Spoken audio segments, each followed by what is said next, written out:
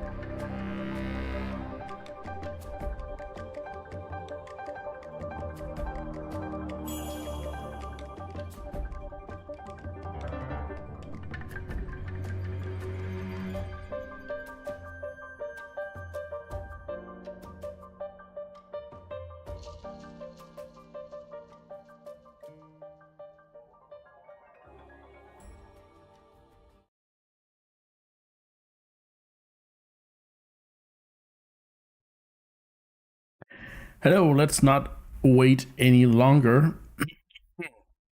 Let's get started. I know I'm a little bit early, but it's only 2 minutes or something like that. So I couldn't wait. I was bored in the intro screen. So hey guys, welcome in. Let me say hello to people. Hey Mooney, hey Dalek, hey Pebble, and hello lurkers, and hello YouTube. Hope you guys are having a great Sunday so far. For some of you, it's just starting. For the rest of us, it's been going for a while, and for some, it's almost over. But today, for me, it is sort of the midway point where it's 5 p.m. here, and I'm ready to play some Zelda, as I always am, of course. You can wake me up in the middle of the night, and I will be ready to play Zelda, I'm pretty sure. So, without further ado, hello. It says you only took 3 dungeons, so I have plenty of game left to see. Yes, but that also means we will probably be going a bit faster today, because the idea is to get done today, right? So, I did try to slow down a little bit yesterday. I did spend a while talking about the Game Boy intro, about my memories with the game, because it's my first Zelda game, right? And I talked about I walked around the town a little bit and did some trade quest stuff. So yeah, we ended the last stream inside, just in the entrance of level 4, which is the Angler's cave. I don't know, but yeah, we are pretty good into the next game, which is Link's Awakening. Angler's Tunnel. Angler's Tunnel is what it's called. Yes, thank you, Money. So yeah, that's what we're gonna start today. So far, I have been very impressed with the dungeons. I feel like they are, for a Game Boy game, this is a remake of a Game Boy game, we must remember. They have a lot of intention behind their designs. They have a lot of sort of what I would, so far anyway, pretty good dungeon items. Even the strength upgrade is pretty good. And, you know, it's just generally a very, very, very cool 2D Zelda game so far, compared to also, comparing it to A Link to the Past. It's very much on the same level of that. Pebble has a comment about their Zelda playthrough. I made a decision. I decided to skip Zelda 2 in my all Zelda games playthrough because there are no autosaves, and when you die, you have to run through monsters losing like 1 or 2 lives. Caves all the way back to dungeon, which takes like 6 to 7 minutes. It's just second dungeon. Sometimes you have to sacrifice to make progress and die. You can reset back to the start at 1 life before the dungeon. Are you playing this on the Switch, Pebble? Because on the Switch you can use save states and rewind if that makes it easier for you to play it through. That's what I'm gonna do when I'm gonna play it, because else we're gonna sit here and play Zelda 2 for the rest of the year, right? So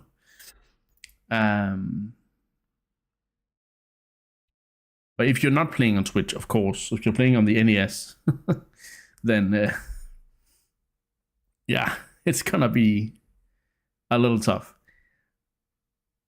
Moody says Rock's Feather is such a cool item for a 2D game. Jumping in the 2D game can be a headache, so to get it right, but they went to get it right. Yeah, they did. We talked about that as well. Face Lota was here yesterday, and he was very excited for yeah, he was very excited for the playthrough. First time he's seeing the Twitch version of A Link to the Past. Link's Awakening. Hi Ranger, what's up? Good morning / evening. Hope you are having a great morning, and yeah, I hope you're ready for some Zelda, because that's all that I'm doing right now. You know, it's just Zelda, and a little more Zelda. When says Rocks for the Park Bracelet and Pegasus Boots are the items so far. They definitely iconic and universally useful for the game. They are definitely, yeah, yes. They definitely are. So, Pebble says, I have save states before I get to the dungeon, and I use save states. And if I use a save state, I lose 1.5 lives, so I only have 1 life for the dungeon enemies are really hard. Oh, so you are using save states. Okay. Yeah. Fair enough. When he says, I saw Face in here, he had opinions. I expected as much. His Game Talk rant also told me as much. Yeah. He remembered something about level 1, because when we were looking at it, we were like, there's no intention behind the level design here, is there? Then you look at the Tail Cave Game Boy map, and you're like, wait a minute, that looks like a worm with a big mouth. And then you Then I kind of looked at the map of the dungeon, like the Tail Cave dungeon in the remake, and I was like, wait, they still have the same shape. I just couldn't see it yesterday. I was blind to it. So I was slandering the level design for not having any intention, and that was definitely not the case. They are doing something that I believe Zelda 1 also did. So yeah, that's pretty interesting. Anyway, I think that's it for the talking of the intro here, because we have a whole game to complete. I am planning, as I said, to get through the rest of Link's Awakening today. We started it yesterday, we did 3 dungeons. We're going to start with dungeon number 4. So that means we have 5 dungeons left. Also, Muni, in the document we have written Windfish Egg as a dungeon, right? I think I will make the executive decision that we will not count that as a dungeon, because it is simply too simplistic to be counted as a dungeon.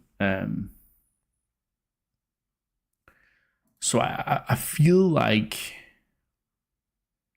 yeah, I feel like it would be unfair for the game's dungeon score if we rated that as a dungeon, because I would give it a very low rating in that case. The color dungeon, I think we've put in a color. We'll let that stay for now, but I don't want the color dungeon to be part of the dungeon scoring. And we're only gonna do it if I have the time for it today. I think we will, but still, it's kind of like it's an optional thing, and it's also very different from other dungeons. So I'm like, it shouldn't count towards the dungeon score either. So yeah, I've been thinking about it. Yeah. Anyway, let's go. Let's get going.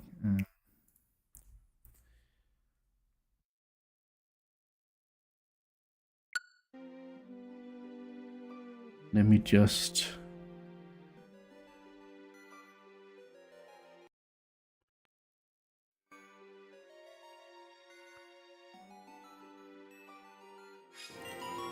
Right. So, as I said, we're starting right off the bat with level 4.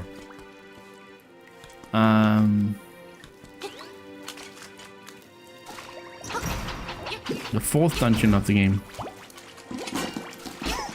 So yeah, we were just jumping straight into it. This is, of course, a dungeon that resides inside a waterfall. And behind the waterfall, basically, there is some a fish-shaped opening.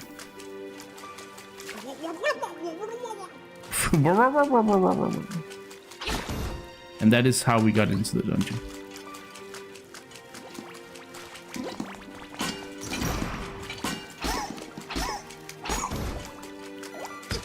So we should definitely look at how the dungeon looks. Also, you had a comment I didn't take money. Let me just take it. I just need to kill these guys. Oh my god. This is very top down. Holy crap. Got the compass. Nice. We can already hear when we have a key. Okay, which says, due to the nature of the Holland, which I will not go into here, it could actually make sense that the dungeons to be less natural or dynamic in how they feel. They seem like someone thought of them as challenges. Yeah, but I actually think, like, I have been pretty impressed with their design so far.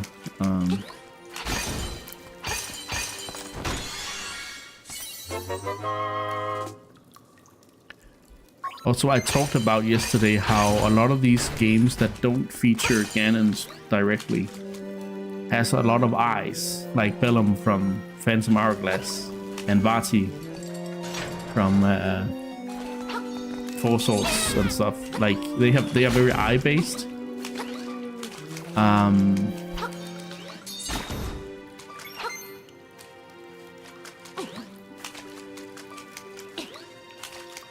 And this game also has the eyes. The watching eyes.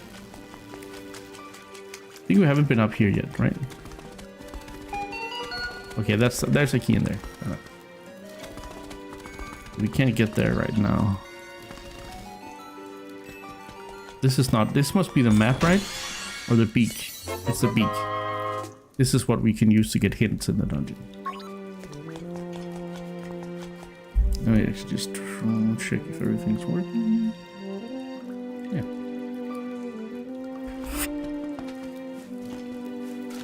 The music is very mellow in this game compared to that's the map. Compared to the original. Oh, that was too fast, too quick. I don't know what you guys think of Zelda. Is it worth playing? I would say it's not essential to play because there's no essential lore. There's no there's no like it doesn't really resemble any other Zelda game very much, but it is an interesting game because it actually has a very unique and very, for an NES game, it has a very, very complicated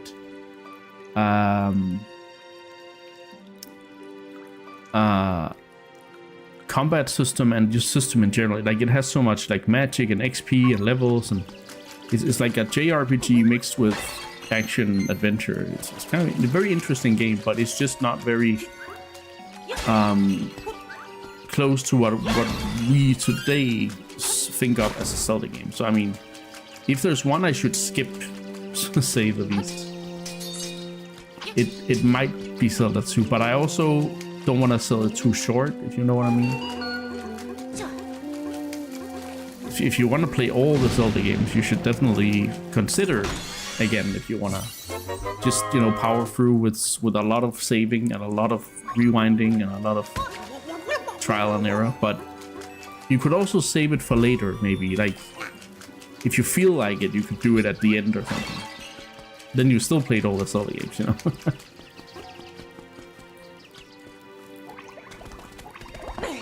I have 2 keys now, so that should be enough to get through here. Good morning, AJ.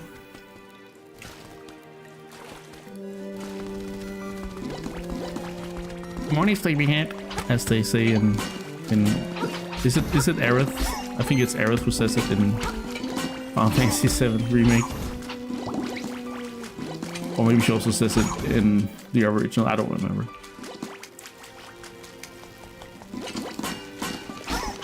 We are just starting straight off of the dungeon today, so I am in my element. One of the things I will remark about the 2D games, one thing, especially also like even the 3DS games, it has really gotten me thinking and talking about game design much more, I would say, than the 3D games do. The 3D games have made me talk about lore and, you know, vibes and feeling and music and stuff, but the 2D games have really activated my game design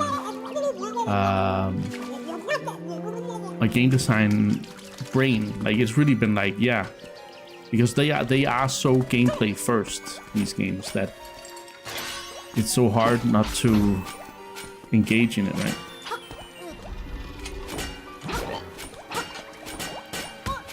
Ow.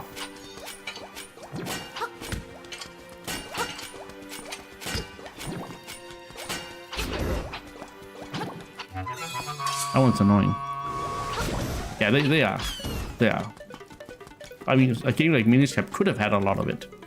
It had so much dialogue, but there wasn't really that much of a story, you know? Or lore that will be reused in the other games. But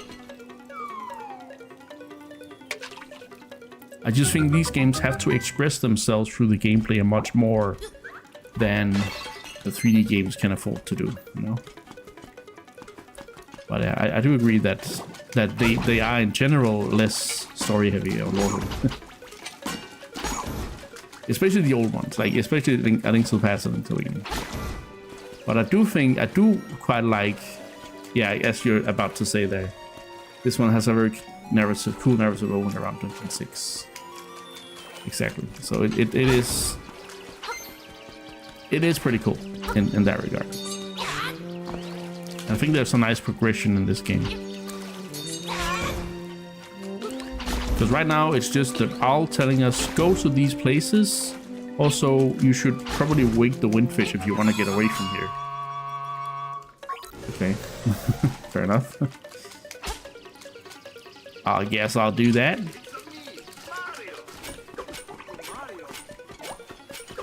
Huh? Wait, who's that? That just came. Oh, hey, champion. Hello, lovely people. Whoa. You're in a good mood today, champion. Champion of what from N Club here? Is that really you? Is it really you, the champion of what from N Club? Wow.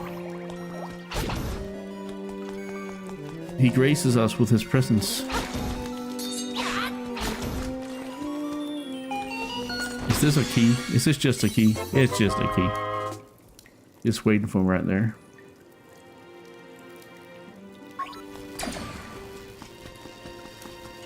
I guess we'll go back to the locked door then.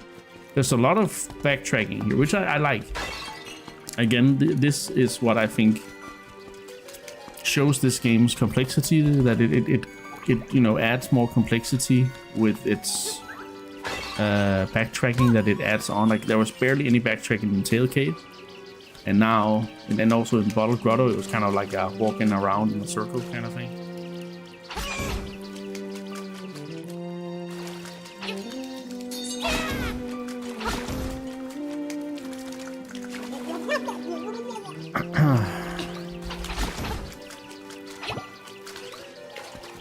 Okay, so we should actually use the beak. Also, you said something about the beak earlier, Winnie. The beak is a cool idea. I don't remember using them much. Things were usually worthless or comes in too late. I'm past the point they could help me. Wasn't the beak a DX version thing only, or am I misremembering? Did we get the beaks in the old OG Game Boy version?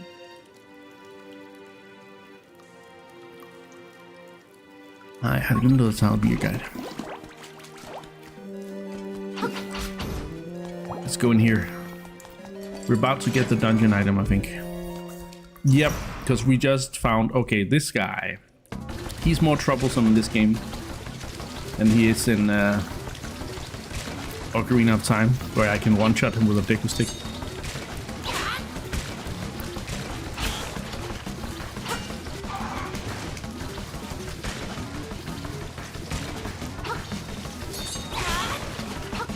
Okay, never mind. Maybe I found the trick. Ow, okay, maybe not.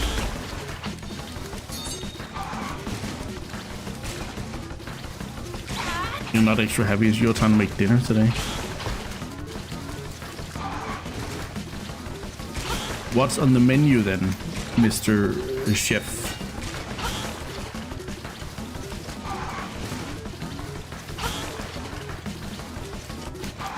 I don't think I've ever done it like this. I always use the Pegasus boots to try and get around it, but that's almost impossible.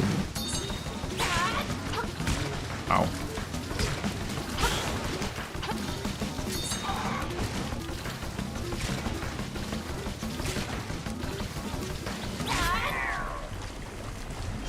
But yeah, that was still, he's still hotter. This boss's definitely hotter.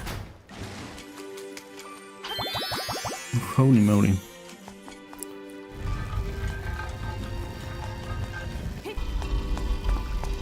It's just easy food, so chicken and fries. Nice. That's also good sometimes. Ah! Ah! Alright. You got the flippers. Dive underwater with B and press A to swim quickly. Nice. I can swim. Uni says, I thought about the Book of Mudara from the last one. You argued that it could have been a passive effect, and that I agree. With one exception, when you interact with a translatable thing, Link could describe the item and its properties, while with the book, Link then triggers it as intended, though there's a missed potential. Yeah, like that, okay. That would be an interesting, like, if you could use it as some kind of extra dialogue thing. Are we running catfish more? No, I'm in Angler's Tunnel, the 4th dungeon.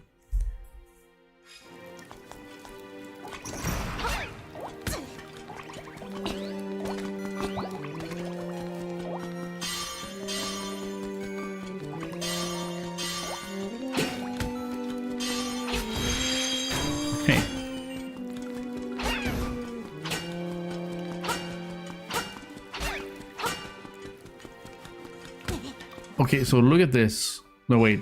I don't have that yet. Never mind. I was about to say, look at this. I have my hook. No, wait, I don't. That was in A Link to the Past.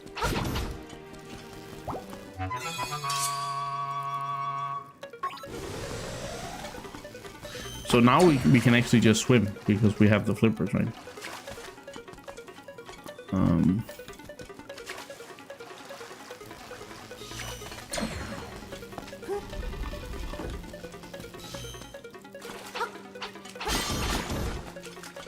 So here, I guess we gotta remember the order from the other room. Yeah.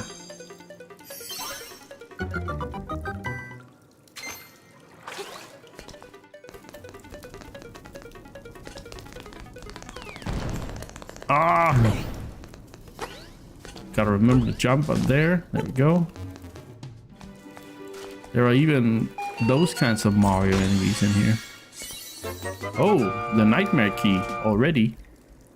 This dungeon has been going pretty fast.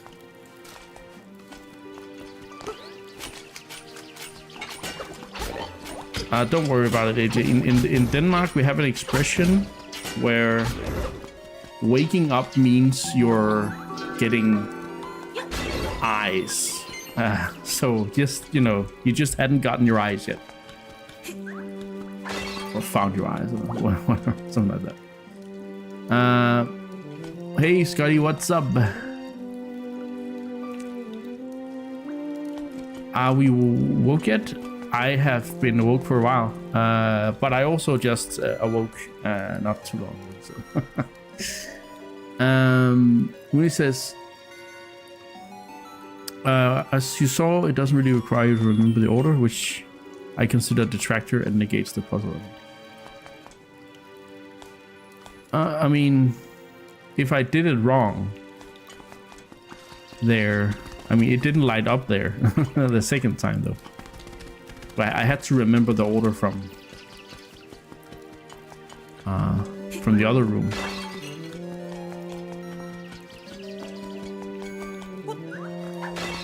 Did I? Yes, I did. I got the key. Yeah.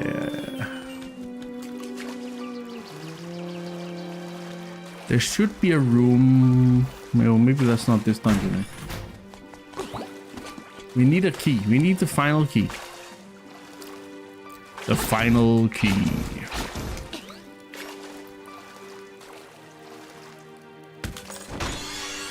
I'm quite sure that there is a light in the original. There is one of because there's two of them. There's two of them. And the first one does light up. It has a little rotating two balls, basically, that go around in the original. Because they didn't change that. Like, it is still the same. I'm very sure about that.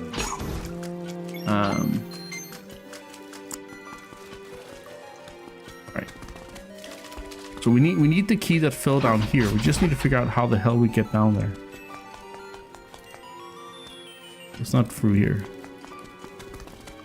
Maybe through here? Oh. I don't think I've been down here, have I? No, I haven't. There it is. I love how he gets, like, you can really see the flippers in this version. It's kind of cool.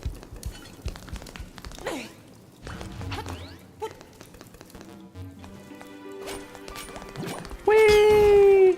Oh. Whenever I get my freaking things. You know what you should play? I mean, yeah. Have you heard what I said before, Pebble? With the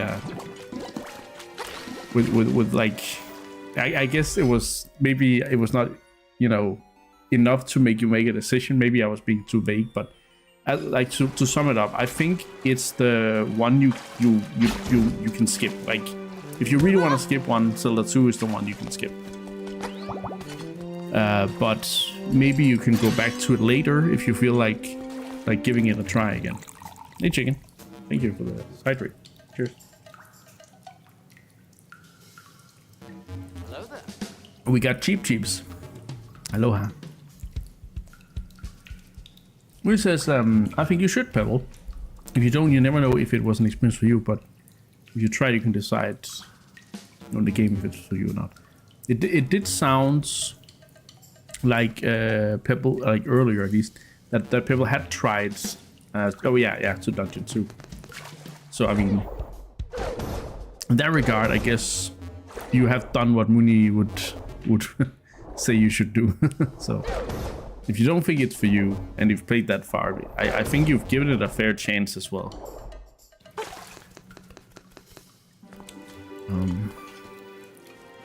I do think Scotty has other opinions.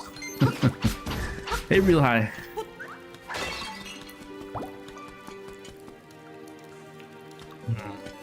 In some ways, I actually think this dungeon's complexity is a little bit of a step down from Dungeon 3. But let's see what the boss offers.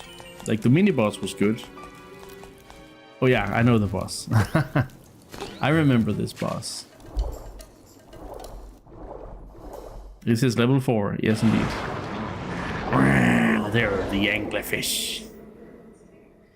Bloop, bloop, gloop, gloop. Oh, food. Ah.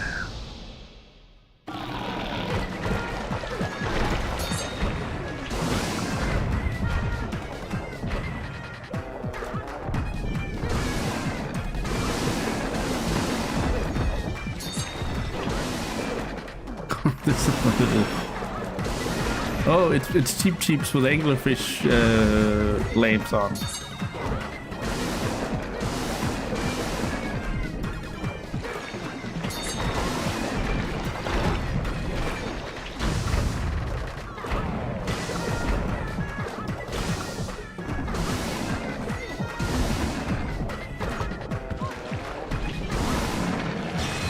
Oh, that was a little easy. It's a pretty cool boss that is just a straightforward fight in the water in 2D. You gotta remember, this is one of a few 2D bosses. Or like side-scrolling, not 2D, side-scrolling bosses. You got a heart container. We'll rate it in a second.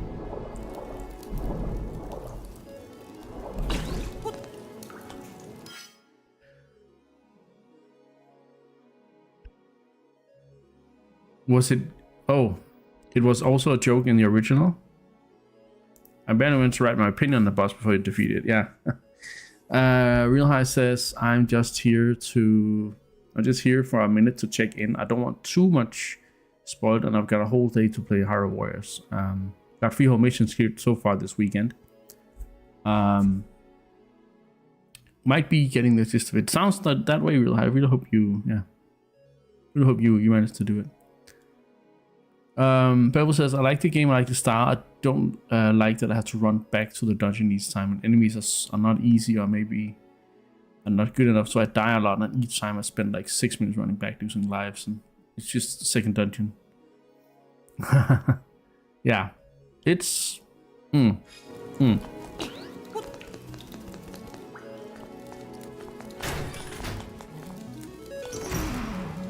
It's fair enough, I would say. It is a rough game, and I think it does require a lot of skills.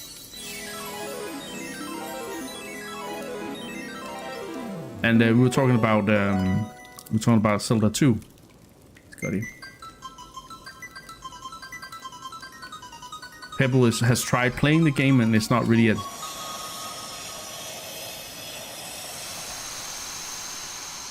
not really feeling it after a lot of dying and backtracking. It does take commitment, yeah, it's true. Your road goes into the bay. Okay. Thank you. Weird text that comes up after every dungeon. Right. It's already time.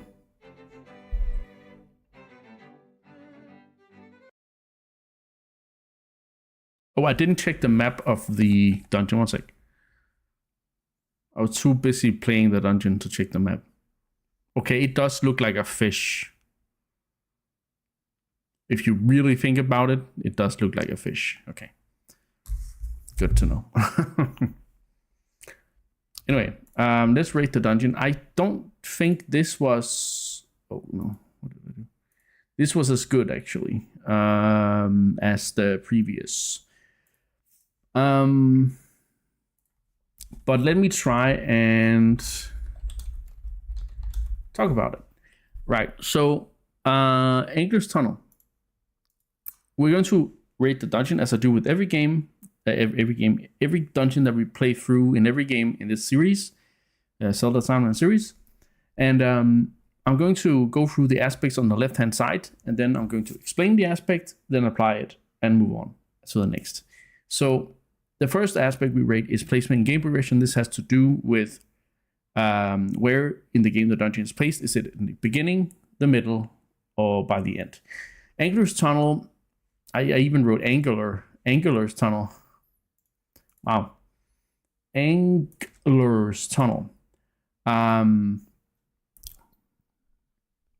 This dungeon, I keep saying game. This dungeon is the fourth dungeon, meaning it is the first of sort of the middle part dungeon. I would say like the middle is like 4, 5, 6, maybe, and then 7, 8 is kind of the end, right? But you could also argue that it's only 4 and 5. But it's, again, this should be a step up from the first 3, which felt very, very naturally, increasing in difficulty and complexity. And I don't really feel like Angler's Tunnel is doing that, so I don't think it actually lives up to its placement. I think it's more comparable to level 2, maybe, Bottle Grotto in its complexity. So I think on this aspect, it's actually a little bit down. So, yeah. It's like a 6, maybe. Central mechanic. You could argue that the water is the central mechanic, but I think it relates too much to the dungeon item, so we will skip this aspect. Puzzle complexity. I barely think there was a puzzle here. There was the one where you have to remember an order from one room to the other, and it's barely a puzzle. So I think we're just going to skip this aspect as well. It's too unfair to gauge the dungeon on puzzles. That leads us to execution requirement. And this has to do with hand-to-eye coordination, has to do with timing of movement, has to do with combat situations, and just generally challenges that ask the player of their skill rather than their brain power. It's more it's more a matter of stringing together actions than it is finding a solution.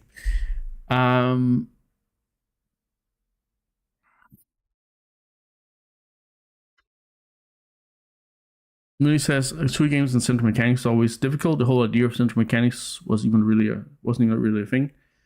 Yeah, as you saw in A Link to the Past. Yeah, but I have actually rated it a few on a few dungeons here. I think the Key Cavern, we kind of rated it, but that's about it. I think maybe the Key. Yeah, the Key. I think it was on the Key Cavern. But yeah, it is very rare to have it here. I think we will see it later though in a later dungeon. So I'm looking forward to that. Look forward to that dungeon. I've got some pretty strong scores going so far. Yeah. Anyway, let me come back to execution requirement for this dungeon. I just don't think this dungeon was very difficult. Like, there was just not a lot of. Like, the most difficult thing is using the Pegasus boots to jump over gaps. There's not really anything that kills you or challenges you in this dungeon specifically. I just feel like I don't know. I just think it's a little too easy. So especially for being a level 4 here, right? So I'm going to say execution requirement kind of disappointed me a bit. I would say it's around average, maybe a little bit lower than average, actually. The pacing of the dungeon, I also think, compared to Key Cavern, which we spent quite a bit of time on, I feel like Angler's Tunnel was over too quick. Then there's the level design. The dungeon itself, I keep forgetting to explain the things here, but pacing is pretty self-explanatory. It's the speed at which you go through it, and it was too quick. Level design has to do with the overall structure of the dungeon. It also has to do with how each individual room is designed. I think it's cool that the dungeon is shaped like a fish, but it's just not as prominent as it was in, for instance, the Key Cavern or the Bottle Grotto. I don't really think it comes into play in the level design itself. It's just a very sort of spread out. It has a lot of rooms basically. I think the level design is a little too uninspired. I don't really think there's a red thread going through it all. I think, as Mooney says, it's just generally a bit half baked, this dungeon. So level design, I'm a little disappointed with. Dungeon theme, however, I think is spot on. It's a water dungeon, and it feels like a water dungeon. There's water everywhere. There's deep water. There's shallow water. There's there's a big pool of water where you take the boss. The mini boss, middle boss, is also water based. So I think the dungeon theme is quite strong. It's like an 8 or something in this dungeon. So that's pretty cool. Nulha says, I'm a bit half-baked myself. I'm a bit of a half-baked dungeon myself. Music and vibe, I thought was good. I do have a gripe with the music in this one compared between the versions, but I don't know if it's a gripe or no, I don't know if it's a gripe. There's a clear difference between oh, you meant oh, that's what you meant. I thought you were making a Spider-Man reference. All right, let's see.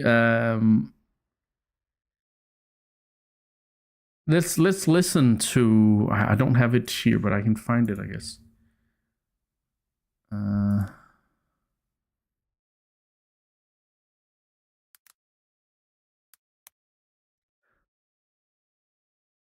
Go back to YouTube.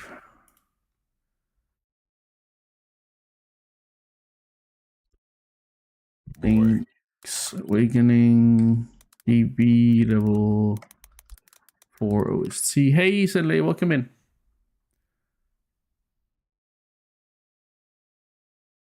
All right, so let's see. There's Angler's Tunnel here, and there's the original here. So this is okay. This is what we just heard. Okay, it's very loud.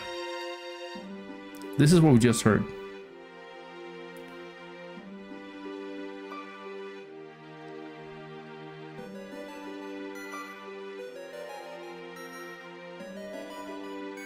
This is the remake version. This is based on this theme.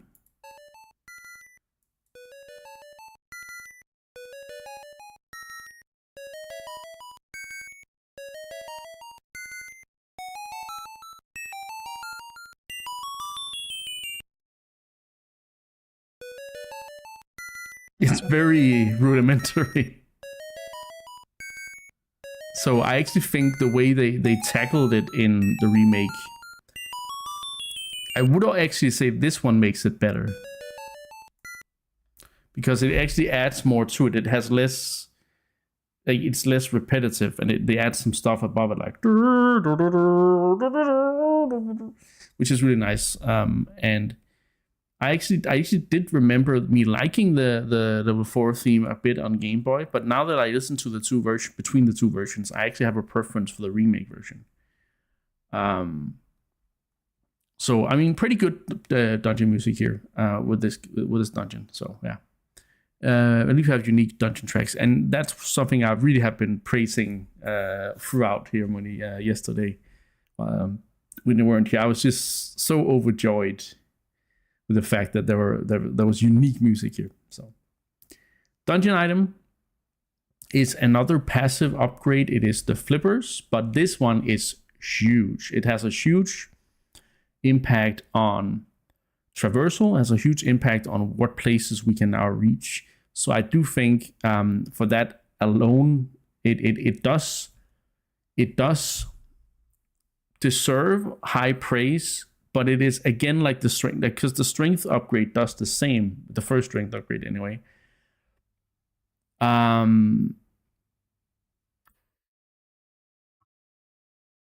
think I'm gonna give it like an average rating, because Again, it's a bit of a boring upgrade to put in a dungeon. I would rather have they had put it outside the dungeon, just like the strength upgrade. But now that it's there, it is so transformative in Link's capabilities that it is such an important item to get. It's just a shame that they were like, yeah, we put it in a dungeon. So yeah, maybe a little over average because of its impact. It's Metroidvania like impact. But yeah, the boss is a cool concept. It's nice that it's just one-on-one with a big anglerfish in a side-scrolling perspective. It's very unique in that sense, but it is one of those bosses where you just eat it alive. I liked it a lot as a kid because it was not a big challenge. It was such an easy boss.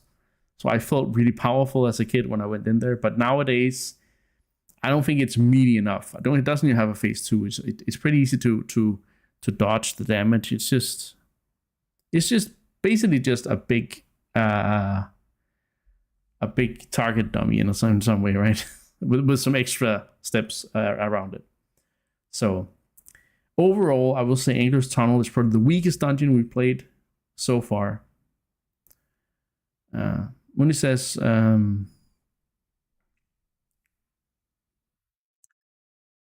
OG Angler's Tunnel sounds like it has some music the same way Forest Temple Ocarina of Time has music. I mean, it's not really music. It's sounds that come together to give a certain vibe. Yeah, and I guess there is a melody in Forest Temple 2, but it is very subdued compared to the vibe, to the atmosphere, right? It's a very special kind of sounding music. When he also says dungeon item does have a major difference from its OG form to its remake form, the same as the power bracelet. They are not equipable items; they become passive items in this one. Yeah, but I also don't think even if they were equipable, I don't think I would have liked it better. Like then I would have been annoyed that the power bracelet had to take up a space, you know. So I don't know. I think the passive implementation here is better, but it doesn't necessarily make the item. The flippers were passive in the original too, but yeah. It says, I need to go back to the previous VOD and hear your opinion on Sail Cave Moldorm. Burger worm, as we called it. Right. Before we leave this place, I need to actually write down my Angler's Tunnel score. I'm to be honest, I'm around a 5 here. I'm around a 5 because I think going from the 3 first dungeons we just did, which were excellent, and going down to this is a bit of a letdown. It's like you kind of expect them to keep the high quality going, but this dungeon is very much, it's a little sad compared to the others. So I'm going to give it a 5 out of 10 here. Moni says, I agree with both of them should have been out of dungeon items as they aren't really worth getting in a dungeon. It was a big difference between OG. It was big. Oh yeah, like that. Yeah, that is true. You have more buttons on the Switch, so you can put more things. And I guess there's just so much more quality of life, right? So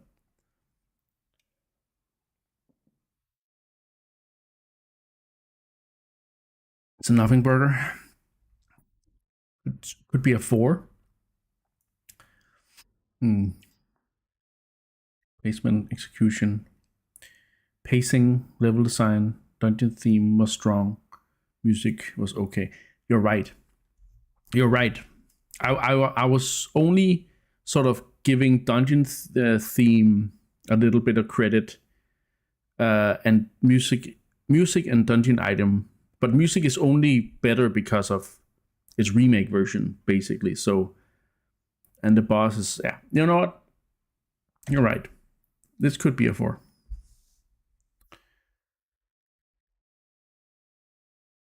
This could be a 4 because it's not an average. It's under average. It's not an average dungeon because an average dungeon is it's just an average dungeon. But this was disappointing in a lot of ways. So that means it is below average. I need to remind myself, and now you did, Mooney, but I need to remind myself that, we're using the whole scale. Just like I was telling Champion the other day. We're trying to use the whole scale. I mean, I will be surprised if we get a 1 out of 10, but, it might happen. It might happen. Current dungeon rating took a big hit with a 4. That is the name of the game. All right.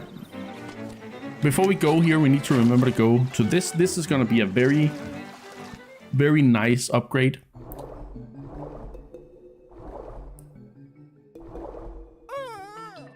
I am Manbo, child of the sunfish. Have you got an ocarina? Then I can teach you my song, bloop.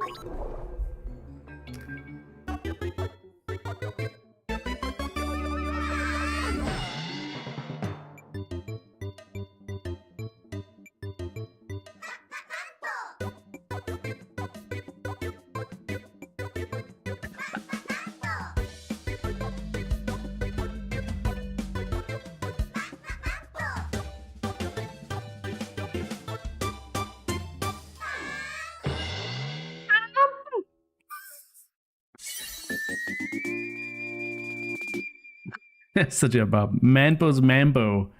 When you get out the water, play it. When you play my Mambo, you can warp to a warp point around the island. Try this tune in the dungeons too. Since today's a special day, I'll let you warp to Manbo's Pond too. Cha-cha-cha. Thanks, Manbo. Manbo. I don't know why I say Manbo. Mambo. Mambo Sumambo.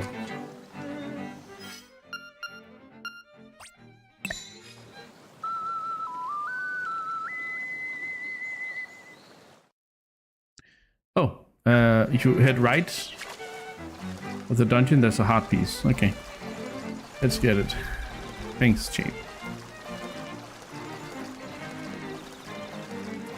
The ocarina sounds nice in this. It really does. It sounds like a real ocarina. Oh, nice.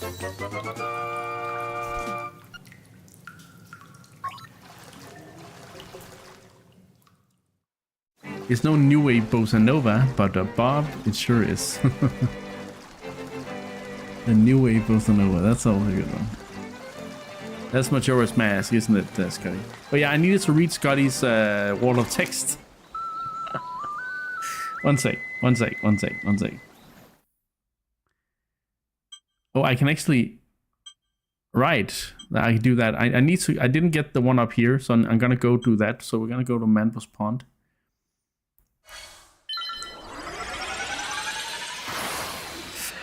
So, yeah, I just need to... okay, it's a long one. Anyway. On Zelda 2, Scotty says, I'm actually not the biggest of fans. No, it has hard as nails base enemies. The leveling up is quite the grind, and the palaces are confusing as all hell. Could definitely do with a map. I too grew up with it a real high and appreciate it for the good things it does, like the fighting, which feels really cool, the RPG elements with the spells, etc., and the towns, even though much of what the townsfolk say is absolute nonsense. Fair enough. That's pretty much how I feel about it, Scotty. I have just had this obsession with remaking or recreating the game mechanics in an actually great game. Like, I just always wanted to do that. Shane would never have been able to beat it without cheating. Me neither. I mean, I'm using save states and rewind when we're gonna go through the game, right? So it is the Dark Souls of... Well, hello, Ghost. It's the Dark Souls of Zelda. Hey, man, what's up? You made it out of there. That speaks well of you. Maybe you can help me out with a little job. I'm Dampy. My job around this island is to dig up interesting stuff. When you have some time to spare, come see me in my shack over there. You don't have time for that right now, Dampy. I'm sorry, but he's a new addition in the remake. Dampy was not in Link's Awakening originally.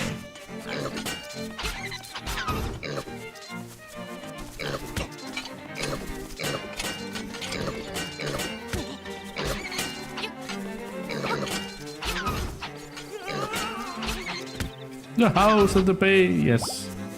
We'll go in a moment, Mr. Ghost. Oh. Oh, there's actually oh yeah, they added another teleport point there. That's true.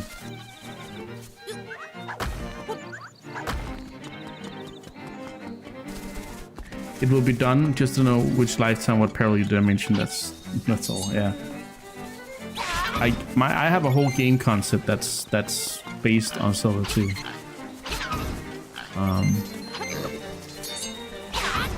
I didn't make a lot of it. I made a town, an underground cave, and a very basic temple.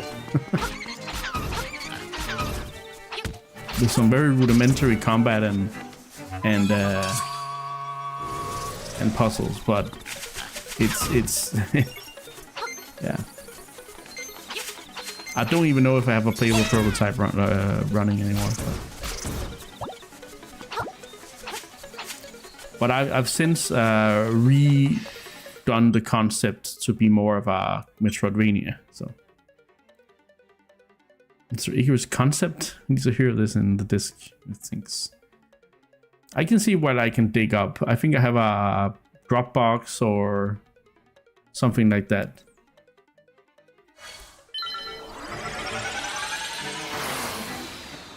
When he says, I had a thought, Icarus, on the color dungeon. It might be smarter to not do it until the end if you want to do it. 2 reasons: you don't want to rate it, so it doesn't need to take up space, but also the rewards for it radically change the way you play the game, making it radically easier to screw the difficulty ratings. That's a good point. I think since we're not gonna go for upgrading the sword, I think we will go for it if there's time, because it will give me an edge in the final battle. But you're right, we could wait.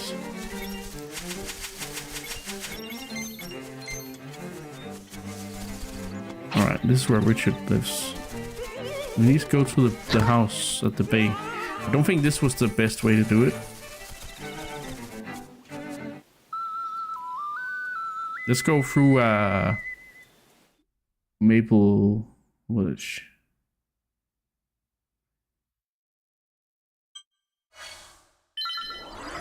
Maple Village? May Village. Not Maple. What the hell? That's a character. This is part of the game I hate the most, the Ghost Quest. Why do you hate it? It's such a charming part of the game. I always liked it.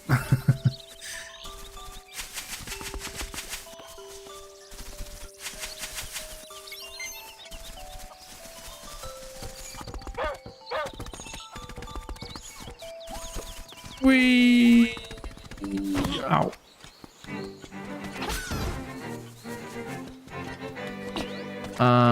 That's what I was telling you. Oh, yeah. Yeah, you know, I'll see what I can dig up.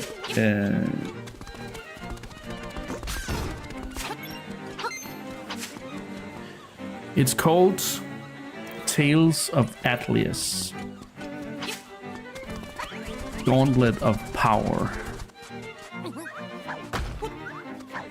Because there was a very specific thing I wanted to fix in Zelda 2. Which was, I believe anyway, that it was the ease of use of like spells and stuff. At least I wanted there to be some kind of dungeon item thing you could upgrade. And that was spells you could learn for a Gauntlet of Power.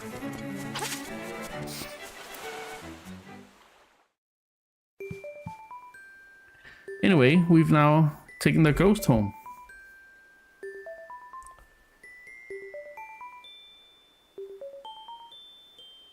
love this theme.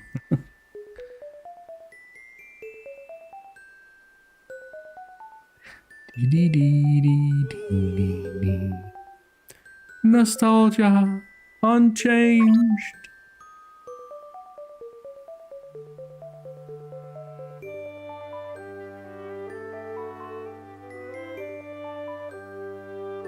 I think I've shown you maybe a little bit of it a while ago when it was back when I was at high school. So it's a while. It's like over 10 years ago. It's like 12 years ago. Woohoo!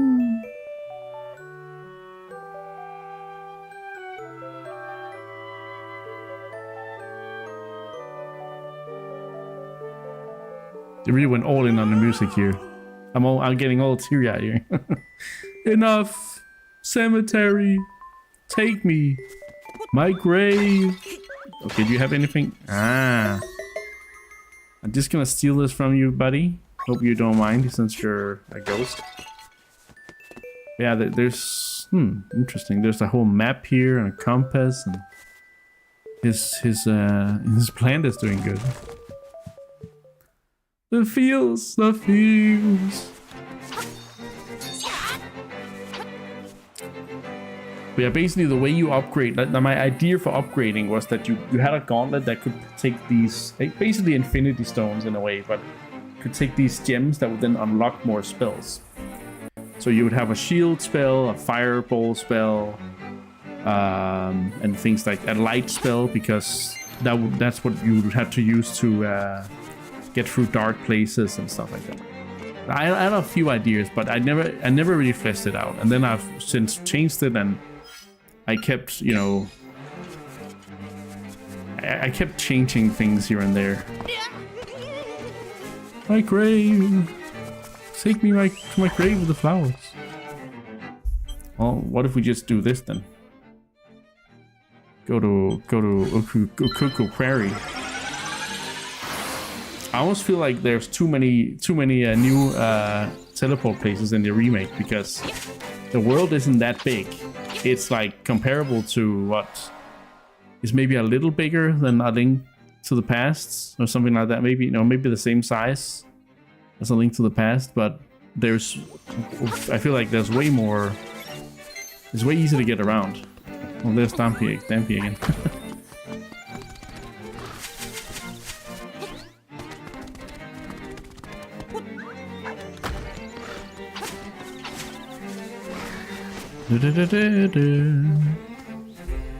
Here you go, Ghost.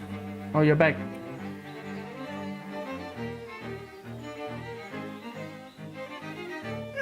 Look how happy he is.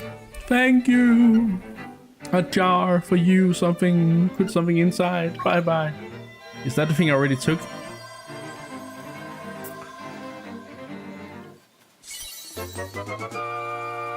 Got a fairy bottle. Oh. That's also an addition.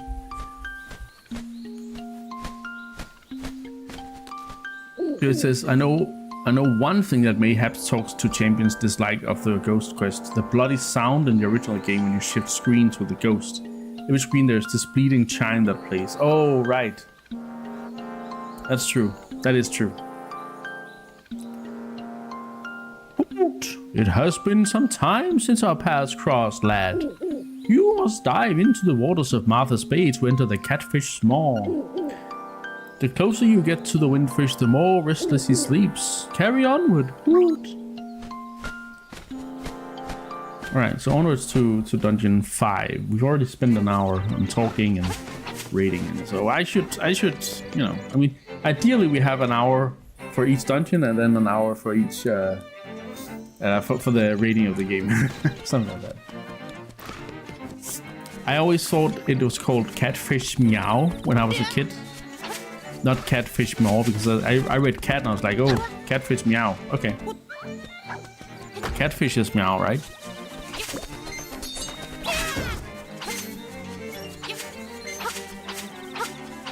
But we do have some things to do in Animal Village. What the fuck? I can't. My brain is on super speed or something. I don't know.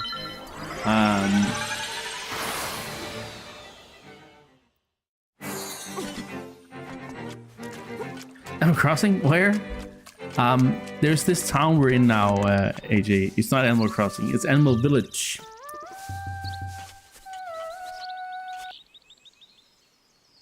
Also, I need to talk to her because I was gonna show Marin that I have an ocarina.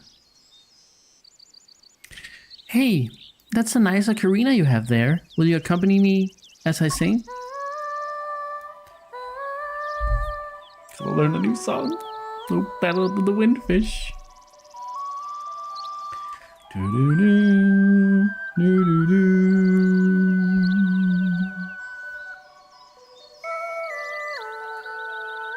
Oh, the harmonies, the harmonies. Such a good song.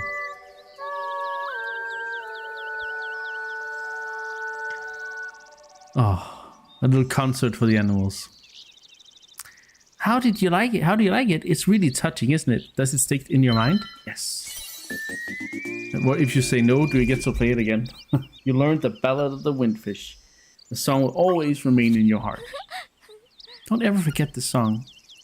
Or me. I could never... Like, I'm stuck on this island now. Let's go. We'll go with Catfish Meow. 9-year-old me did not know what the Beeper Mall was. Yeah, same. Oh, this is not the house I was supposed to go into. This is the house with the questionable sounding hippo.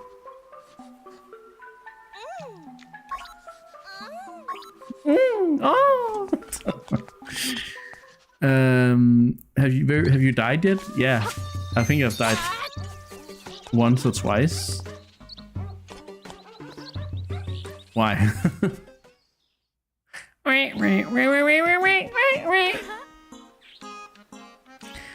Oh, you brought me a hibiscus. How sweet. Well, since you are such a gentleman, I have a request to make of you. Will you listen? No secret ending. Oh. I didn't... What? Secret ending? What? Oh. You listen? Yes. I would like you to take this letter to a Mr. Wright, who lives on the border of the mysterious forest, please. You traded a hibiscus for a goat's letter. Great.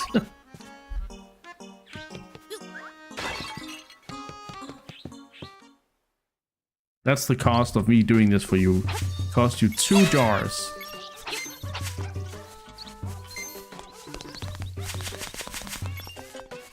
The horny. Yeah, that makes sense. That sounds like a tavern in a fantasy game or like a D&D setting or something. I'll wait for you with the horny hippo.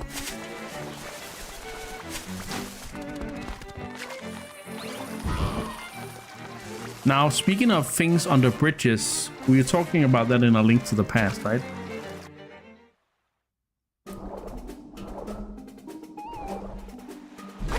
I think we're here too early, though. It's no use, little buddy. Fish took my hook. Keep casting my line into the water. I haven't got a bite. Thought this would happen. I just like this scene, like the way this is framed, the way this is. This shows just how beautiful this diorama engine that Gresso made for this game is. It's so pretty. There's an altered ending when you get to the game without dying. I mean, I guess we'll just look it up because I've never seen that. And I have a very hard time going through the beginning of the game without dying.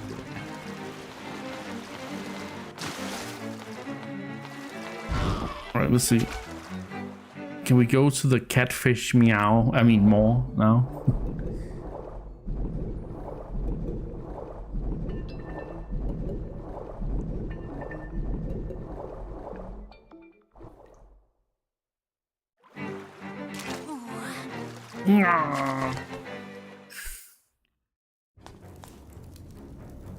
Now, this is dungeon music. Ding, ding, ding, ding, ding. Ding, ding, ding, ding.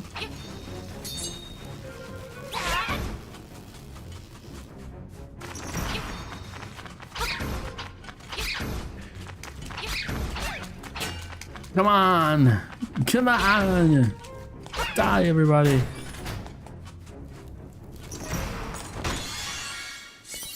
Compass. It's always nice to have the compass in the beginning.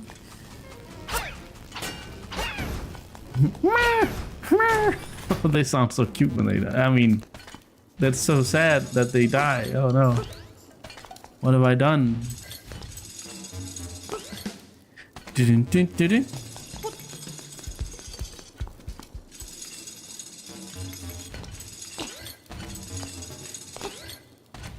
No!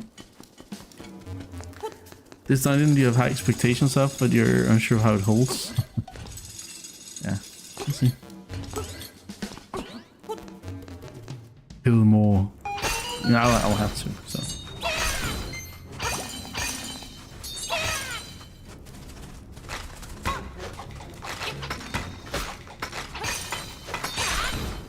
Yeah.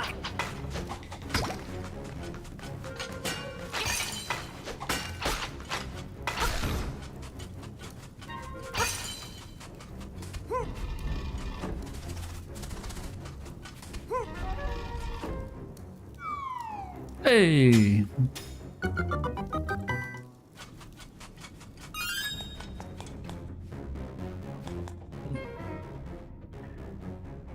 Remember this room, guys.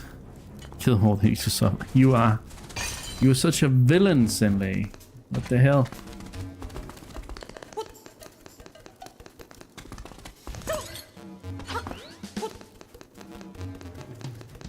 Such a villain. Right, we have a key for this door then.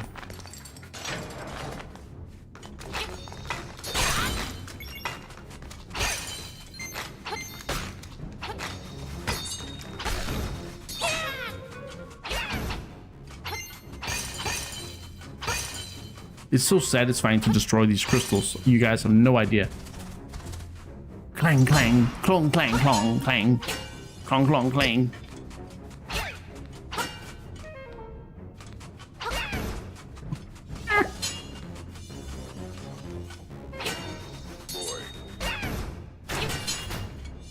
Hey, Marky, welcome in.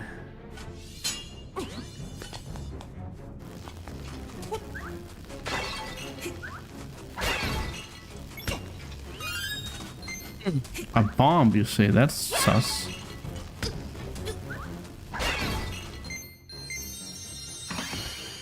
Maybe it's not so sus.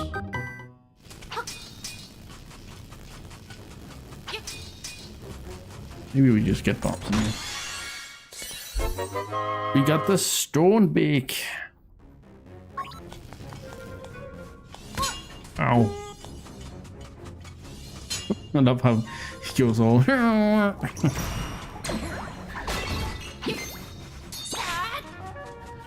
I like how expressive Link is, but I also kind of like how they don't go crazy like they did in... Oh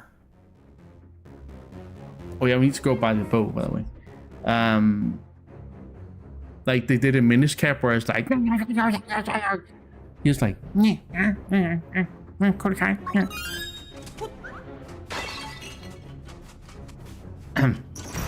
That makes sense, I know.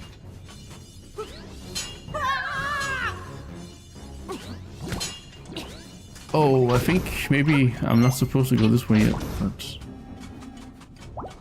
Now I did. Yeah, I'm not. This was just a waste of health. Yeah, we got arrows, but we don't have the bow yet. But we can almost afford it. We have 946 rupees. Let me just see here. Okay, maybe we go this way. I haven't been up here.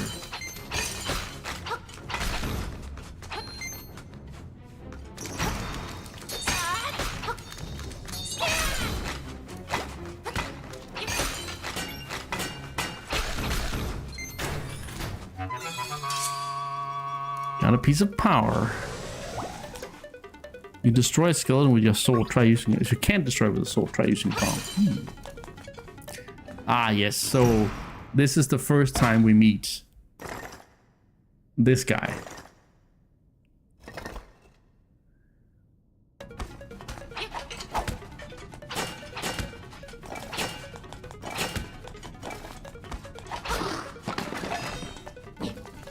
Bomb him, bomb him.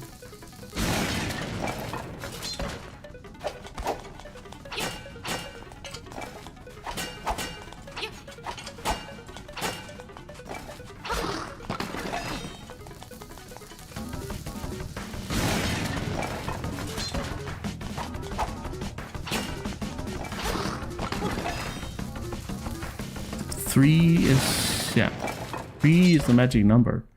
Arr! Arr! I can't beat you. I'm out of here. Arr! An old scallywag skeleton. I've got what's inside this box. Come and get it if you can. Master Skull. Skull Master.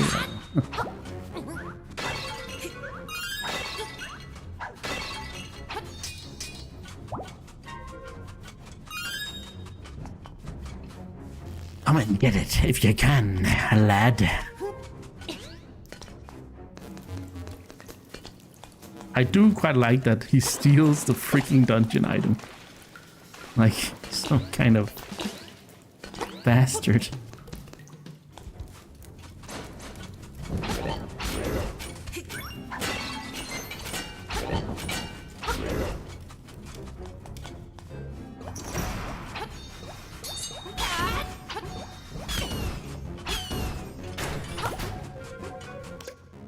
Dive under where torch beams do cross.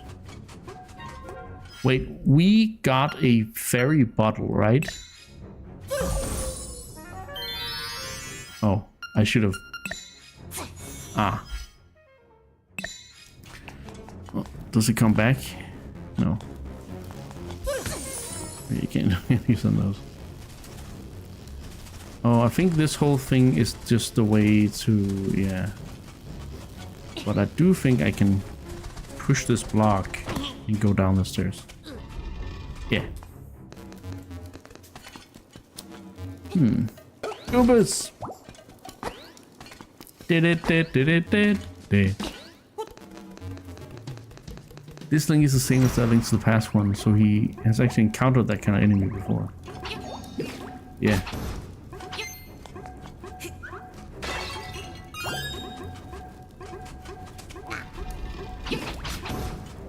Okay, let's see here. Anti-fairy.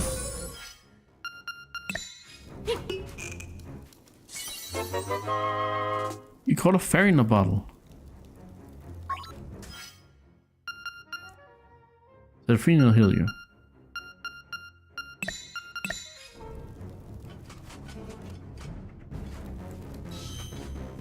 Right. I do think we do have to go this way. We need to find out the next place to meet the Master Skull. Skull Master. Master Skull. Not there. We really gotta explore the dungeon. We know where the fourth one is. That's the one I told you guys to remember. Oops.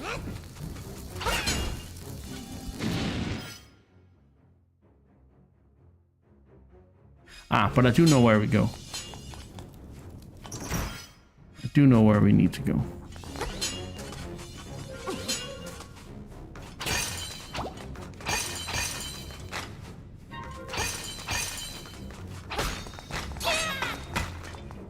I do like that we have a lot of skills. It's like his little minions in here.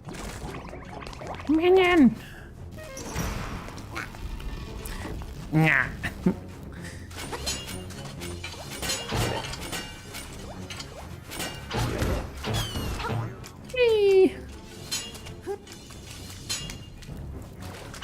Ah, the four candle things.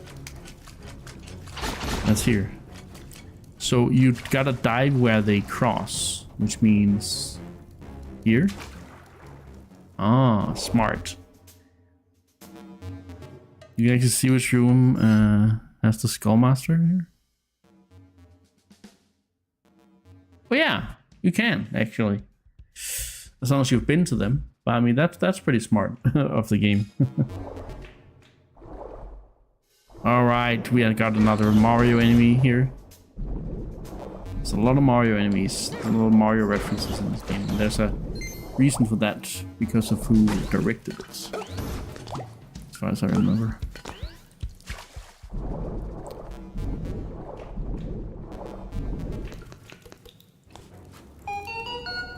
We're here too early. Okay. Uh-oh. Come hither, O ye blessed we children of the holy book, gather round in a circle we now must, so as to play the most excellent of games, the hippo. So we all learn why we must never feed said hippopotamoth beforeth we are gathered in the holy matrimony, O Andar. Oh, Andar. He actually skipped the words. Instead of just not saying the whole thing, he just skipped horny. Oh, you got played, Scotty. You got played. That old scallywag pirate.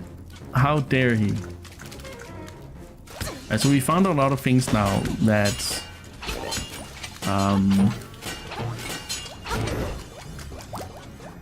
require the dungeon item to get. So let's see here. Let's see if we can find a key, because that's kind of what we need right now.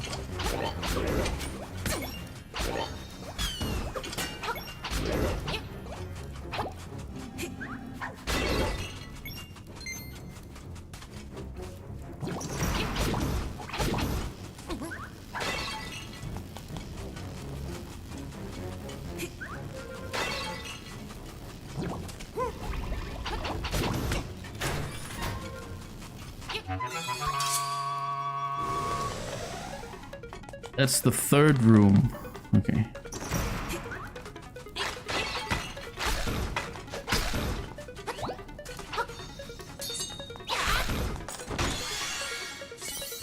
Hey, we got the map. Okay.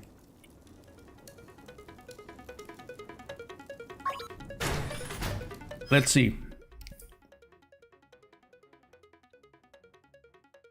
Does this map resemble anything? Can someone find the original Game Boy map? Is it a seahorse? Or something? I don't know. I can't see what it's supposed to resemble.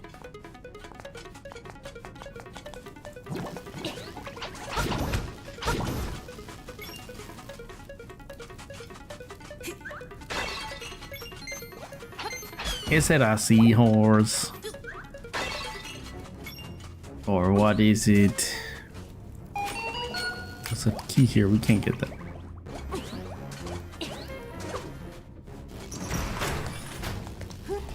Let's try and see. This is gonna be room number 2. Okay. Okay. You found me. You're a real pesky kid, you know that?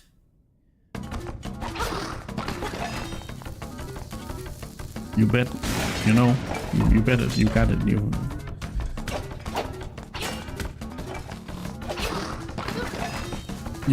I know.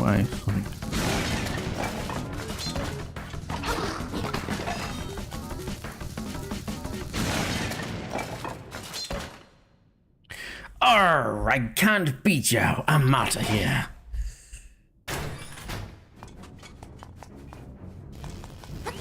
Then the third one was up here.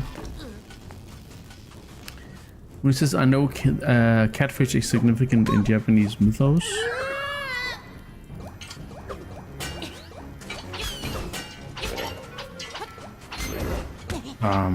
One sec.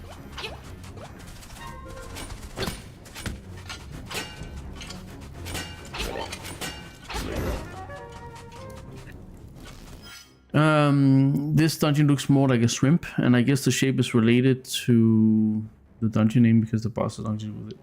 So the entrance is a catfish. Be where it gets its name. Herpy derpy, herpy derpy. I'm a herpy derpy pirate, and I'm here to give back Scotty McLaughlin the hubris points which I owe him for being an absolute donkey of a pirate scum. Wow. Hey Prismo, just coming in to say hi while at D&D. I hope you're having a great session. And you're not walking into any taverns called the Horny Hippo, because that's something we just named a tavern that after meeting rather raunchy hippo in the game. Anyway, You found me. You're a real pesky kid, you know that. Oh, I already said that, but it's fine. I can say it again, because I'm... a skeleton.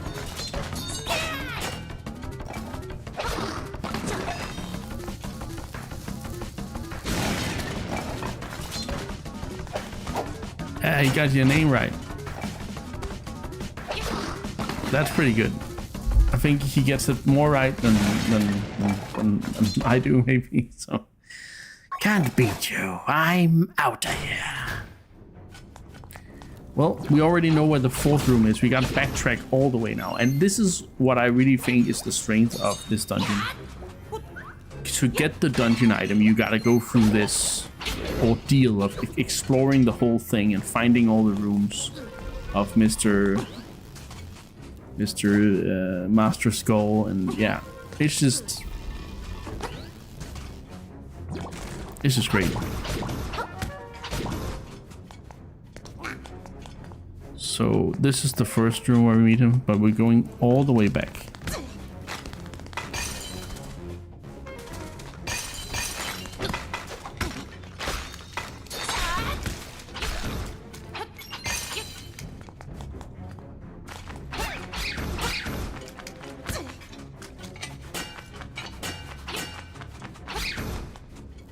Oh. Let me just get that.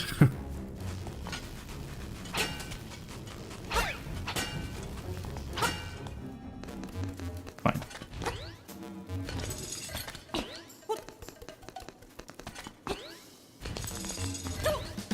Okay. It was worth a try. Oh, here we go.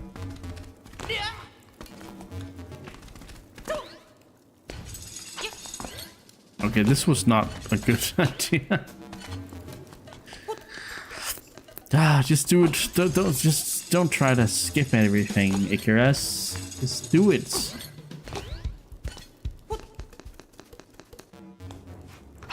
It ain't a speed run. I am going fast, but I'm not speed running.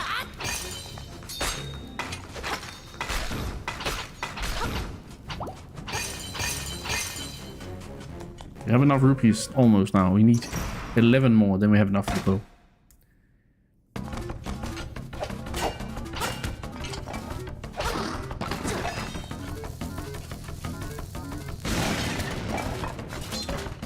You are done, Mr.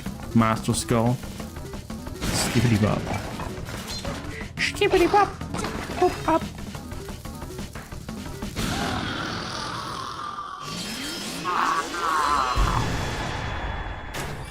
And there it is.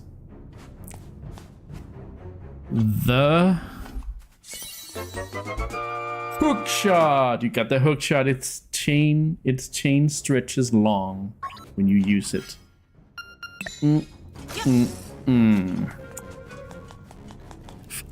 You guys know by now how much I love hook shots. Hook shots, claw shots, you name it. Long shots. Grappling hooks. I take it all. So look at these guys. Okay, I mean, we can stun from behind, but we can also steal his mask. And he's like, no, I'm naked. My nakedness. I feel the nakedness of nature. I wore this mask to be more human-like. This also means we can get all the keys and all the chests. Because we can now... Oh, wow. Oh, that's the worst possible time I can get a hunt. No, wait. I can have more than 999 in this game. That was the change from the original. So, okay.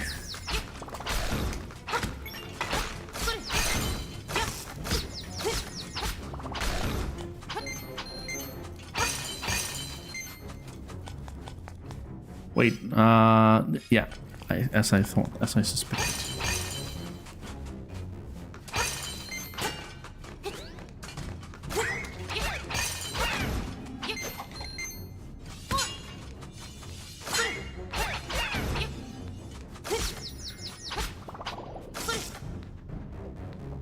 But where's the mention of the most accurate and awesome sound of which it makes? Does it not go boing and boing no more?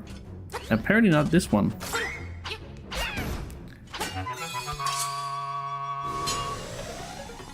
It is certainly strange. But I don't think that's ever been in the dialogue of Link's Awakening.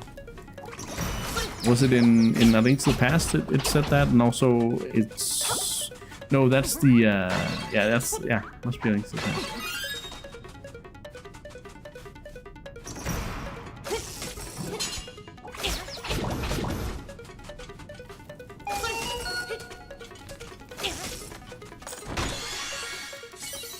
Hey! Does it also work on pots? Yes, it does. Not sure why, but it does.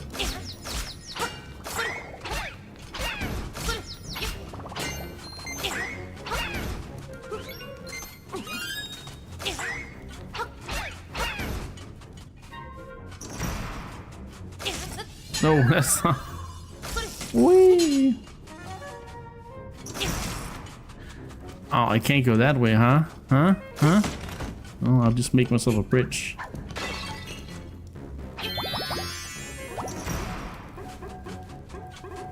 Now we have a key out. Oh, there's another mini boss in here. Holy crap.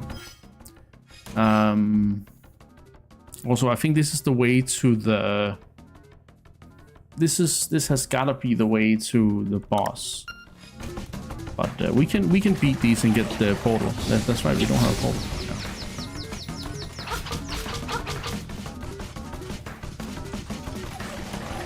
Goma.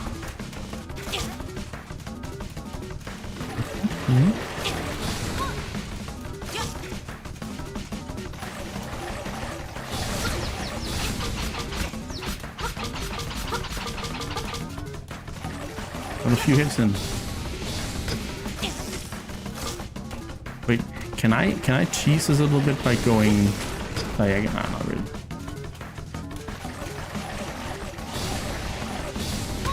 I think in Dampy's diary he says something about... I don't think he says boing. I just think it's the retractable chain thing.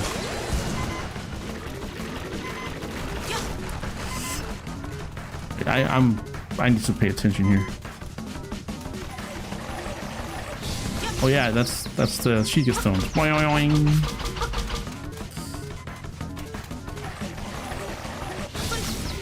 But there was one game where it said boing. I remember because I got reactions in chat, so it's like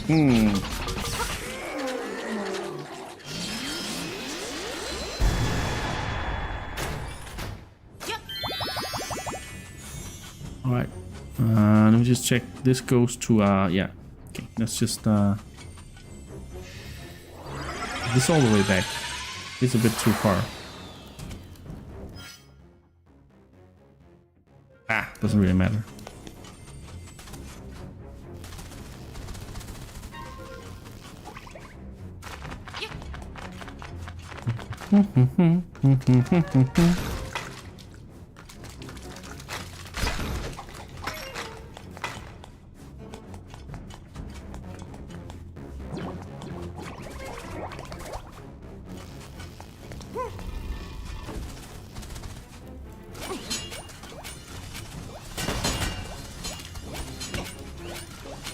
That was messy.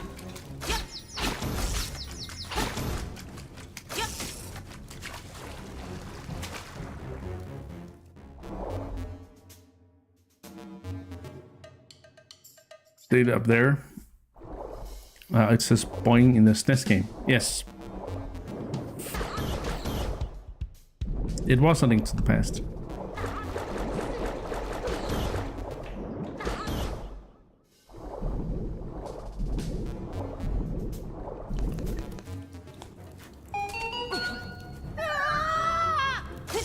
That was the wrong button.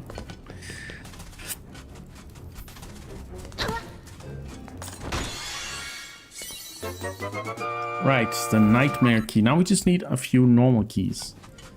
And I'm still not talking about the bats. I'm talking about the tool, a key for a lock.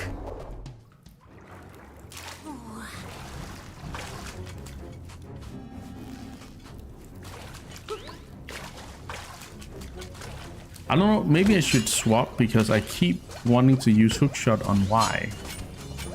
Is that a Link to the Past? Like, have I been damaged by playing a Link to the Past? Is that it?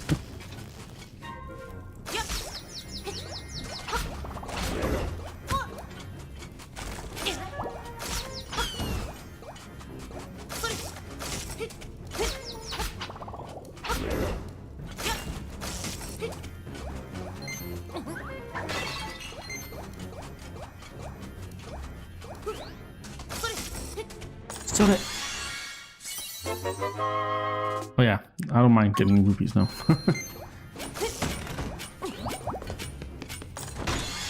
Give me all the rupees. Very nice. I've been in there. Good. Going this way then. This is where the key is that we need.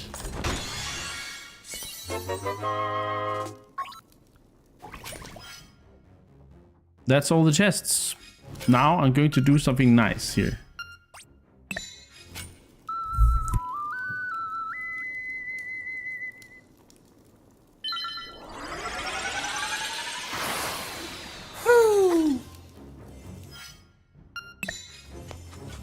You went back to the beginning.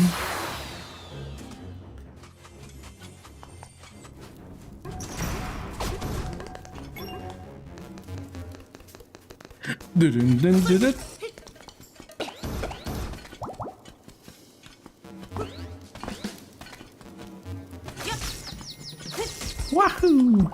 So cool. They're even shaped. I love how they're actually shaped like the head of the hookshot. It's so cool. Or the hook, I guess you could call it. The hook of the hookshot. Okay, guys, are you ready for a boss?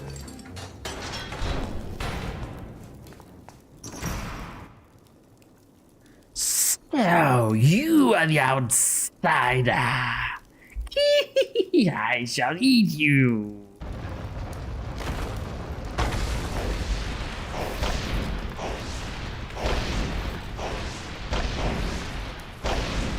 It's simply called Ocarina of Time, but they are using a lot of like words for it being reborn. It's like it's not called that, but like on the website it just says Ocarina of Time, and that's the logo we see. So I don't think it has some official name that entails.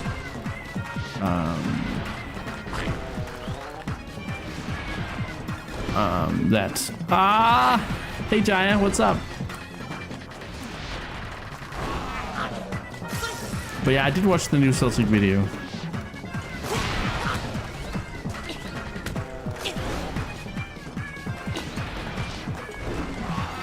Of course.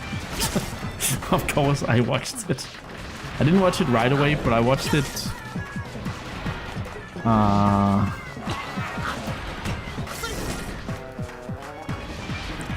Yeah, I watched it today.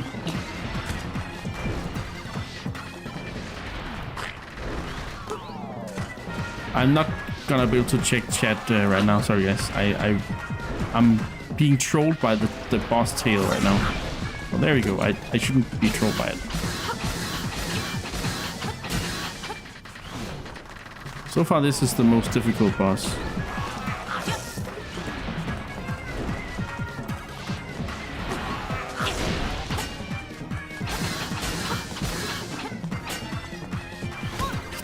Ow! I'm almost dead. Don't remember if fairies shoes on their own, but I guess we'll see soon.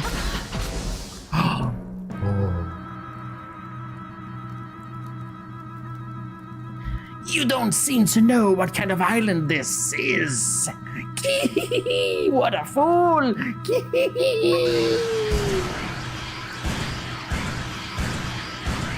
What do you mean? What kind of island?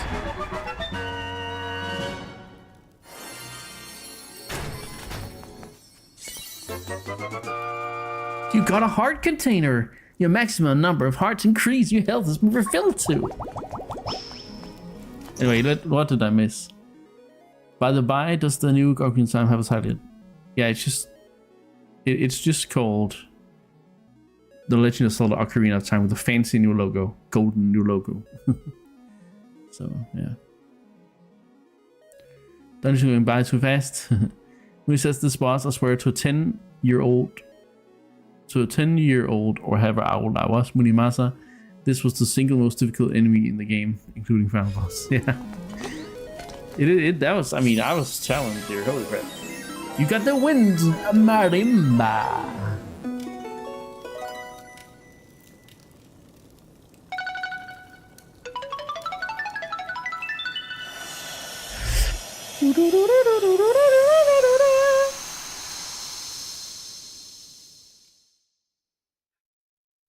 Shrine. The island's secret in the shrine.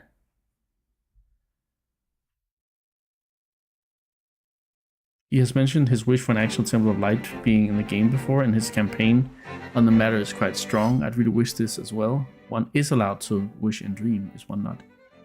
Yeah.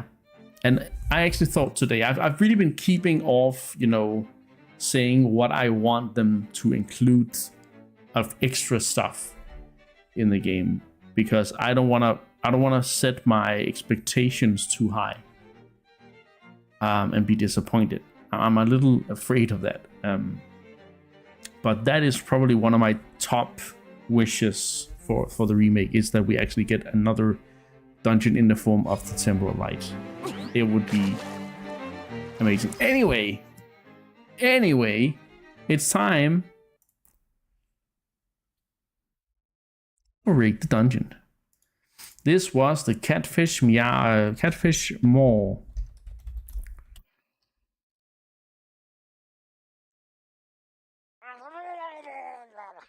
Hey, Homle, I'm always disappointed by the Zelda games. Yeah, it's not for you. What aspects do we rate? Let's see. Yeah, let's go through it for Catfish Mall. Placement game progression. This was the 5th dungeon, meaning it is in the middle part of the game. I think this, unlike Angler's Tunnel, lived up to a middle dungeon in a Zelda game. I think this was a great challenge, a great step up from the 3 intro dungeons. So yeah, I'm quite pleased with the placement here, with its difficulty in where it's placed in the game. The central mechanic, yes, we actually did have a central mechanic, being hunting down the middle boss, because one of the middle bosses, because he stole the dungeon item. What a twist! So yeah, I think that's a pretty cool mechanic. Actually, it's pretty fun. It's kind of like a prototype for the 4 ghosts in Forest Temple in a way. You have to go to specific places, you have to backtrack, you have to go to places and find something to progress. In a way, yeah, even this one is like you have to do it in a specific order because you keep chasing this guy around, right? So I actually quite like. I quite liked this this mechanic. Don't think it's the most revolutionary or best or anything like that, but it's more than decent. So it's like a 6 or 7 on that scale. Finally getting the dungeon item after exploring the whole dungeon, backtracking, forward tracking, everything was very satisfying. And then you could go and get all those chests you'd been like, oh, it's too far away, I can't go there. And then you're like, yeah, try this on for size. I will get to that item. Puzzle complexity, again, we're just gonna skip this. There's not any puzzles to write home about, and it's not even trying to, like, yeah. So yeah, no puzzle complexity rating here.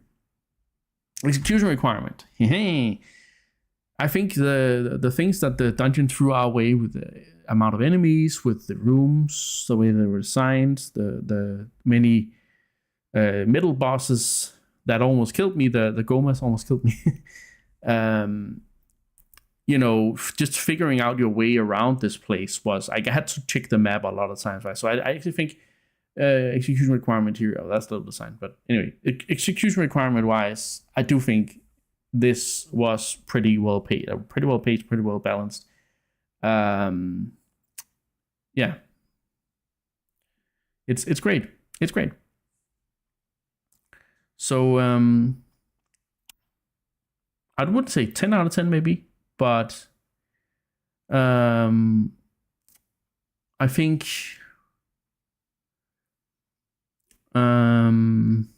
it's pretty like an 8 or something like that. So yeah. Mooney says, it would be possible to expand on using the minibus as a core. Imagine you're chasing a person as part of the core game narrative, then this person runs into a dungeon, you progress through like normal, and then fight the person at the end. That means the boss, the person you're chasing, doesn't have to have a natural connection to the dungeon. It could work. Yeah, true. It would be nice too. I mean, it's kind of like when you fight Girahim, right? He doesn't feel like he's part of the dungeon, but he just comes there as part of the outside world, and he's like, you're not just gonna waltz in here and do this. I'm gonna stop you, right? He kind of has that. It's not the same, but like it's the closest we get to that kind of boss. Anyway, pacing, of course. How quick, how slow, how yeah. Is this one too quick? No. Is this dungeon too long? No. It is just right. So perfect pacing there. Level design, I will say, even though the dungeon doesn't look like anything more than a shrimp, which I guess is what you can call the thing we were fighting. But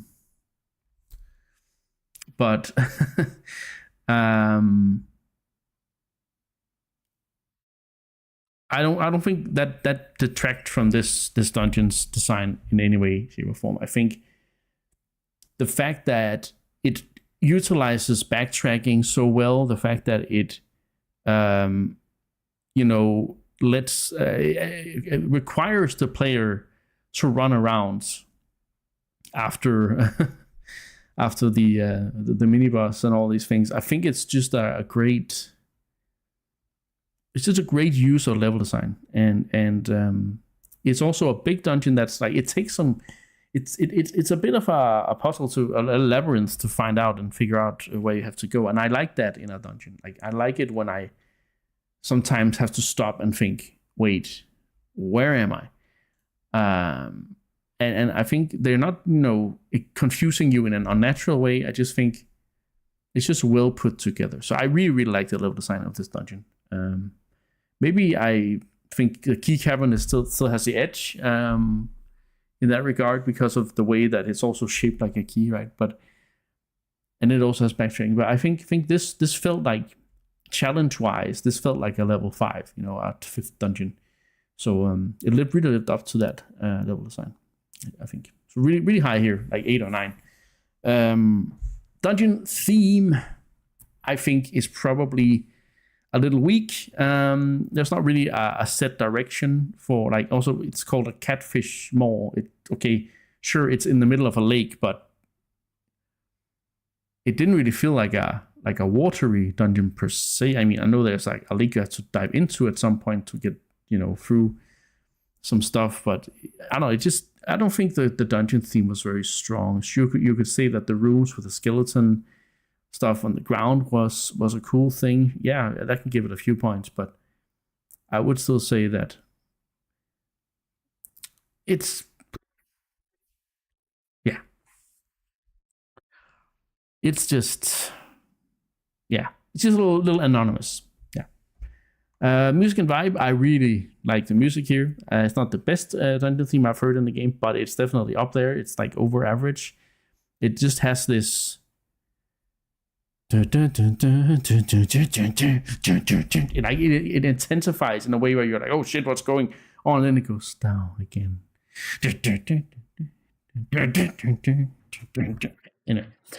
It's kind of like it feels like a horror theme in some ways, right? And that fits the mini boss, I guess. But yeah, it's kind of creepy, kind of intense. There's some urgency. Yeah, exactly. Urgency is spelled with C like ocean. Anyway,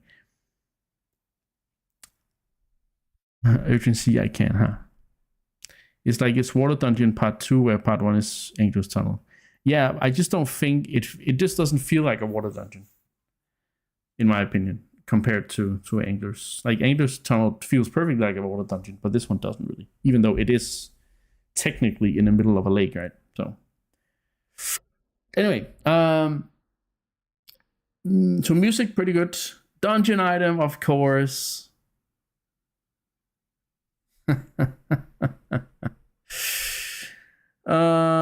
Dungeon item. It's a freaking hook shot. Of course I'm gonna love it. It's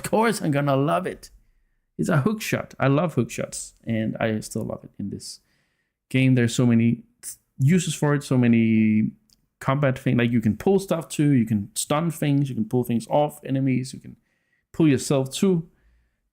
So this has a lot of uses. It's just a great item. It's a 10 out of 10 item. It is the best item in the series, and that's just it.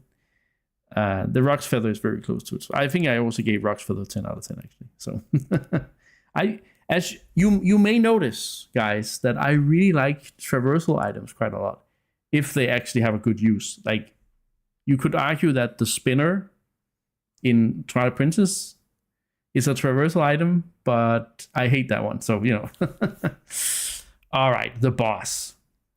Now we're getting into the meat of it. This was a dungeon boss. If this is not a dungeon boss, I don't know what a dungeon boss is. It's tough. It doesn't show any mercy. It almost killed me. It used the dungeon item. It's a bastard. I think we have a 9 out of 10 boss here. Could it have been better? Yes, if it had a phase 2. But whatever. We do not talk about the Beyblade. I almost read that as the Keyblade. I was like, what? We don't talk about the Keyblade? Somebody mentioned the Door to Darkness. Okay, that's a way to summon view, maybe. But yeah, we do not talk about the Beyblade. No, they're right. You're right, we do not. Okay, so Catfish Maw was so far, in my opinion, the best dungeon of the game. In my opinion, this is one of the best dungeons of the game. So it's not 10 out of 10, but it's a 9 out of 10.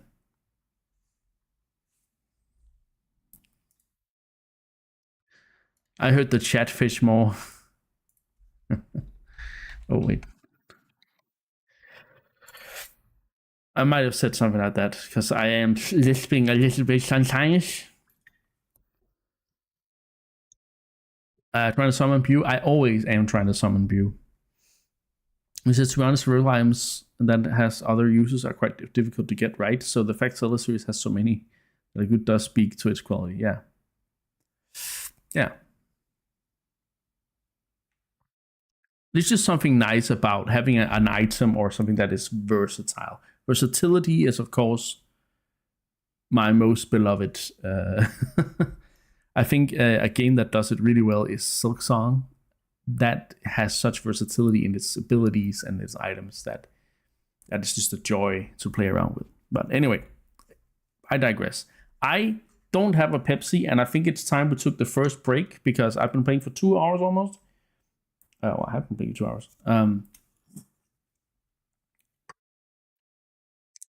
You are Fubar. No, I don't remember. Yeah, I know what it is. I just don't remember it. We're gonna take a break. I will be right back with a Pepsi Max, and you need food as well. No, oh, don't. I ate dinner. I ate dinner before I started stream. So don't worry. It's all good. Fucked up beyond all repair. Oh yeah, that's Fubar. Yeah. Yeah. I was prepared today. Yeah, I have popcorn if I start crashing around 10 o'clock or something like that. I have popcorn ready. So, well, maybe on 9 or something like that. So I have a backup. But thank you for the concern. Be right back.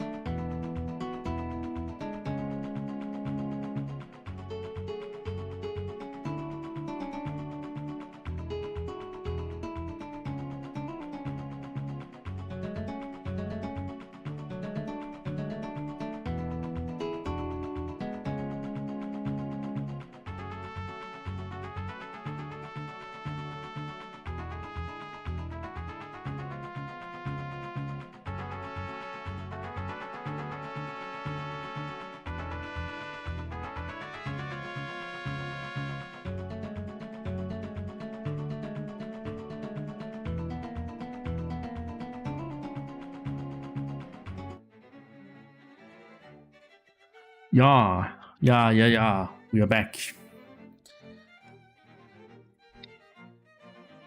Yeah. There we go. Cheers.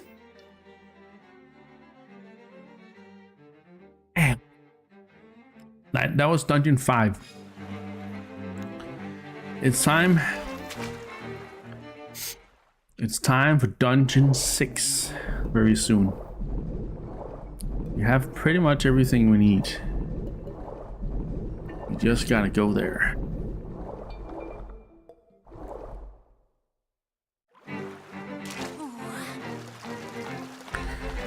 Martha's Bay. But we also have some items that I should trade first, maybe. It's 7 p.m. It is indeed 7 p.m. Talking Flower. We had 2 hours into the stream and things are happening. Things are happening.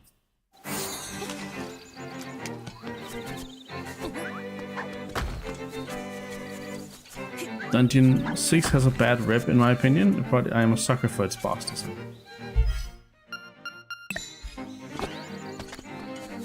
I have quite good memories of it, actually, but I'm also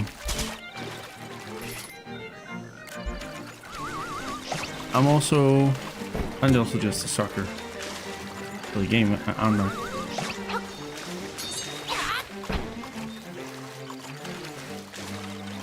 I also think the music does so much for me in that dungeon.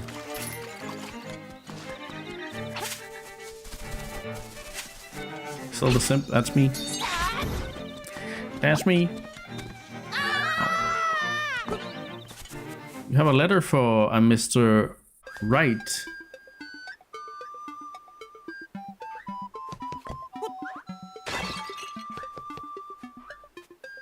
And this is a Sim City reference, apparently.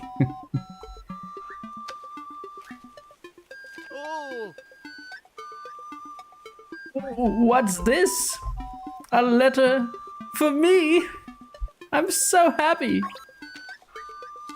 Ah, look, the letter came with a photograph. That's not who.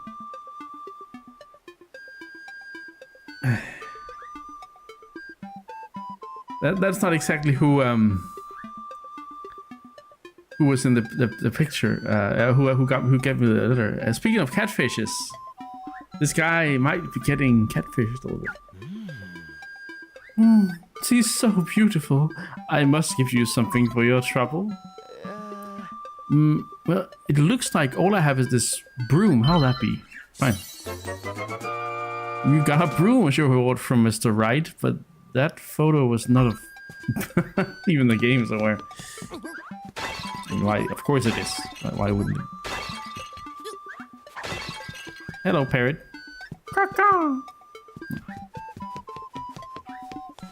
I believe he's a character from SimCity 2000 for the Super Nintendo or something like that. We can walk to Maid Village, can't we? Sure we can. It's not that far. A broom. I know who would like a broom. Oh, also I know who would like chests. That's me.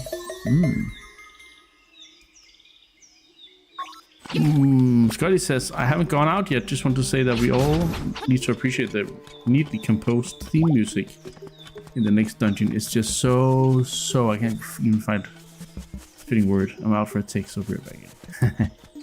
Yes. You are absolutely right. And I will not fail to talk about it, Scotty. Do not worry. Oh, oops, I shouldn't hit the cookers. Pixel River, what's up?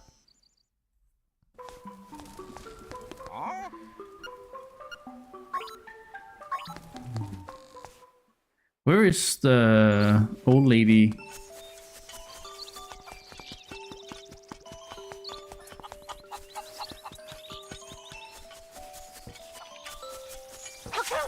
Isn't she usually here? Am I misremembering? Let's call Ulrira.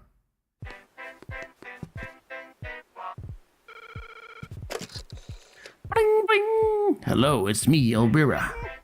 Ask me anything about the island. If you get lost, give me a call. Into the Face Shrine.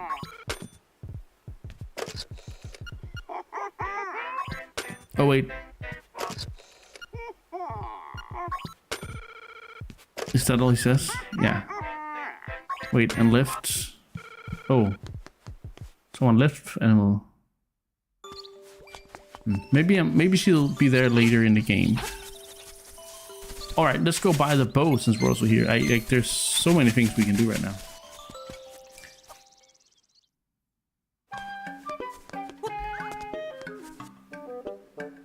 Bow and arrow set. Only 980 rupees. Thank you.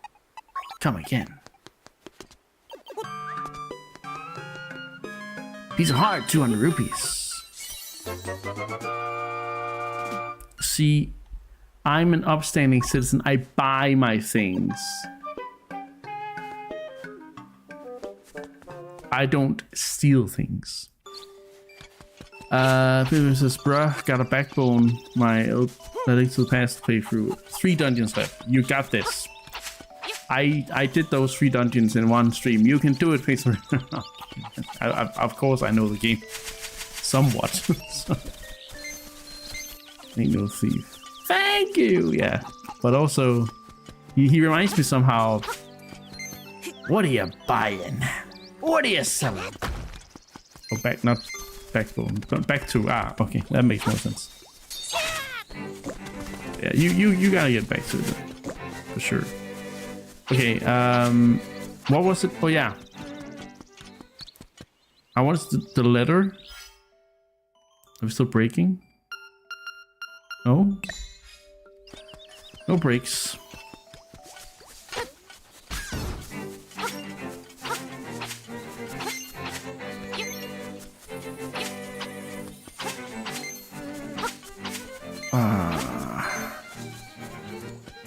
You assume, yeah, it was.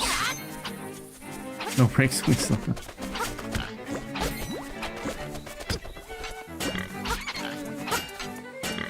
There was something I was thinking about doing, but now I forgot what it was. We got the bow. I wanted to give her the broom, but that didn't quite turn out as I wanted, did it?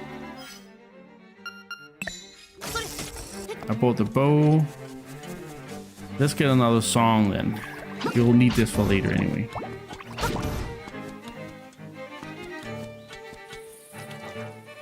Try again from the start.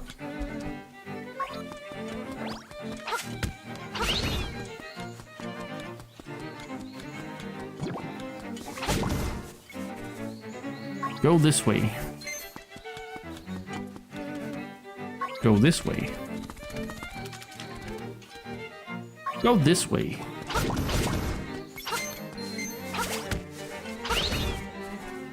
Go this way.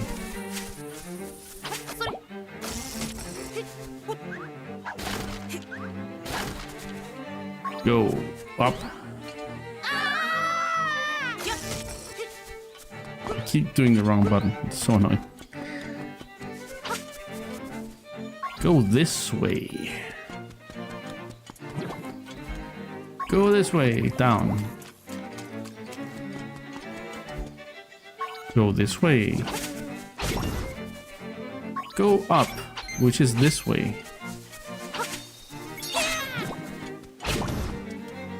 Go to the left. Go down. Go that way. Go down. And go this way.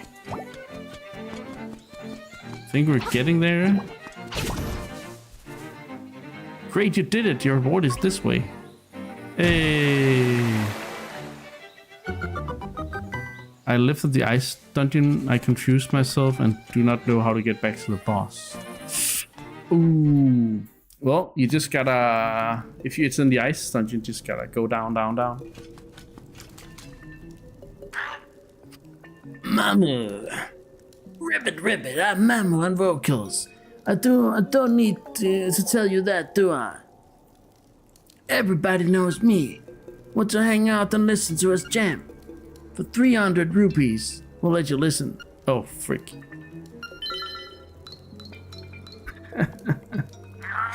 Well, that's a shame, but we don't play for free. I didn't remember you need 300 rupees for this, so we'll come back later. But hopefully this will stay open.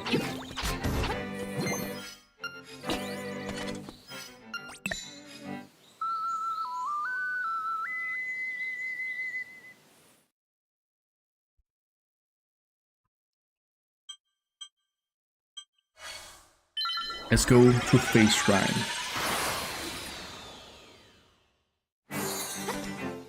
Or at least the shrine. So a banging bop of a song if he charges 300 for it. Yeah. It has to be so good a song that it can wake the souls of the dead.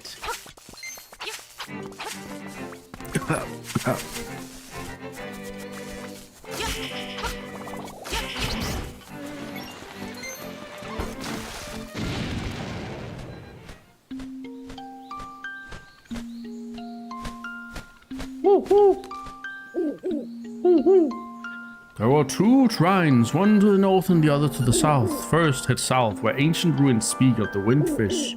You will learn much there. Hoo-hoo. Ominous.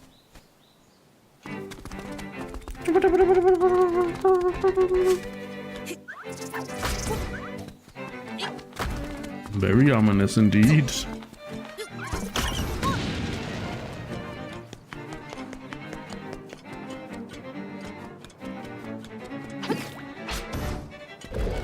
Uh-oh. This is a good place to have the bow.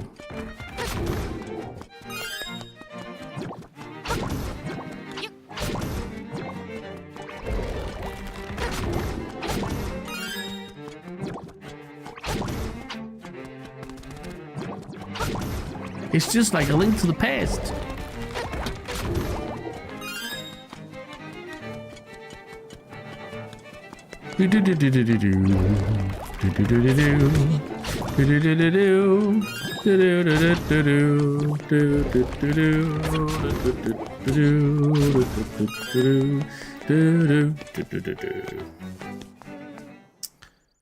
Okay.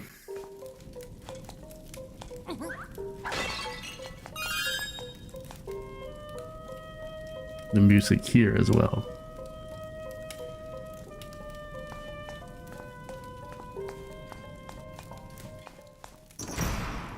Oh, I remember you.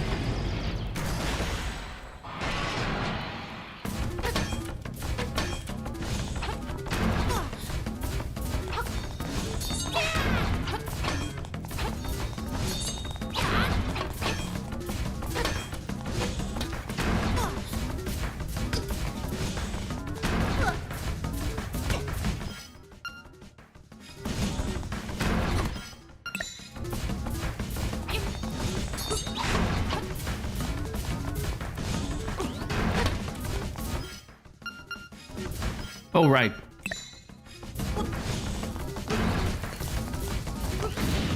No.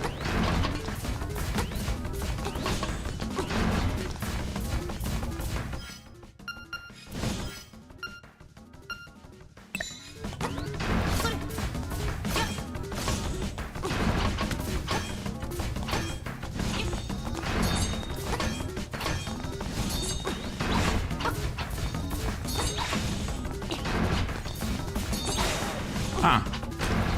Okay. It's the crystal I need to hit, maybe. Well, there goes the shield.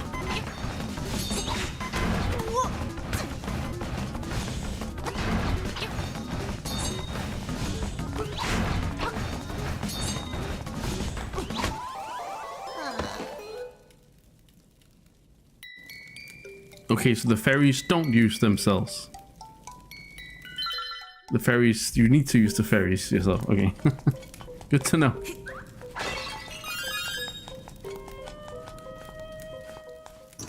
Why do they give me arrows here though? I guess maybe I just need to hit him very specifically in the head. Or maybe after his shield is gone.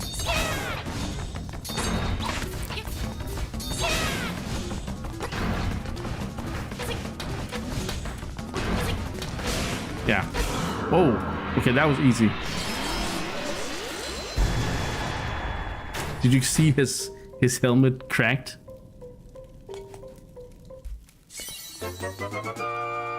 You got the face key. That's the creepiest key of them all.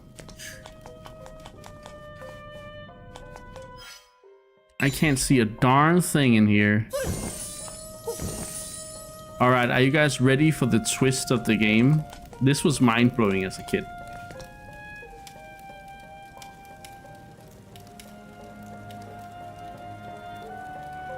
To the finder, the Isle of Geholland is but an illusion. Human, monster, sea, sky. A scene on the lid of a sleeper's eye. Awake the dreamer and Geholland will vanish, much like on a bubble on a needle. Castaway, you should know the truth.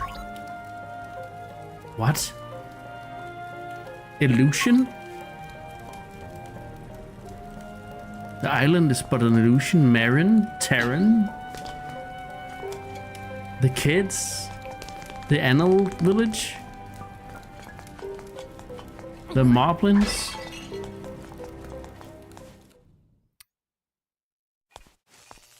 The dungeons? Oh, now it makes sense why the dungeons are so weirdly shaped. Anyway, let's see what this guy has to say. I see you have read the relief. I guess it's relief.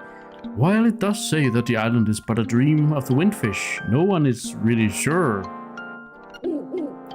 Just as you cannot know if a chest holds treasure until you open it, so you cannot tell if this is a dream until you awaken. The only one who knows for sure is the windfish. Trust your feelings. Someday you'll discover the answer. So, this is a cool story thing. It's not really important for the lore of the whole series, but yeah. A lot of things start making sense here, right? But there's one thing I just wondered about the other day. And I didn't want to say it because we didn't have this twist yet, right? But there is the fact that you go into the dream shrine where you go to sleep and dream. That is basically Inception, right? Like you go into a dream layer in the dream. You're in a dream within a dream. Which is where the ocarina is, which is, I don't know, in a way it's kind of poetic, but it's also kind of interesting to think about.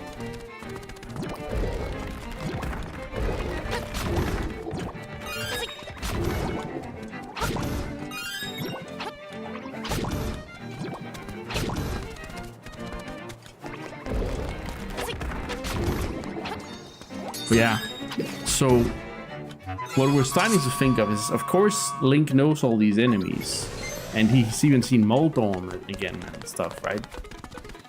Are some of these things just, you know, I know that the windfish is the dreamer, but is Link somehow affecting the dream by his, just like how Skull Kid affected the creation of Termina and his trauma? Is Link affecting the layout and the monsters and things inside? Again, like Inception, like other people inside the same dream can affect the dream. It's just so very interesting. I think this is up to the river rafting game. No, it's to oh.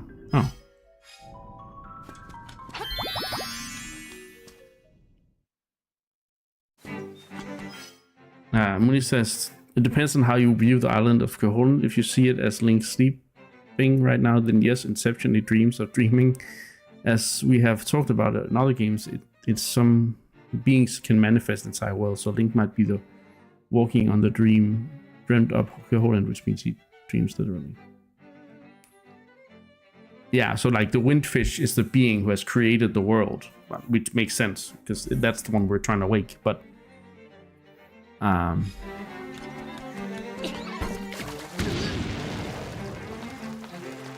yeah,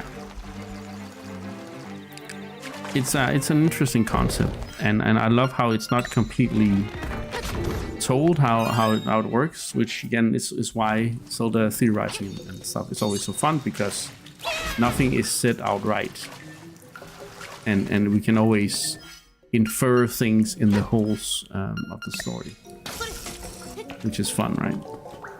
Which is why there's so many theories about these games. All right, let's use the face key here.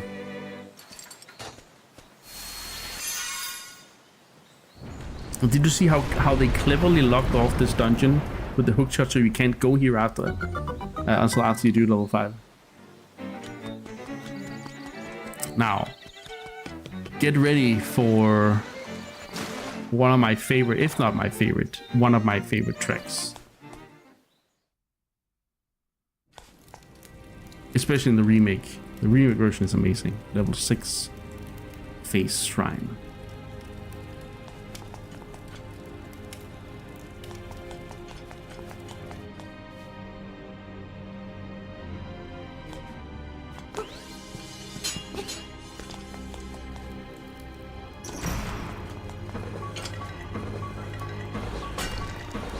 Yes, we can block them in this game.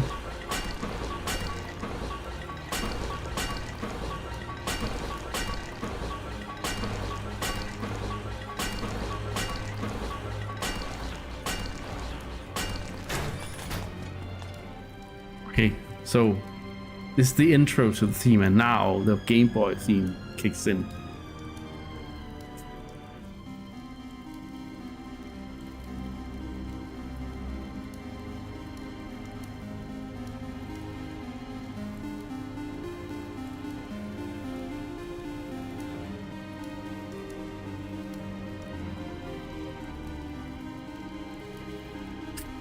Such a good theme. I love it. This is one of the goats of dungeon themes in this game. This is such a good theme. Right, we can't go this way yet.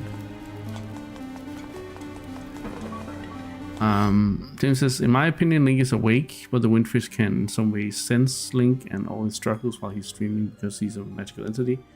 But we see things Link have encountered before.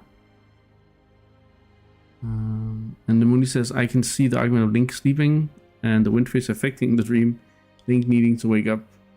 The windfish is the core paradigm, not defeating the evil of the land. And technically it would even have to be Link that does this, but he is coming straight out of Link's past. He might not be dreaming, he might be having a nightmare in which he dreams of rest by having a nap. Oh, you're still talking about the dream shrine, or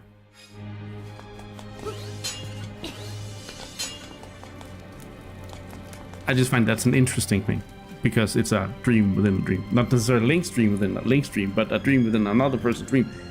Okay, so I can see what you mean, Champion. That, you know, it's the windfish that dreams and it creates this lands. But I also think that Link has to somehow, like, I'm not going to talk about the ending yet. We're going to talk more about that in the world discussion of the game rating. But the fact that Link sort of has this storm and like he gets, you know, his ship gets smashed to bits by the lightning and all. I just feel like there's gotta be some part of there's some part of me that feels like Link is in some kind of coma, but like it's a magical coma because of the windfish. The windfish makes the coma magical, or like the dream or the sleep or whatever. But, and maybe here's a theory straight off the Icarus Press. This is my interpretation of things. It's not how anything, it's not supported by anything. It's just me spitballing, okay? It's just me spitballing. Imagine that Link is caught in this storm.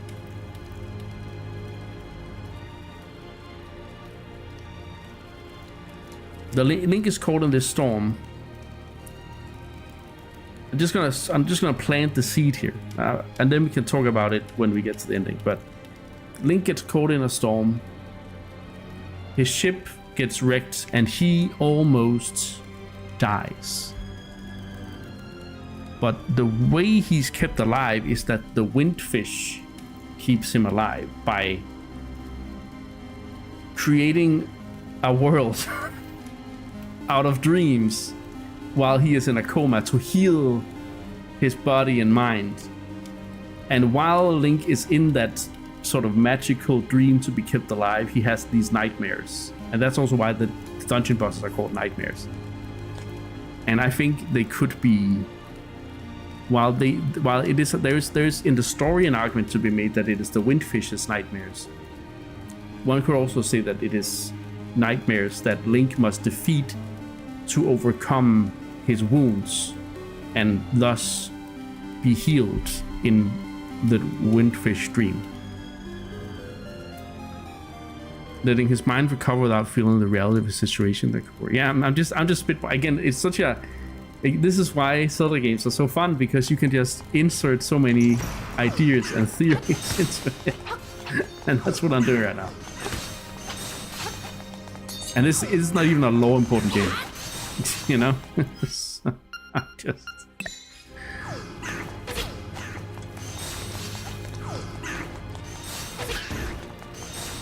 It might even be a dream, like a theory that's been talked about before. I just don't remember any of the big ones talking about it that way.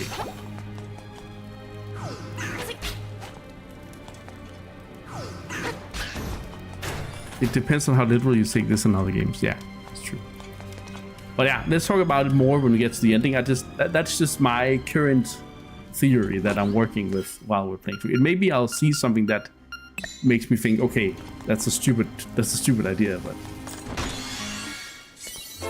somehow I doubt it. No. But I mean, both champions view can work. Muni's view can work. Like that's the beauty of this.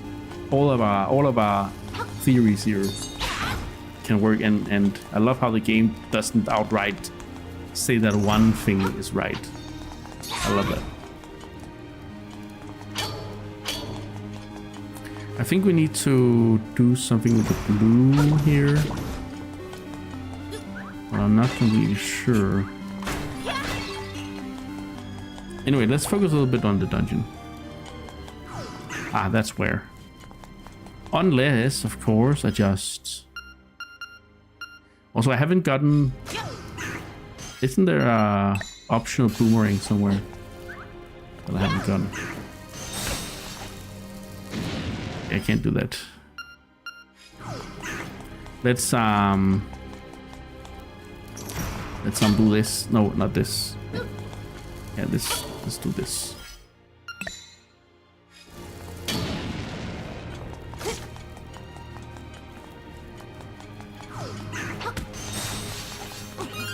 I need these, and then also need these. So here we need the pot to open the door. Who knows you want the boomerang? Just remind me, because I mean I know where it is. I just forgot. Like it's fine. Where is it? Because then I know exactly what I need to do. I just need to be reminded where it is. Hey, compass! Finally.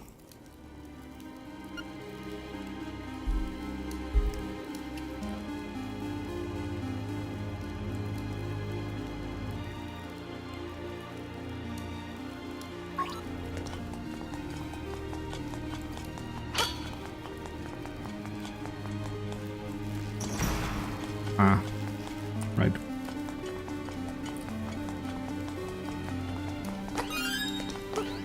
Near the beach. Ah, yes, I know. I think I know.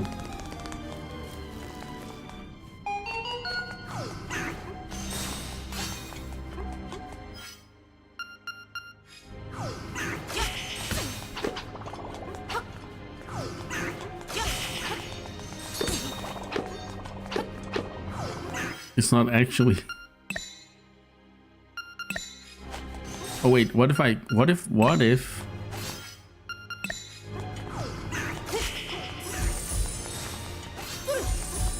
Oh, okay. What if I bombed it?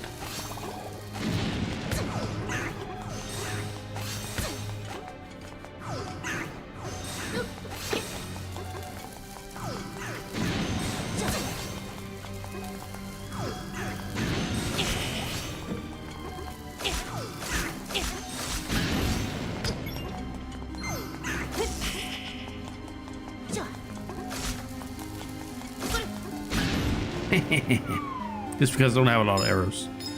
Arrows are definitely faster.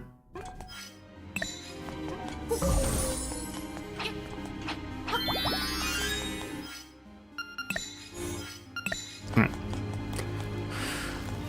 We got a key. That was important. Let's see. Have we seen a locked door? Yeah, we have back all the way back there. So that's what I'm thinking we have to do. This would make sense from a dungeon perspective.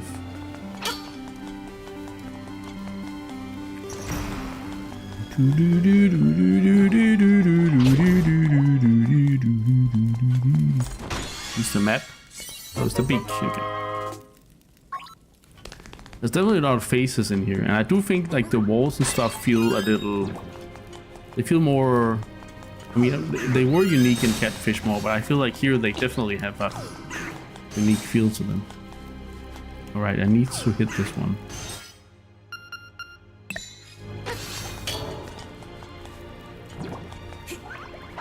Faces? Yeah, like with an F. Face. Not a face, but face. No.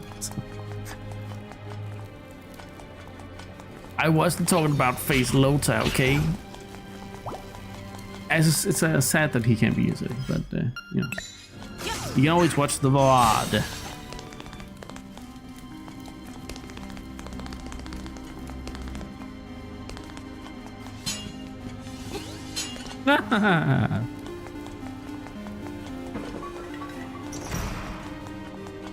This should be where the mini boss is, isn't it?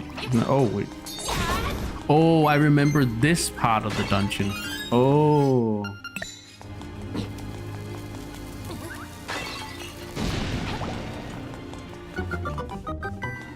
Ah! The bridge shrine. Sure. Ow. See how it feels, you little bastard.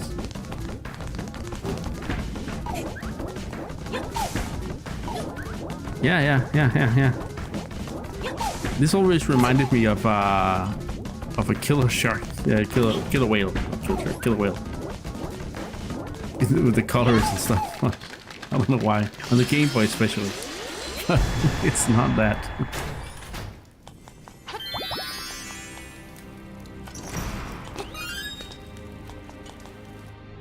And now we're back here. What?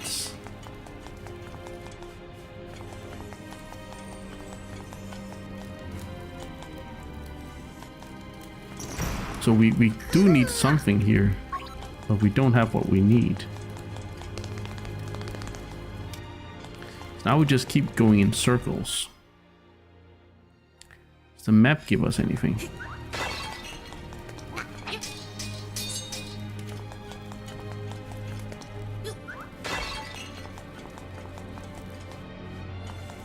Welcome back, Scotty.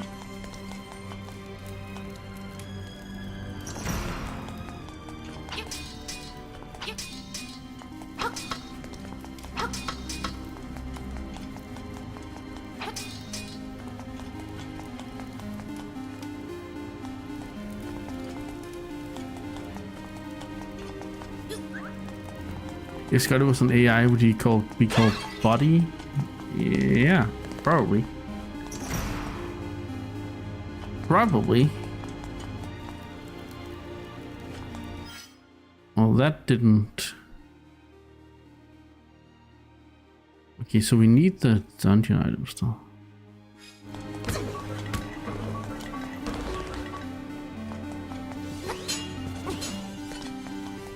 Yeah, you made it.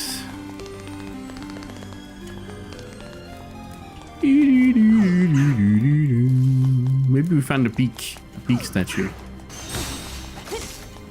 Bastards. Bye, burger worm.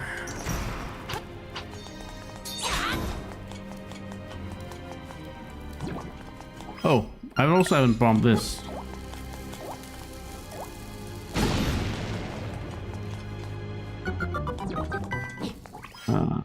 That was not what I wanted. Go over there.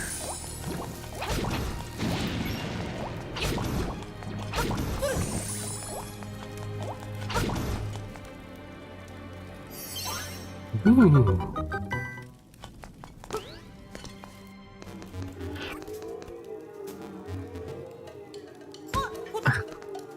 He doesn't like that name.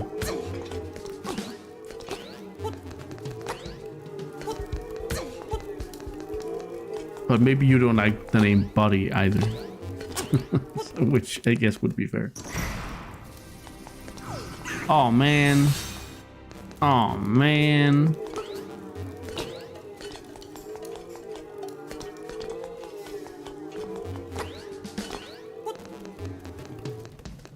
But I like Buddy or Snotty. Yeah. Snotty? When did anyone call you Snotty at some point? Or is it when you're sick?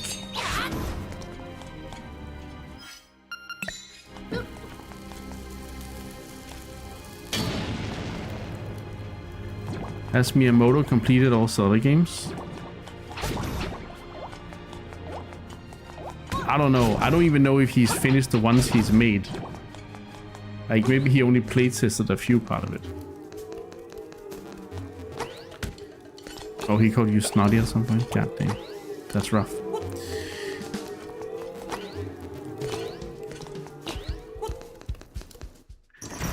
Or just completed Ocarina. Yeah, I mean, probably. I mean, that he would probably have had time for that. Well, hadn't. Oh. He probably has.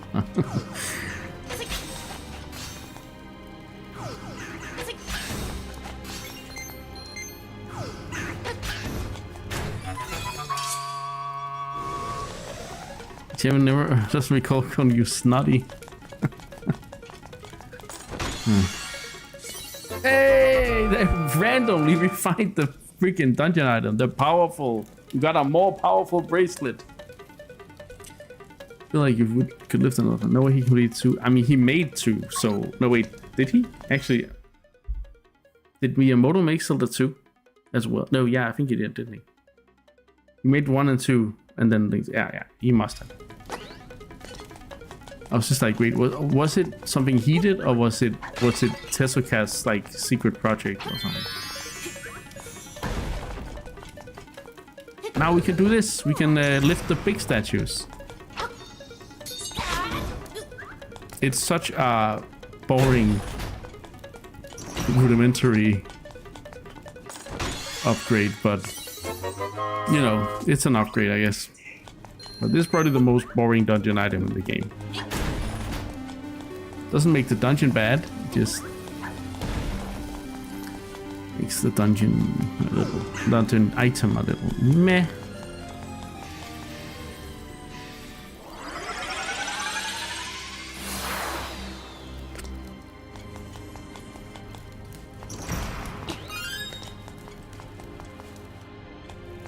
Oh, was that already there?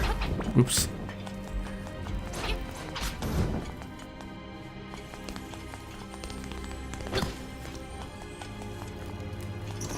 There should be something underneath here. Yeah.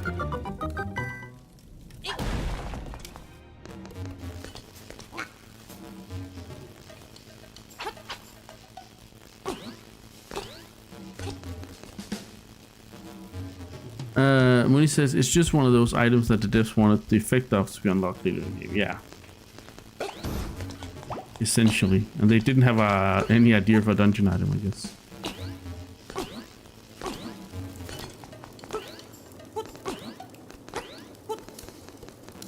Sinclair ZX81. What the hell is that? Well, there's a key in here. Oh. It's probably after all the tiles are gone.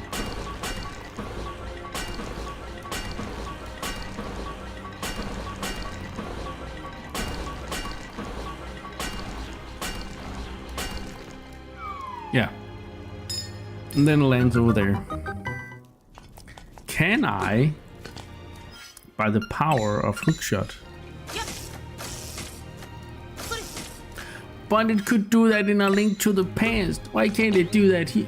Sorry. If I had the boomerang though. Let's just see what's down here. Oh.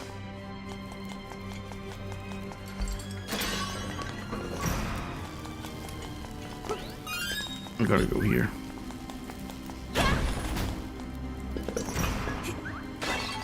I think, I have a feeling, let me see, that this might be too early.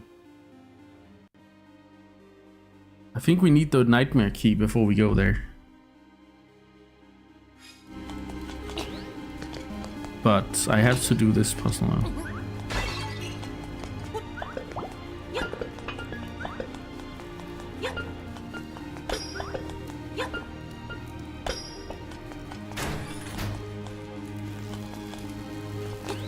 Look it up.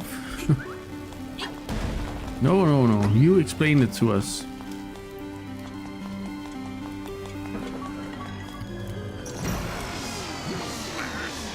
Is there something in here if you get all the wobblies? I mean, yeah, okay, you open the door. Ah! You open the door. Oh, this is the way to the nightmare. Never mind. Okay.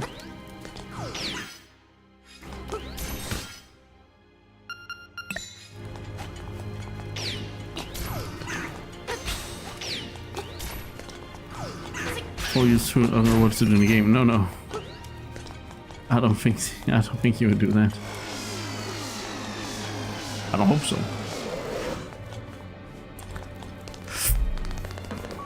But it is a rather conspicuous dungeon to get around in. I wouldn't say it's that bad.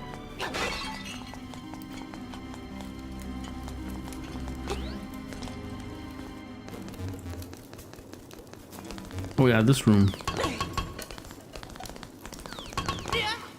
I remember this room.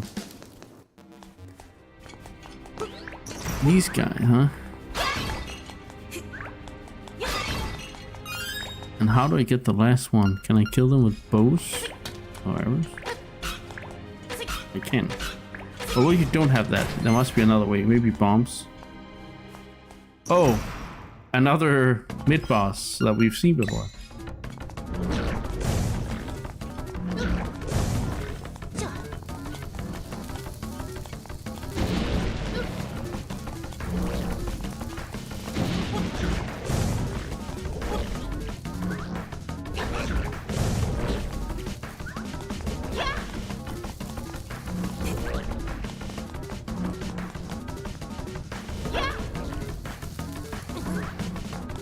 Oh, sorry, I took your meal.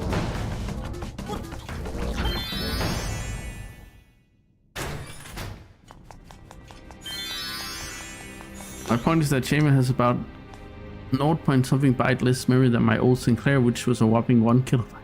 Oh. You're saying he has a bad memory because he can't remember that he called you snotty. Right.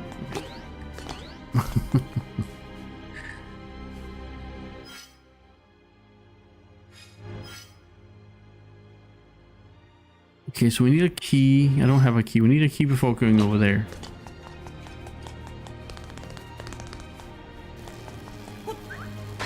Oh.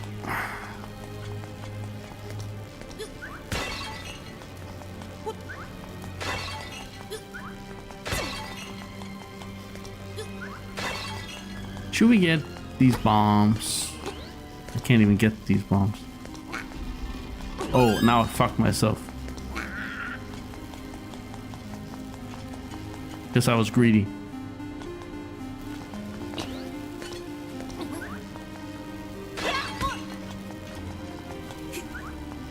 I always called these gizmos when I was a kid because they looked like an enemy from Shining Force 2 called Gizmo. Especially in the Game Boy version, they almost look identical. So in my head, they were gizmos.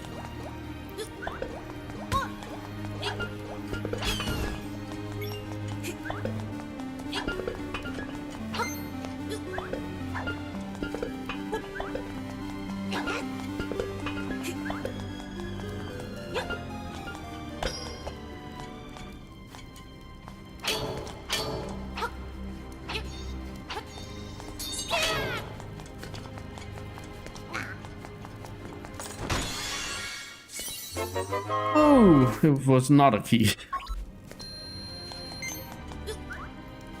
Oh.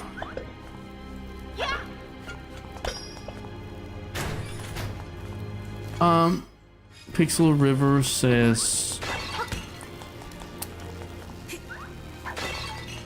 would you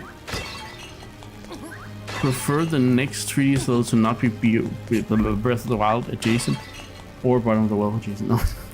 What do you mean by adjacent? Do you mean design wise, or do you mean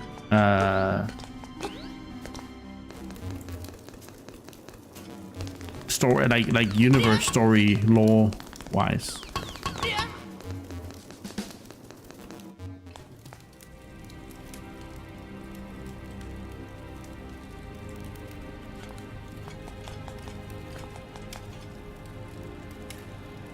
Because yeah, as Gotti says, from various sources, it does sound like the next 3D, somewhat like the Wild era games. I have a strong suspicion that the art style will not be like Breath of the Wild. I have a feeling they're moving on to a new era, like a new version of Hyrule and Link and Zelda. So I also think they're moving to another art style, because art styles are usually connected to that specific hero or whatever. But I am 90% sure it will be an open world, or as they call it, open air Zelda game, because I'm pretty sure Aonuma has said that this is the new sort of base structure that they have for Zelda games that they're currently using. If you think back to Ocarina of Time, they used the basis of that formula for Ocarina of Time, Majora's Mask, Wind Waker, Twilight Princess, and Skyward Sword. So 5 games were made in that specific style. Whereas we have 2 games now in the specific style of Breath of the Wild. But I do suspect that just like how Majora's Mask felt very similar to Ocarina of Time because it was based on the same engine and universe and stuff, those 2 games are very similar, just like Majora's Mask felt very similar to Ocarina of Time. But Wind Waker was vastly different despite using the same formula as Ocarina of Time. It just introduced new aspects like traversal, like art style, new combat system, stuff like that. So that's what I'm thinking. There's gonna be a leap. There's gonna be an open world design and structure to the game with dungeons you could do in whatever order you want. Open world exploration.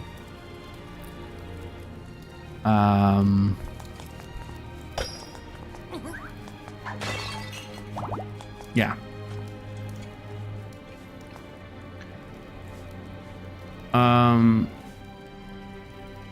So I think the next Zelda game will be a open air Zelda game with a new Zelda, new Link, new Ganon, Dwarf maybe, and it will have a completely new gimmick, or like a new central system, as in let's say traversal by boat. And I think it will have a new art style as well. And I also think the combat style might change. I don't necessarily think that weapon durability will return in the same capacity. Maybe it will return in some capacity, but I'm not sure it's gonna like be one-to-one the same system, because that's the system that is you know, it belongs to the Wild Era games. You think the Wild Era is over? Yeah. I think we're going to be calling it something else in 5 years from now. Yeah.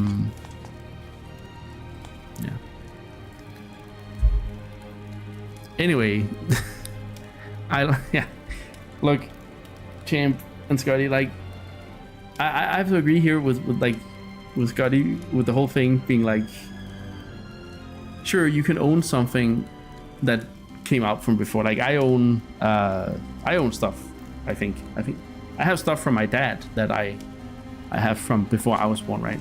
Or my mom and stuff. So you know, it's not impossible. But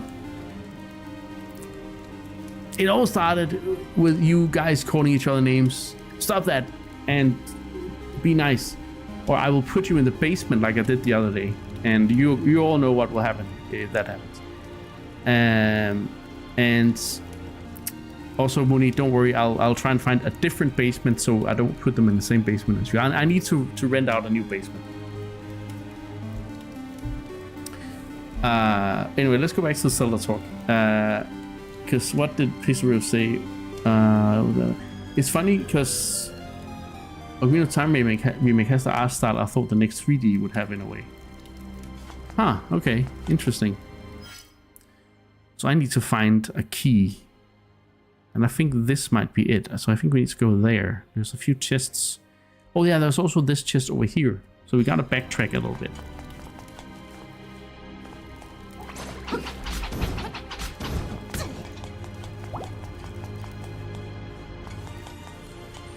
James says, well, maybe the Ocarina of Time remake is also for testing a new game engine, and if it succeeds, they'll use it for the next game. I am 100% sure that the Ocarina of Time remake and the new game have completely different engines and have completely different development cycles. So I think that they are deep in developing the next 3D Zelda game, and I think it's something like, I think it's a different engine or a different team that might be making the Ocarina of Time remake. I think that's been underway for quite a while as well. So I'll bet that the Zelda team didn't start Ocarina of Time remake as the next game after Tears of the Kingdom. I'm pretty sure that they started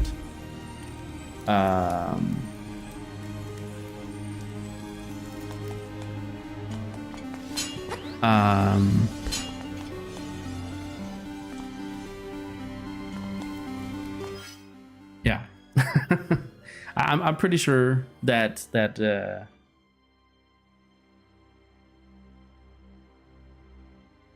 oh, what I lost the computer there. Tears of the Kingdom was released. Then I think the Zelda team started on the next the pre-production for the next game. I think they started developing a new engine, or you know, took the existing engine and started to repurpose it. But I think either the Zelda team has two teams right now, one working on Ocarina of Time remake together with another support team, and I also think there's a team that is working on the new next 3D Zelda game, the new 3D Zelda game. I have a theory that maybe Aonuma is taking a bit of a less hands-on approach for Ocarina of Time. Like, okay, there's two scenarios. Either Aonuma has sort of taken a little break from the next 3D Zelda and let Fujibayashi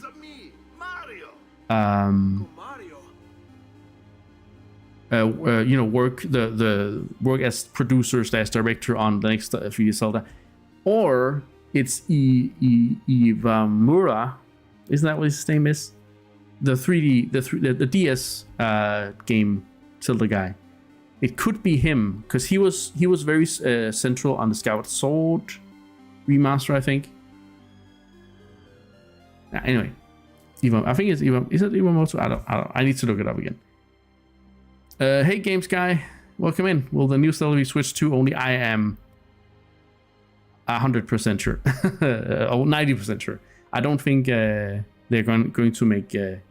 unless you mean that it's going to come out for Switch 3 or something like that. But I think Switch 1 is definitely out of the picture here. He needs to use this over there. Also, it seems Mooney is making people behave with his threats of being a gym drill instructor or drill sergeant. Gym drill sergeant. That's what I wanted to say. Welcome in Games Guy. I'm doing a playthrough of all the Zelda games right now. I'm playing them in the timeline order, and it's pretty fun. And then we're also talking a bunch of Zelda, and I'm just having the time of my life talking about Zelda. So I really enjoy it. Wait, how do I? Okay, I can't.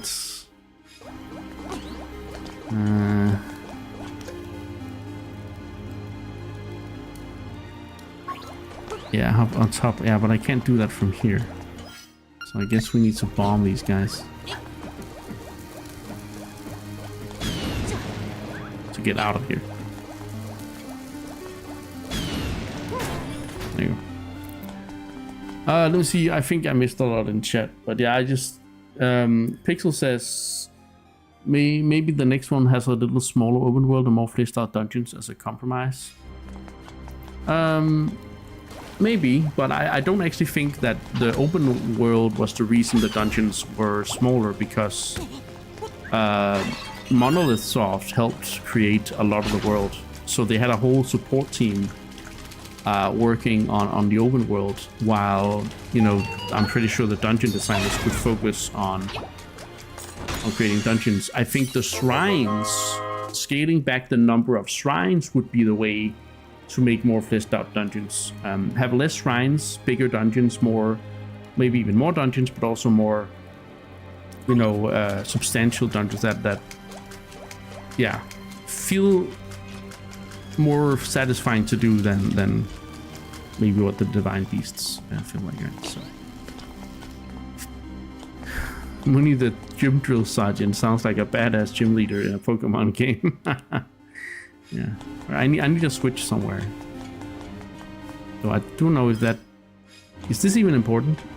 No, it's not. It's not a. I mean, it could be. No, it's not. I'm pretty sure this is the Nightmare Key. But we also need to go and check that one. This is a big dungeon. No more shinies from me. It's fine. I just get a little like, God damn it, guys.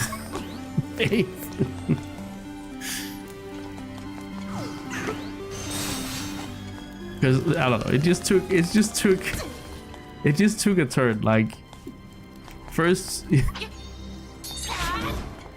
one person says something, then the other one calls the other person's a name, and then the other one's like, I never called you that, and then the other one's like, you have a bad memory. You have memory like this thing, and then the other person's like, why do you own that thing? It's older than you. You can't own things older than you. And I was like, how many more layers can we go down? And why? How unimportant is it? Sorry, guys. That was my thinking. Okay. Oh wait.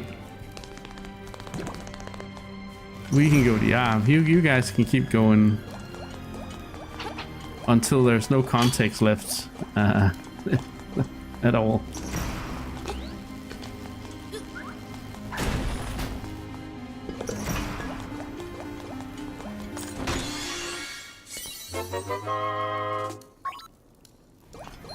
So that was just rupees.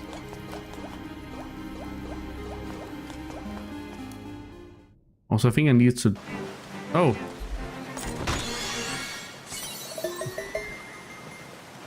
We are outside now. In the river rafting minigame.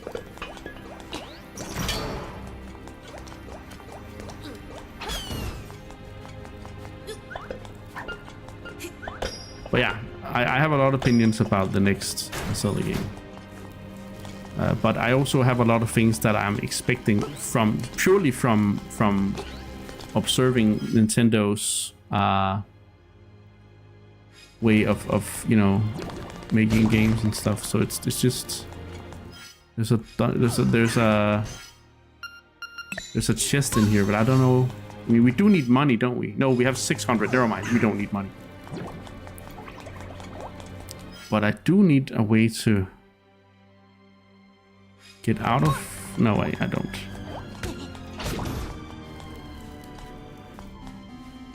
Wait, can this guy attack? No, he can't. Alright.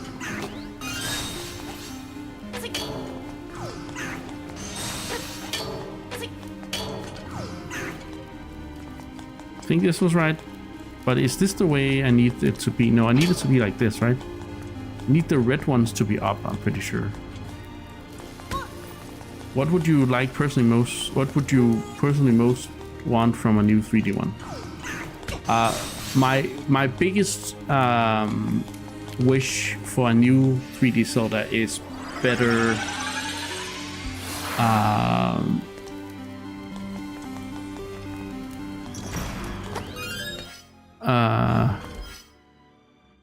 better dungeon design, less shrines, more dungeon design, because there was also, you could also kind of see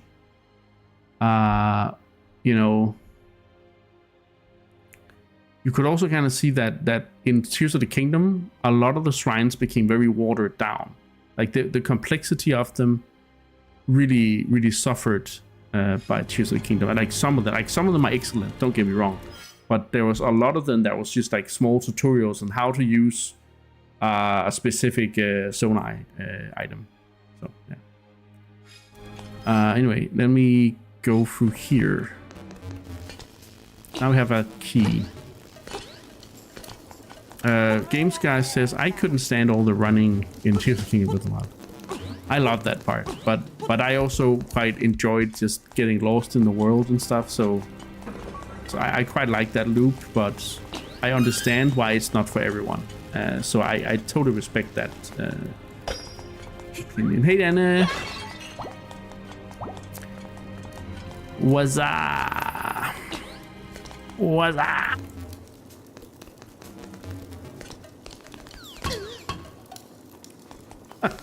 Damn, I didn't know Link could get that flat. Pixel says, I didn't mind the weapon break that much. No, I think I will not open that discussion right now, but it is the most contentious thing in the game. I didn't have a problem with it, and I have my reasons. But I know a bunch of people who do, so it's you know, it's either you like it or you don't, kind of thing.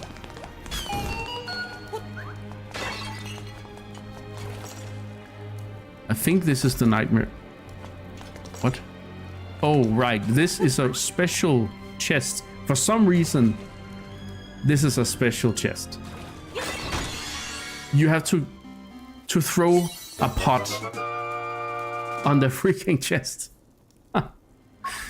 Why and how do you... I guess you can read the hint here. Open a treasure chest with the pots around it. Ah, okay. Okay. But still, like, why? What is the point of that one chest being opened with a pot? It's like, yeah.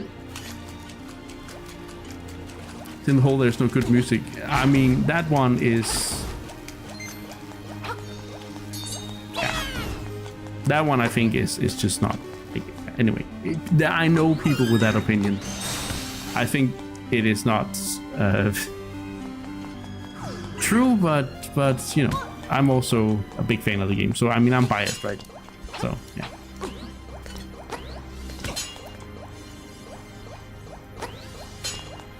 This game looks amazing when you played all the Game Boy games. Actually, we haven't actually played any Game Boy games yet. I mean, this one is based on one, but the other one was the DS and the SNES. But you're right. You're right. This looks so much better than those games. Oh, Secret Mid. Oh, that's the thing that can revive you when you die, isn't it?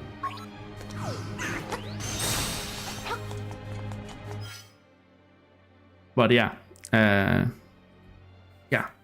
This is a whole different look. But the next game you're not gonna like, and because those are Game Boy Color games. The next two games are Game Boy Color games. Game Boy DS. No, it's actually called a Nintendo DS. They went away from Game Boy after the Advance for some reason. No worries. Then I know what you mean. Then you meant the same thing as me. Never played those. Ah, okay. They were so much like. I think it was. Yeah, I know they weren't as well, you know, spread out as the Wii was, but. Who called you up? Yeah, Champion. Weren't you lurking? Weren't you letting Dimsa use the PC? But yeah, about the DS games, they did look kind of rough. But the next two games are gonna be like on the old Game Boy. No, not the Game Boy. Old Game Boy got with color, the Game Boy Color. So they will be looking and sounding a little rough.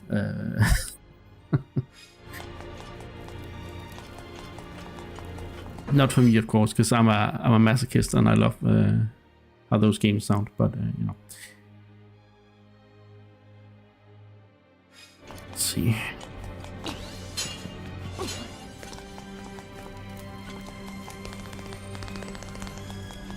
They're gonna be kind of like Mina the Hollower.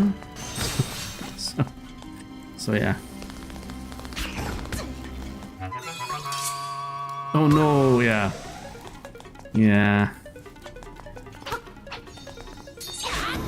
When we get to the Virtual Boy, or the Boy Oh Boy, Boy Oh Boy. I think we went past Boy Oh Boy a while ago, Scott. Overhill games are so good. Yes, they are good. We'll see. But yeah, I just don't. Yeah, my point is just that, you know, it's not for everyone to look at Game Boy graphics and listen to Game Boy sounds and stuff. So. But that doesn't have much to do with the gameplay. Oh, I have to go back. Oh wait, we're gonna do this.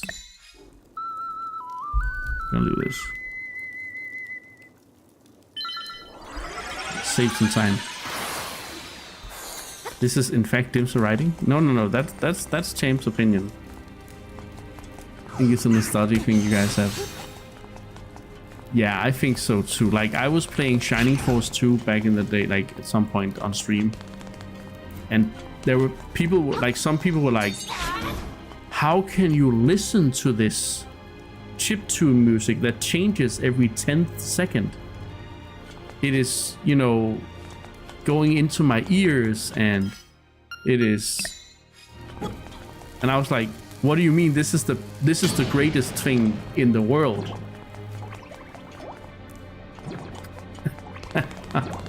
And I was like, okay, I guess I have to realize that not everyone appreciates the old chiptune sounds the way I do. I may be blinded by nostalgia, but no, it can't be me. It must be everyone else who's something is wrong.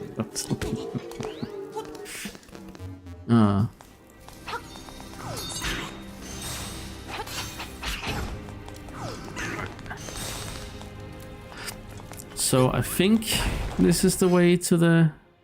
No, it's not. No, it's not.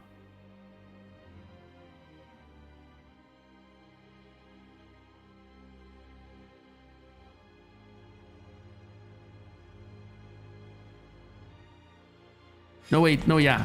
I had to turn on the... Oh, right. I've been so distracted in this dungeon because we're talking... Yeah, we're talking so much Zelda. It's not a problem or anything. I just need to be more efficient. While actually...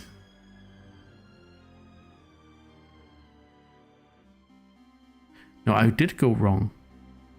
Where do I have to go? I have to go there. This one leads there. No, this one leads there. Which leads... Oh. Oh, okay.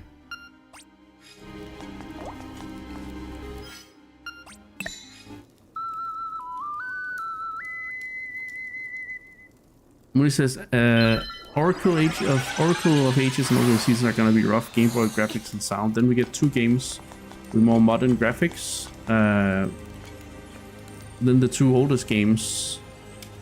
Then we move into Wild Era. I think you're gonna like the ones after Oracle, the Oracle games. No, fuck. I think you're gonna like A Link Between Worlds and Echoes of Wisdom, because they look more like this game, basically. they look pretty much like this game.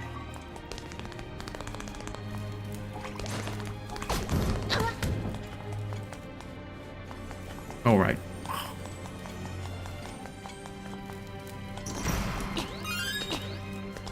And sound.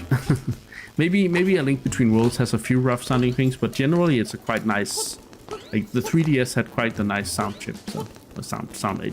Not a chip per se. It had a more modern sounding sound, right? So this is what I needed to do.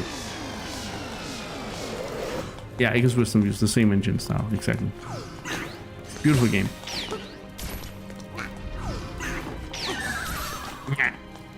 Alright, you guys ready for a boss? I've been spending way too long on this dungeon because we keep talking Zelda, which is fine. But... Oh! It's the face! Also, we actually need to look at the map. Hey, dummy! Need a hint? My weakness. Oops, there I go, talking too much again. Passat. I mean...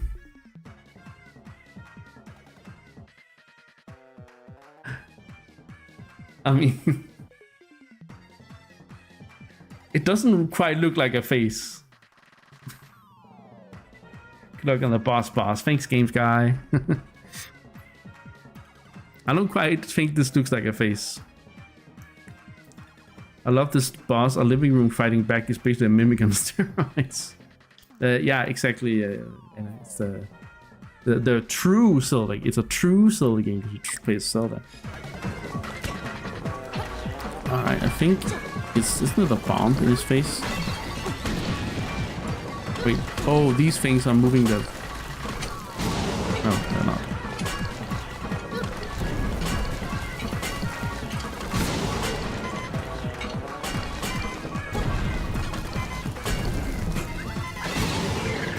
I'm about to die here. Oh, even the pots start moving. Oh yeah, he does these holes.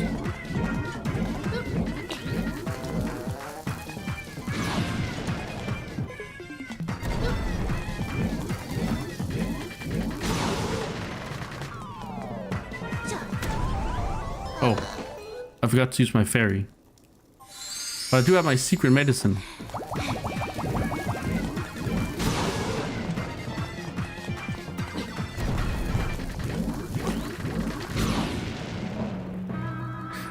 Okay, listen up. If the windfish wakes up, everything on this island will be gone forever.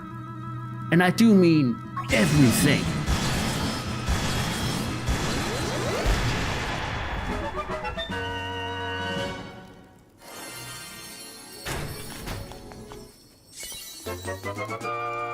You got a heart container. Your maximum number of the hearts increased and your health has been refilled too.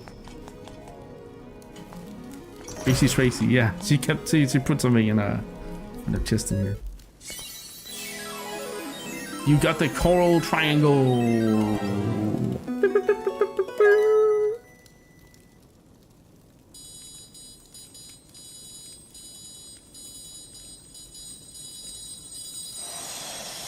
She rubs on. True. I guess. Mountain. No, wait. Mountain. Something calls from the mountains.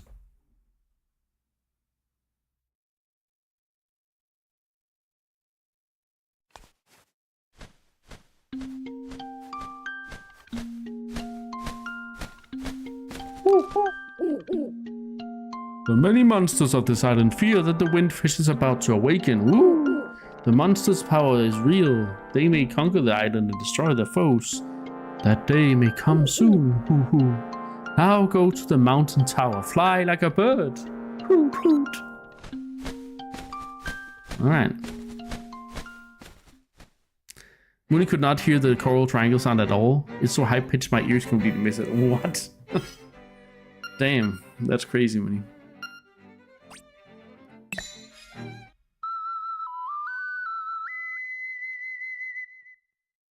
I'm like, I saw the bubbles for a moment. I was like, wait, how much spit is Link using? But I think it's because it's a water song, right? It's a fish song.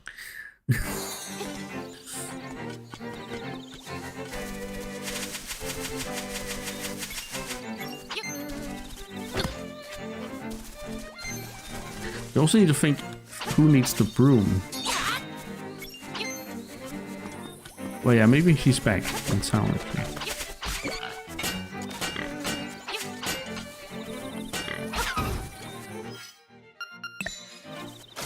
Whee! Let's see, is it still open down here? Yes, it is.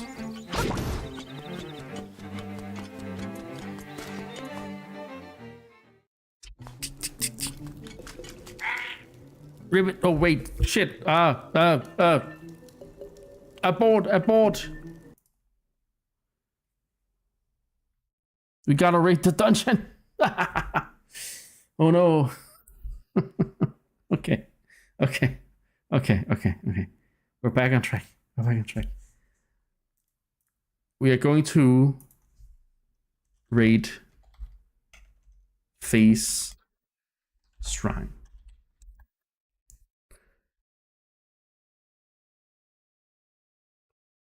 Let's go through it. We've already done 2 dungeons, so I'm just going to go through and apply the aspects. Placement game progression. This is pretty much near the end of the game. Like we have this one and 2 others left. So it's like going into, like we're transitioning between the middle and the end of the game. So did I think the difficulty lived up to that? Yes. I do think it is challenging to navigate, and I do think some of the combat challenges are also up there. So I do think it does match what I would expect from a dungeon that is the 6th dungeon of the game out of 8. So the central mechanic is not something we can talk. I don't think there was one necessarily outside of the dungeon item. The puzzle complexity, I don't really think there was any puzzles. I mean, no, there wasn't really any puzzles to write home about. I think they are so rudimentary that I will barely even call them a puzzle. Execution requirement, this is where the difficulty starts coming in. I think it's some pretty hard combat situations. I think it's some pretty hard, like, movement coordination and timing and stuff. The only dungeon specific mechanic I have was the looping room. Yeah, and it's such a small thing, and it's actually quite easy to figure out that I don't really think it's much of a thing. But I think definitely execution requirement was on an okay high scale here. I feel like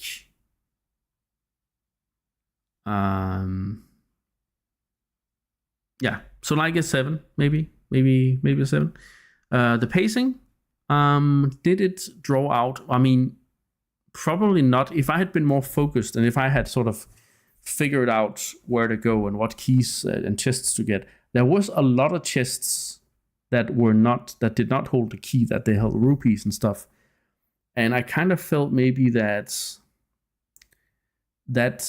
may be able to extend the dungeon a little bit beyond what is comfortable. So maybe I'll subtract a few points there. But again, it just gives more exploration. So maybe it's not even a bad thing. It just makes it a little easy to lose track of where you're going here, right? Also, getting the dungeon item itself was very different, because usually you get it right after the mini boss, but this was not the case this time. So yeah, I was very but I do think that is the strength of the dungeon, that it is actually, well, we're getting to that now in the level design. The strength of the dungeon is that its overall structure is, it requires you to sort of remember where you've been and what you need, and also find the right way to the item. But also, you know, once you get the item, what do you need? You need 1 or 2 keys in like, I think you need 2 to 3 keys in total to get through the dungeon, as well as the nightmare key, right? And that's not a lot of keys, actually, when you think about how many other dungeons have been using a lot of keys.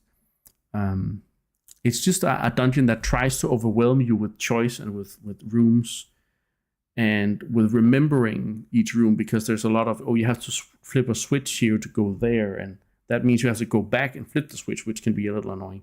But I do think the level design, it wasn't 10 out of 10 or something like that. I just think it was something that gave a nice challenge. So it's a bit over average, like a 6 or a 7 on that count.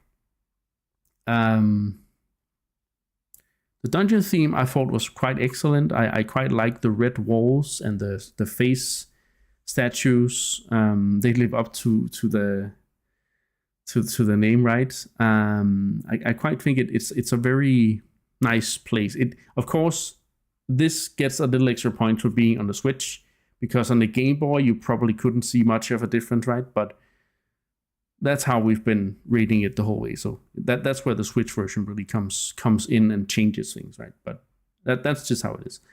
It is the game we're playing after all. So dungeon theme, a bit over average there compared to what else we've seen. So maybe a 6 on that count. Music and vibe. The music is 10 out of 10 in this dungeon. It's such a. The reason the theme hits so hard is that, first of all, it's somber. It's oh, what's the word? It's melancholic. It's melancholic, and exactly, it's melancholic, and the reason it hits that melancholy so hard is that you come from learning about the whole island's existence. It is a dream. It is not a real place. When you wake the windfish, everything disappears. The monsters, sure, but also Marin and Terran and the animals and everything, right? So that is the truth of the island, and that is a devastating truth, right? In a way, because it means that if you finish your quests, what will happen then to everyone? So that's the setting upon which the theme also gets so powerful, right? So in a way, something outside of the dungeon makes the theme even stronger, which is why I think it's such a great theme. And also, I think the Switch rendition is just... You can hear the... Let me play you the... Let me play you the original.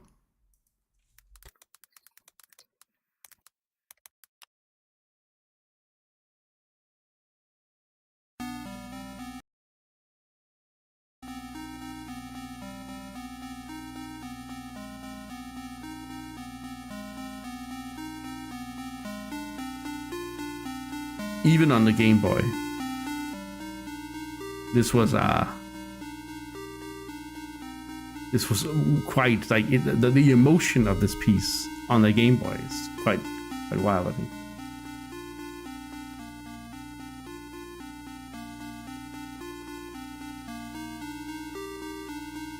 It's just that keep the music looping for the rest of the stream. I don't think everyone will agree that that's great, but that's also because there's in this version I found it's not the best one because there was a background noise. Yeah, and it's not impressed. But yeah, I think even on the Game Boy, if we had played the Game Boy version, this theme would still have been a 10 out of 10. It's so strong and so emotional, melancholic, and just a great piece.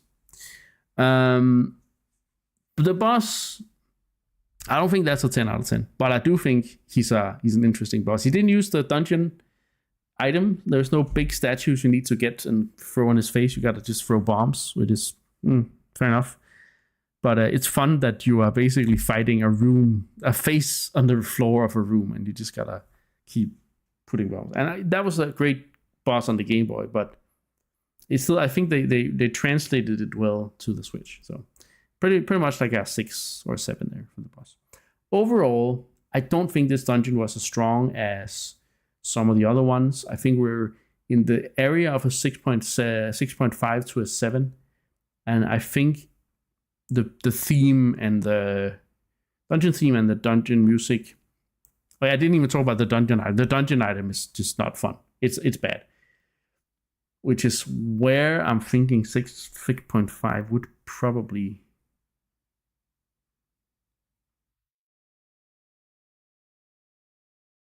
I think 6.5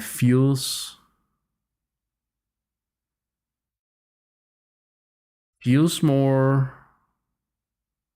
fair because of so many things pulling it down a bit. But I mean, I still think the placement game progression, the execution requirement is okay. The pacing is okay.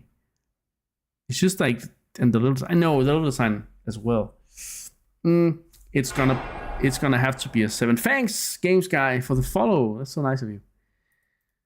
I hope you are enjoying what we're doing here, and I hope you will watch some more.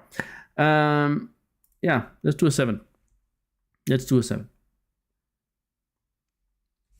Okay, let's go back to the game. We still have 2 dungeons and a final boss to do. So, and possibly a color. We have some time. We gotta get going. Okay, rip it, Mamu. Yes. Let's pay the price.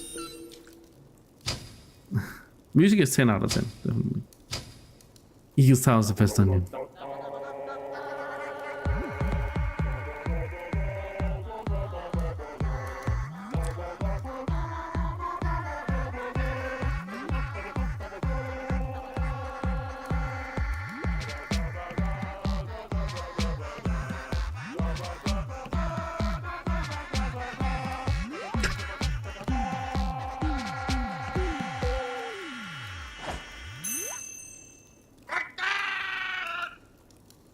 You've been a wonderful audience. No encores. Croak. You learned the Frog's Song of Soul. It's a very moving tune. It can even liven up unliving things. You played this song, you'll make everything around you feel more alive. Well, I need this song. Let's go back to Maple Village.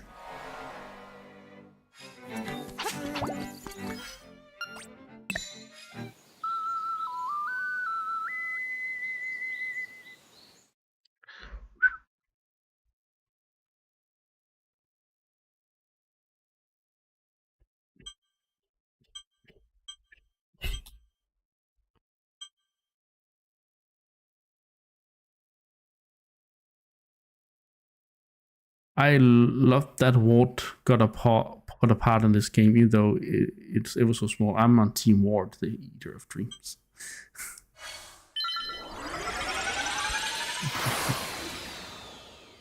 Ward.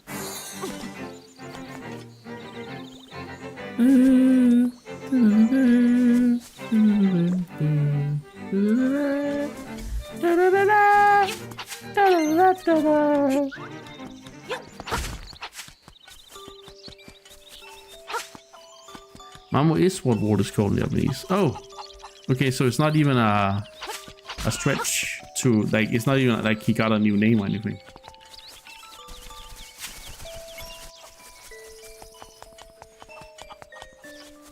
Where is the broom lady? Did she really go to Animal Village? I think she did.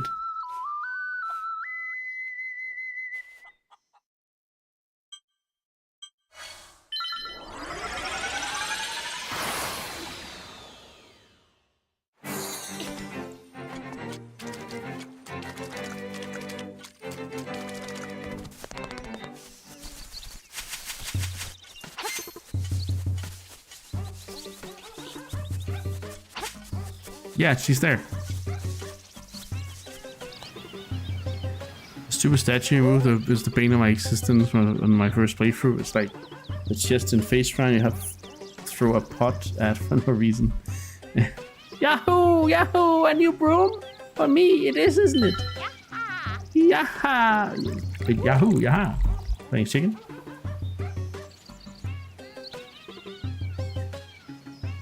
And then we have this fishing hook found and swept up by the riverbank. Oh. Yeah, she was at the edge of the screen in Animal Village.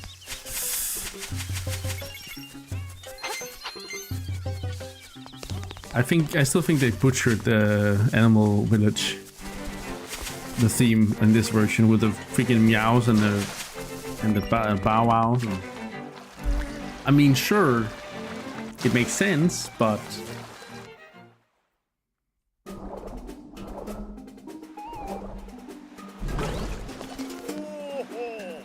what's that hook in your hand? It's not a fishing hook, is it? You had better let me have it. My next catch. Your eyes open and watch a pro at work. My, that's a big one. The fishing became a necklace. Lucky. Oh, wait, does that work? Not that I need it to, but it does. Oh.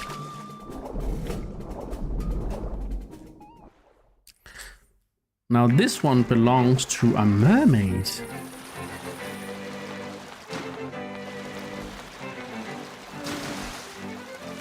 Hello, mermaid. Ah, that's it. That's my necklace. Give it back. I'll give you a scale, as I said. Wait, did I ever talk to you? Oh, apparently I did. And he just grabs it. Promise, you'll only take one. You returned the necklace and got a scale on the mermaid's tail. How will you use this? Bye, mermaid. Now, there is a place with a mermaid statue. There we go.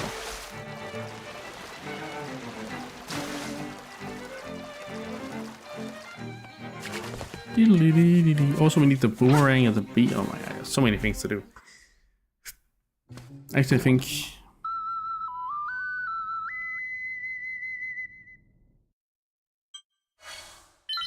as I remember, the dialogue with the mermaid was quite different. As I recall, it was a bit more suggestive in the other. No, I'm not sure. I'm not sure. Maybe. Oh, there's a piece of heart there.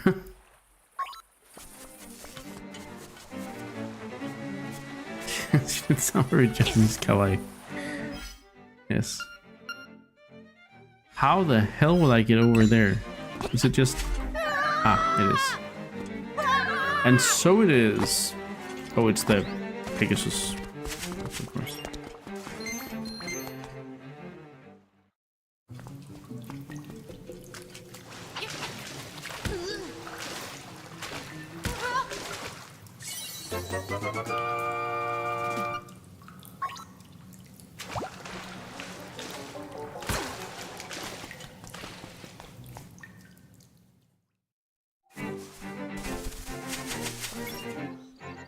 Where am I going?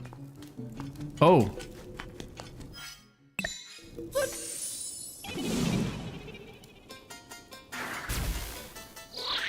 Hey, Hit, you woke me up for a fine nap. Thanks a lot, but now I'll get my revenge. Are you ready? I'll let you carry more magic powder. You ready? Yes. What a curse. You deserve it. Now look at all that junk you have to carry around. Take care. See you again.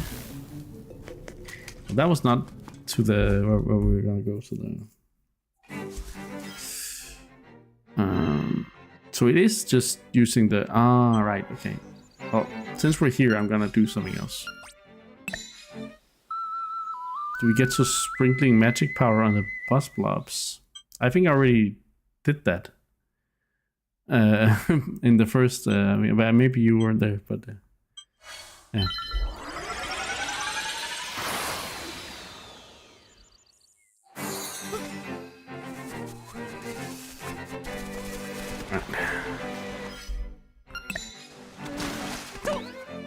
I'm just doing a little side questing. I'm just trying to do it a little fast here. I'm gonna get a boomerang. I'm gonna get a get whatever's in the mermaid's release and mermaid statue.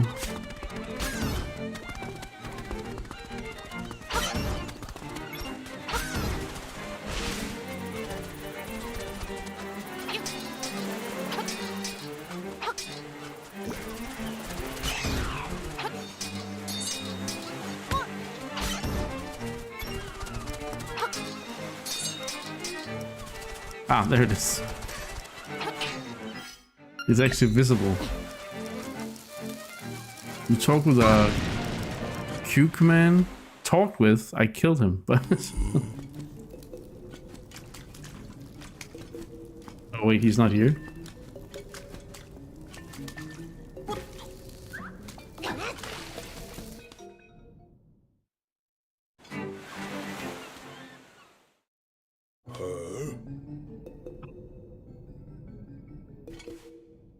Right. We do need to do something. We do need to go to the mermaid statue first.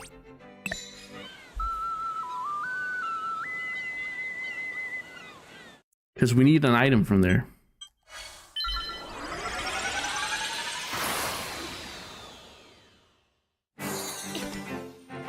And we will need that item for later too, so it's a good thing that we're going for it now.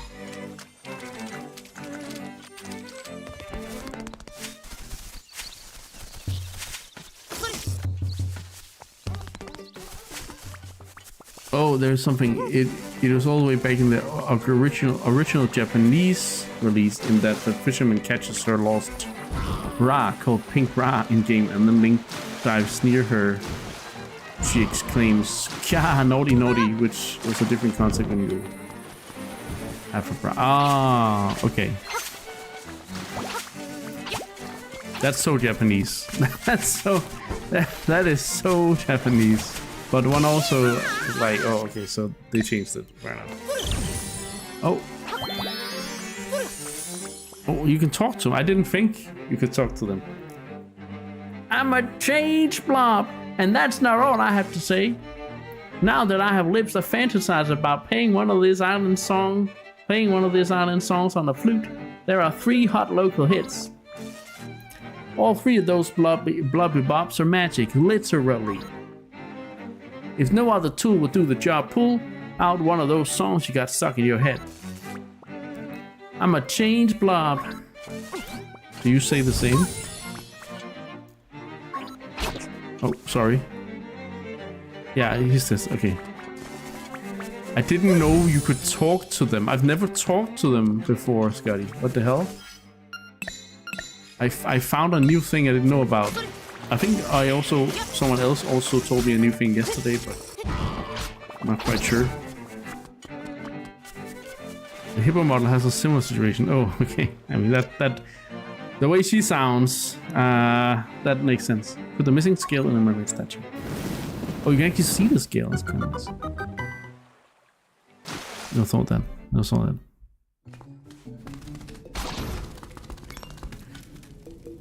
What did we kill there? Oh, you got the magnifying lens. It will reveal many things you couldn't see before. This must be, if I'm not mistaken, the first edition of the Lens of Truth, which is also part of Ocarina of Time and Majora's Mask.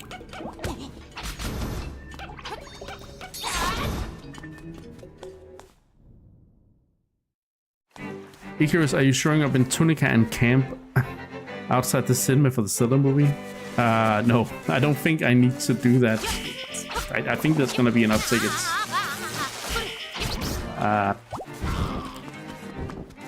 I could cosplay, I guess, but I don't really have a tendency to.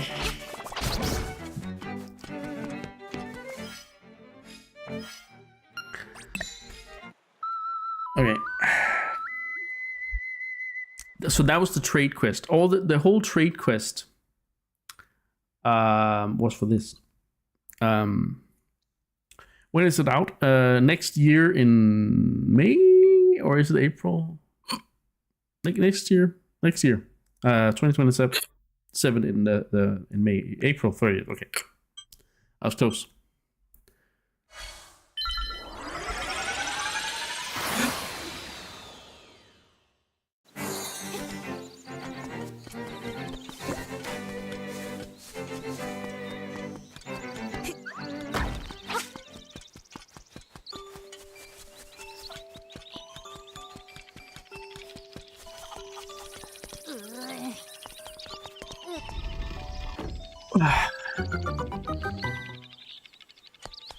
Maybe it's like the episode 1 premiere where they interview the nerds with Master Swords. Probably. They'll probably find someone. A bird skeleton. What's that doing here? Let's try moving it.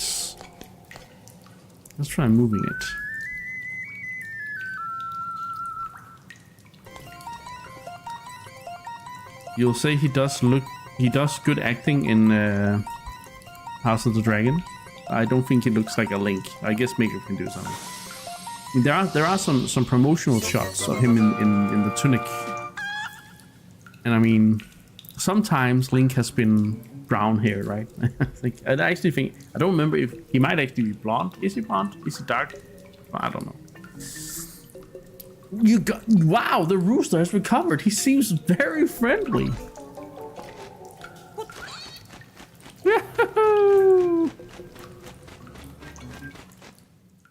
Use the Link cap. He has to earn it first. Maybe this is the same wig. Maybe. The same wig. And he was like, "Yeah, can I borrow this wig for the Zelda movie?" It's said that they're trying to save money.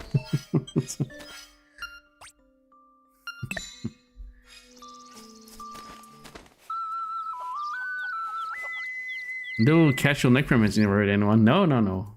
This is a jolly thing. You'll be back later? Alright, champion. See you later.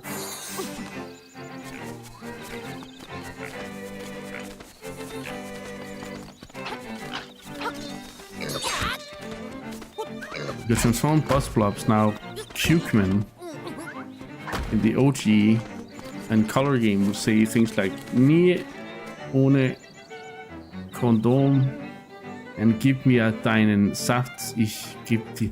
What? What? That sounds deranged. I'm not gonna give them anything.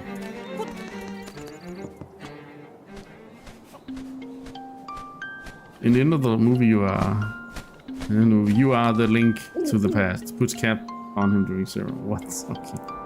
That sounds cheesy. Hoot hoot! Your path is not easy, but you're almost there. Go east, the windfish is getting restless. Okay. So lewd. Ooh. How dare they? Oh, I didn't get that hard. Bye, guys. I got my own ride.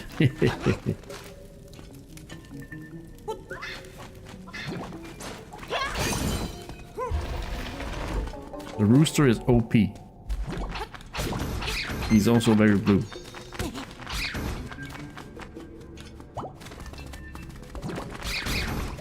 I keep forgetting to use the Pegasus boots. I always use them for everything.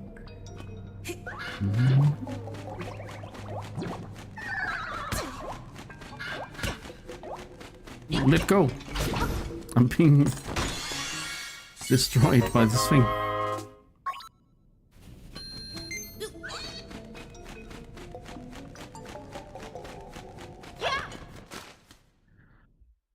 Okay, now we need a key before we can go to the tower. So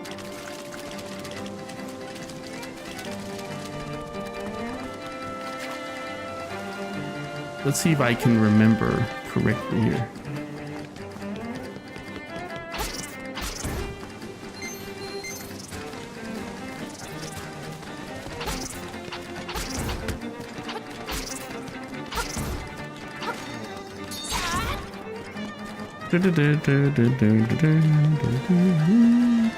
I'm also not a fan of the Telltale Mountains rendition here.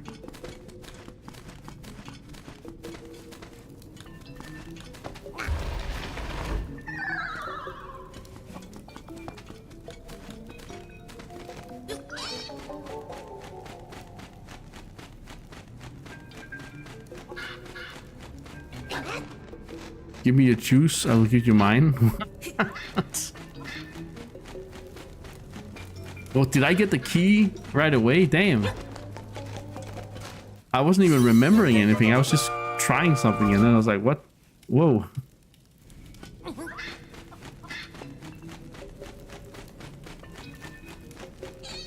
Now we just need to find the keyhole and then the entrance to the dungeon.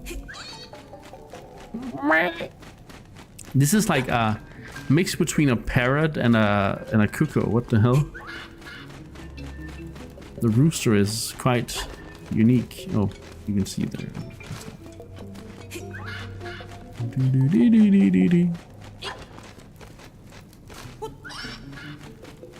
All right, sweet. That was good. That was a good thing. This is how I need to do it in a speedrun, you know.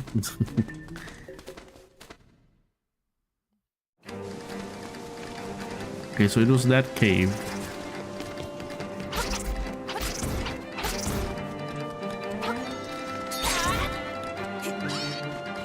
And now we have to go this way.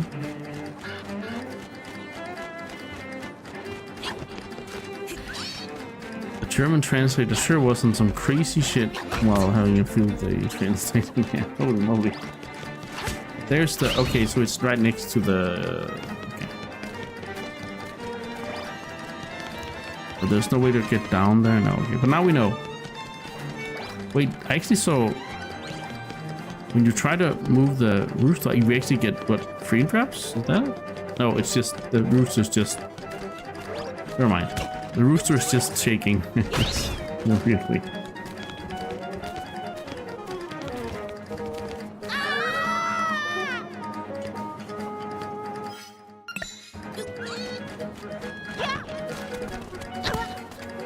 Sorry, rooster.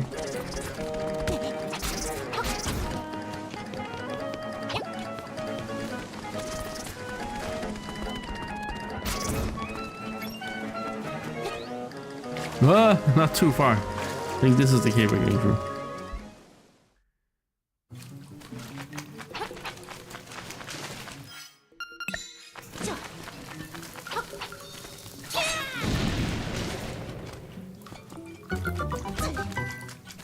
I think this is to the chest we just saw.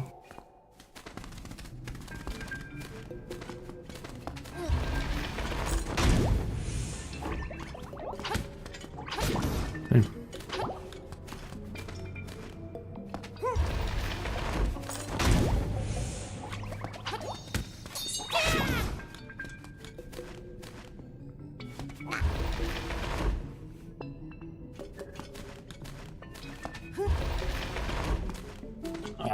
That was a fucking screw up. Okay, I think you also need to do this in the right order, but I'm not completely sure. Oh, that was also a screw up.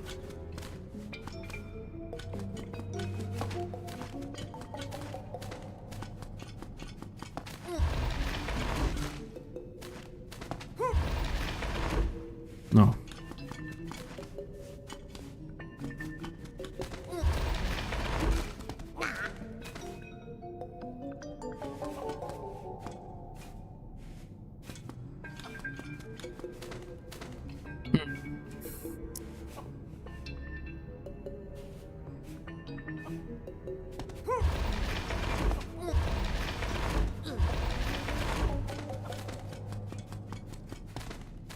That's also bad.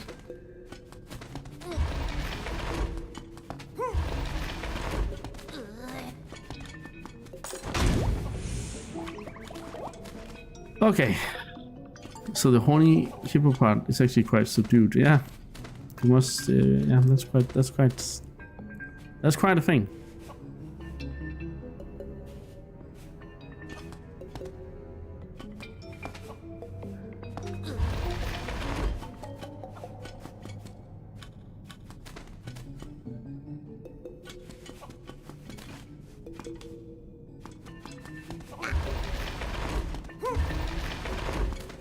I can't even figure out how to get through, man. What the I'm just so bad right now. We can do this. We can do this, and we can do this to get through. But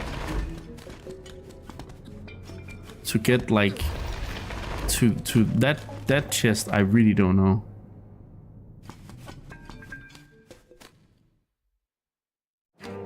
The loopy room is quite the fin name for the basement where you're not champion up. I'm telling you, I will lock you up with him. I will lock you up with him. Especially with that kind of talk. I will lock you up with him. Then you guys can be in the loopy room together.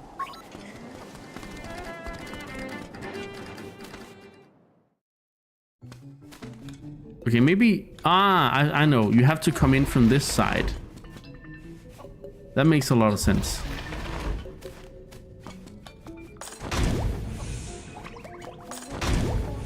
But I don't know if there's an order to it or if you just need to open all of them.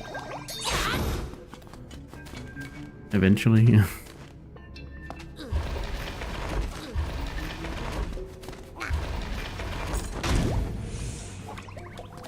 If there is, there might be an order.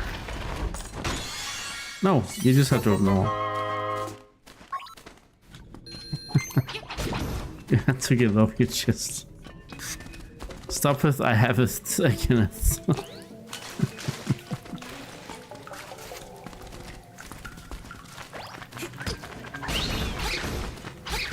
Honk on Scotty.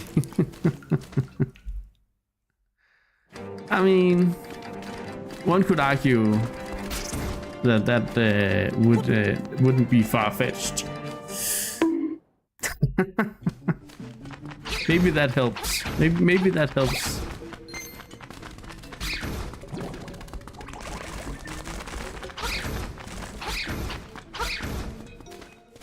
Whoop! And it's like, yes, the sound. I got to hear the sound.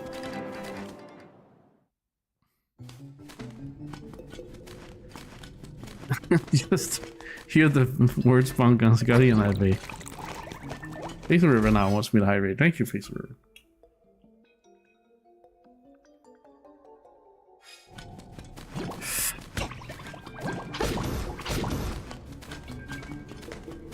I mean, we could just...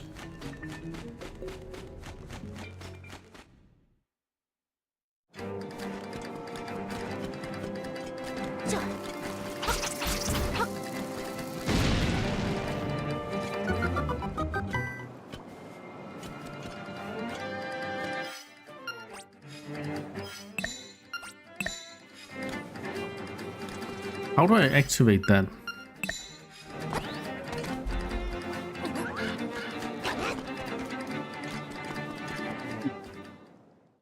Maybe a bomb it actually. No, wait, I used the shovel.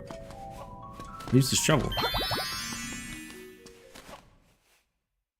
It filled every decibel. I forgot I had a shovel.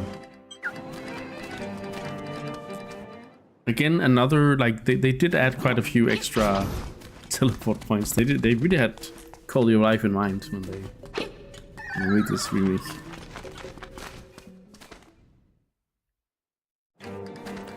Alright. It is done. We have reached the Eagle Tower. The 7th, next to last, the penultimate dungeon of the game. And this one, I hope I don't get lost in it, because this one is a tricky one. Look at that entrance.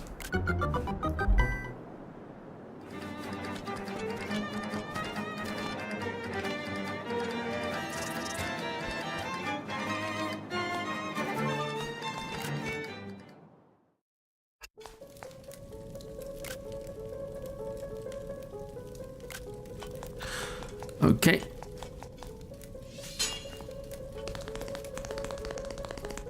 This sounds like a creepy place.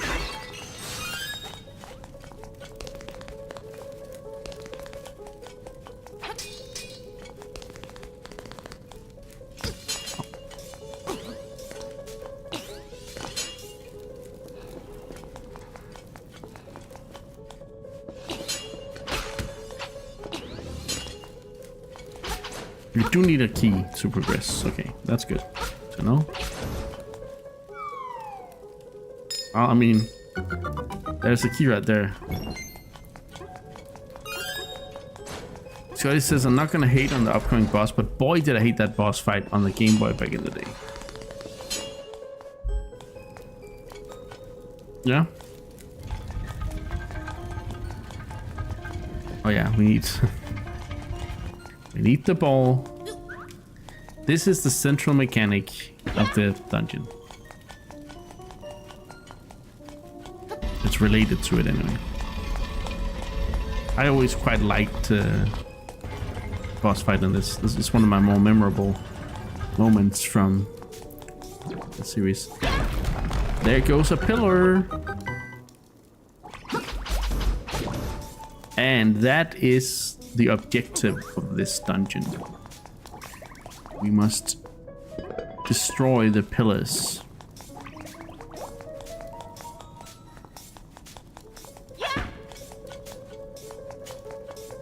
Can I do this? Of course I can. You need to go here. Oh fuck. That's 2 pillars.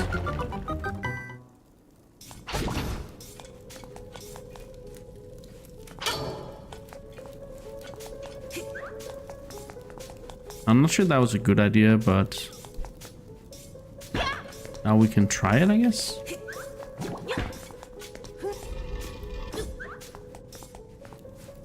Here's another one, but I don't know if we can get there just yet. We can, however, do this.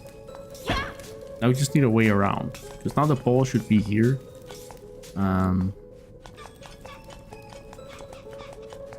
We just need to find a way around.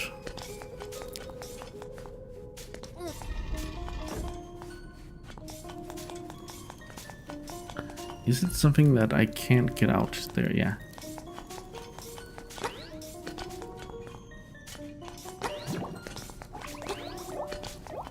So it's all about those darn pillars.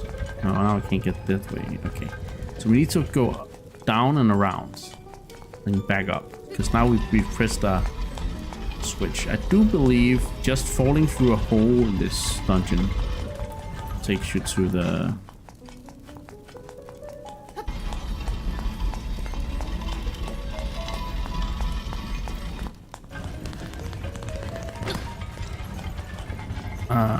takes you down to the next floor. Yes. Quite so. There's also a crystal. So no. Ow.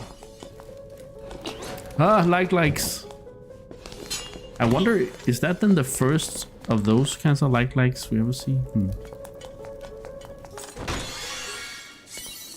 What? You get it this early? You got the mirror shield. You can now turn back beams. Damn. Damn, that's... Okay, we need a key. Unless, of course.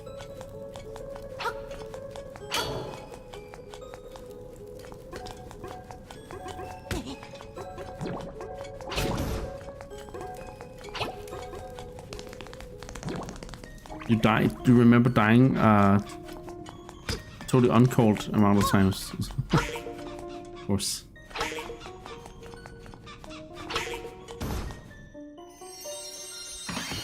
A chest, huh? That seems important. Now this guy is a pain in my behind. But I do think he has something we need.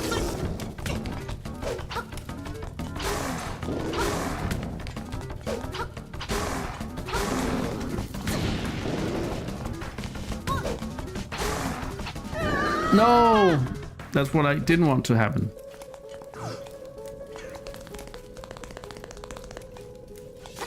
I need to find the freaking button again.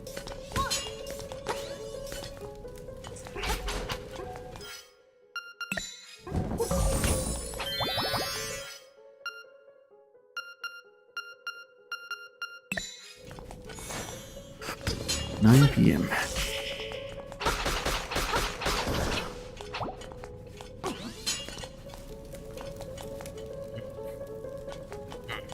Okay. There's no way around it, sadly. I have to do this the hard way. Maybe I'll just skip the Cyclops for now. God damn it, Link, stop it. Stop when I stop. Ah.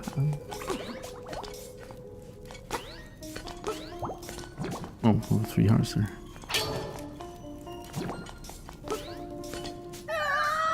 Should just be able to fall down here. Yeah.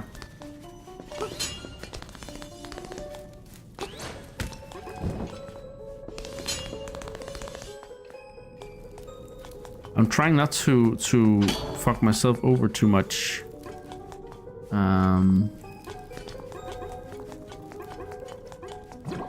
In terms of those pillars, I need to focus on it.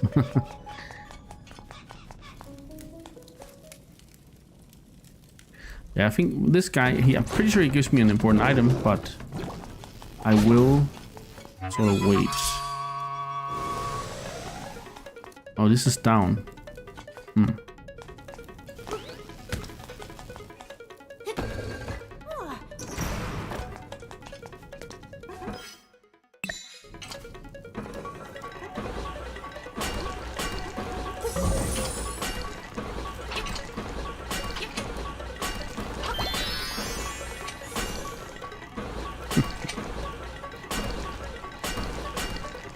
I'm just standing here in the corner.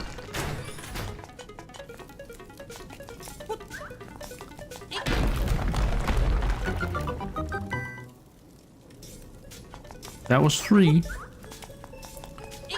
Now I do not remember. Ah, yes, of course.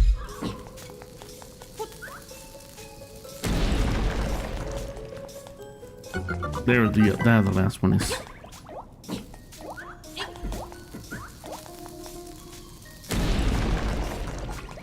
So you need to take back the thing and throw it over from there.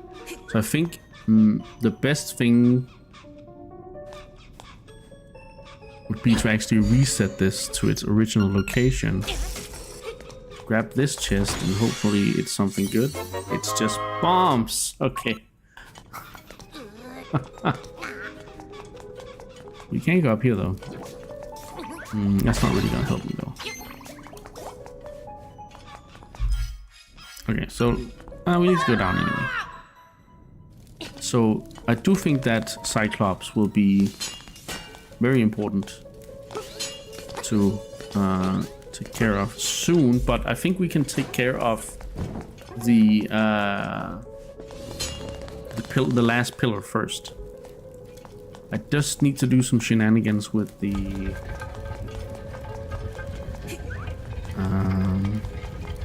crystals.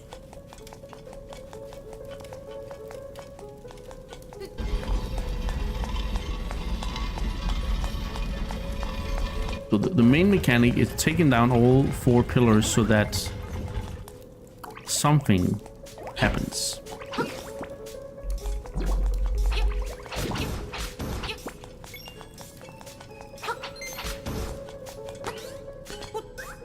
But a key sort of aspect of these kinds of dungeons is usually that people have a tendency to overthink them, myself included. And this dungeon is I think is very prone to that, but since I have done it sort of quite recently, I'm also trying to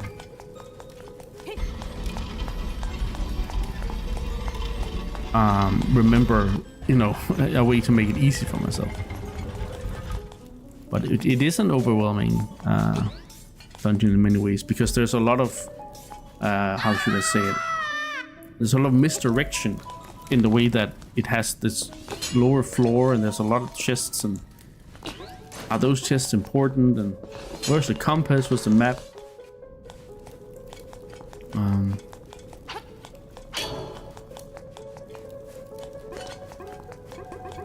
We also need that key, and I think that key might be from Cyclops. So, oi, gonna throw this over there.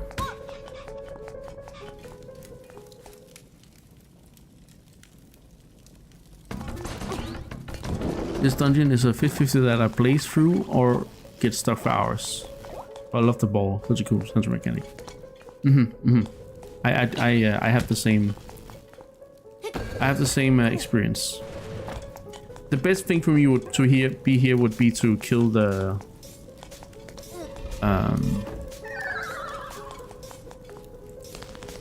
Cyclops, but I don't trust my skills against the guy enough that I do wanna do this first. And now we get a zoom out. Whoa, the tower collapses.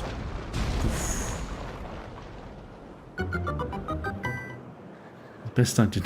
Yeah. Are you by chance from Denmark? Maybe we are related. I am from Denmark, yes. But I doubt we are related.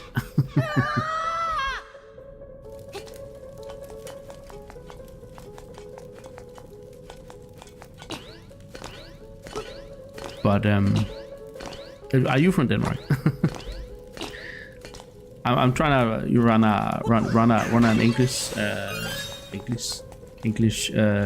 channel, but I have a lot of Danish viewers as well. So all my mods are Danish.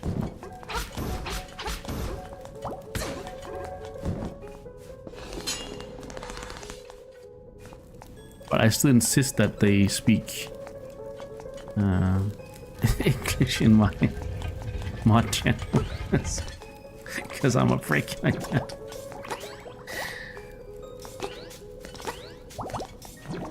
Or maybe I'm just consistent.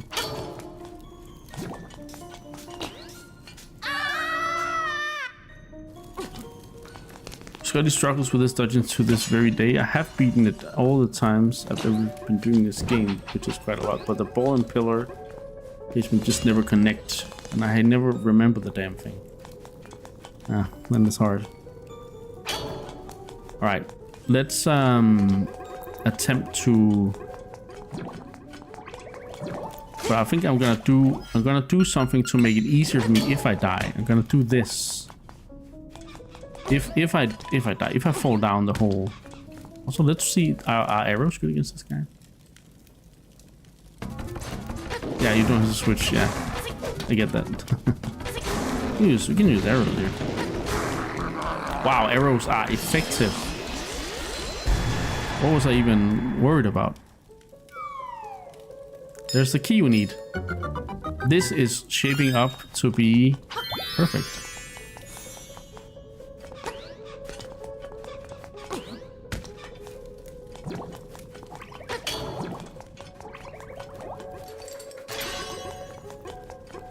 But we do need the we do need the nightmare key. Still. So that must be up here. So it's kind of a two-pronged dungeon in a way. It has like, first you do the pillar puzzle and then you find the nightmare key. I'm not sure what we need the other key for, but it's pretty gonna be important. Oh, we need more than one key. It's not over, but I did do the first part quite easily, quite nicely. Oh, Canada, okay. Do you have relatives in Denmark, Games Guy? Hey, Runt, you think you can take me?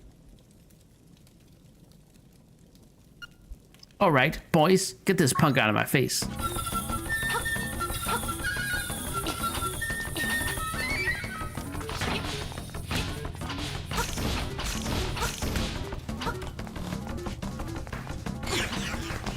You're gonna have to do better than that.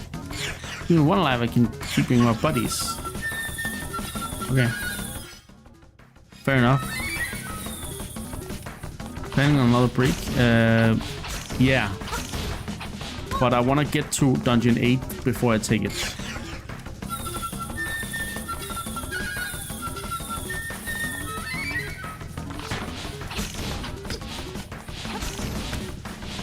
I need to be better at this. Oh, okay. Fair enough. Yeah, I am from Denmark. It is something that is something you can really hear it in the accent sometimes.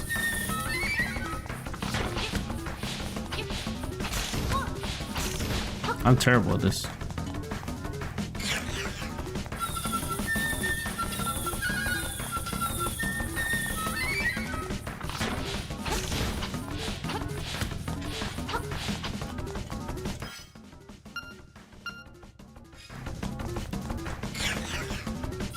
I don't think I usually struggle with this. What the?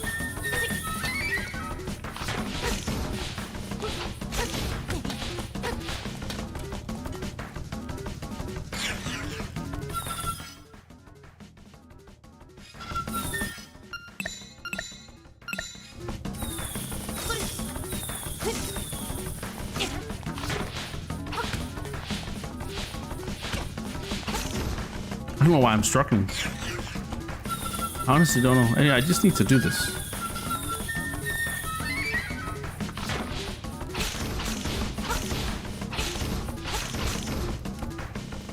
What?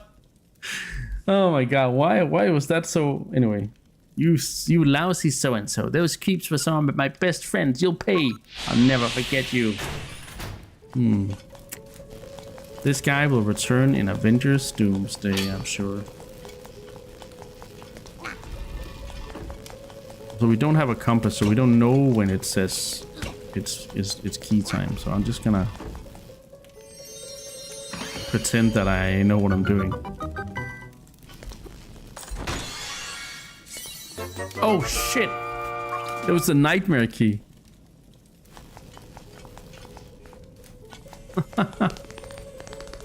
Yay!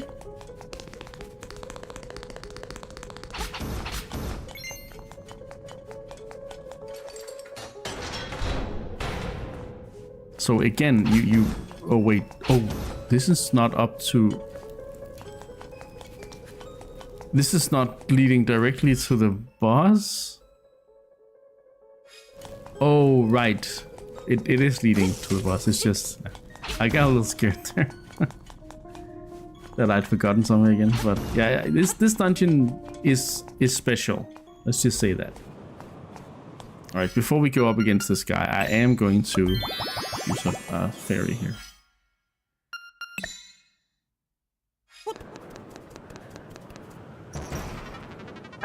I'm not going to hold back. I'm gonna make you wish you were never born.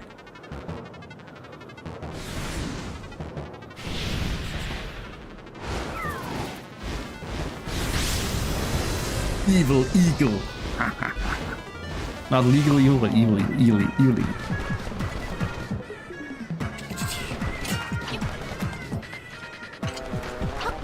Oh, right. That's actually hit it.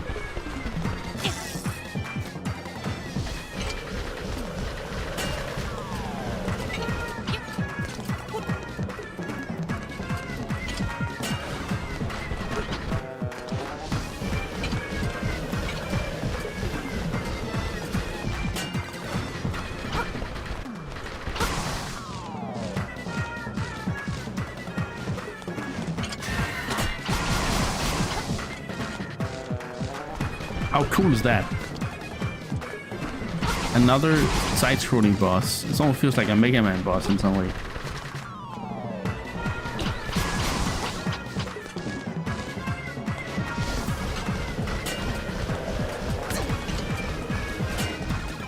Oh, so close.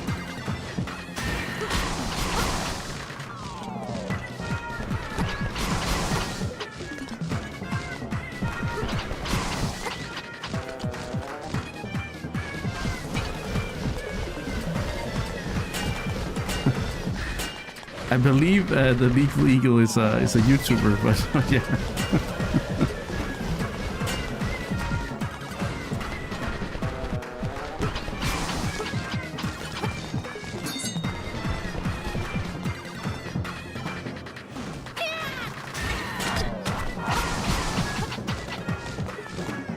He has so many attack patterns, it's kind of crazy.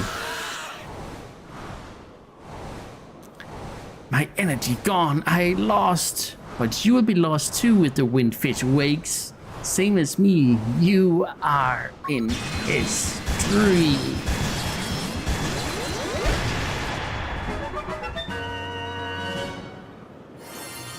I think Mooney just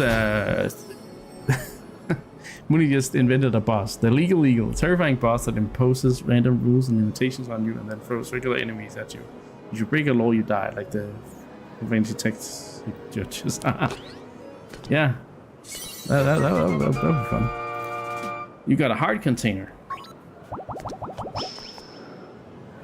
Let's go down and get our instrument too before going out.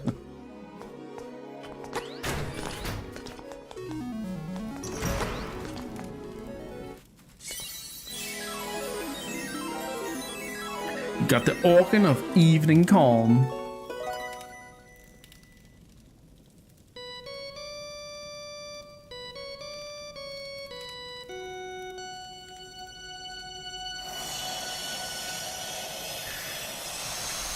Ah, yes.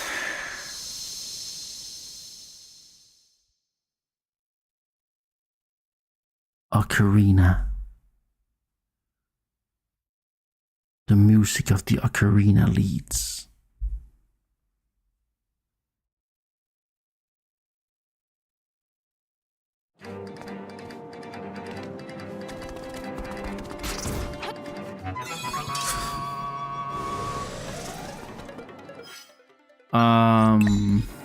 Okay. Actually, no, I think I will stay here and not jump down that hole, because that leads further down. Let's jump here. Go here. I'm only curious on that sometimes. Yeah. Sometimes the head could use some help.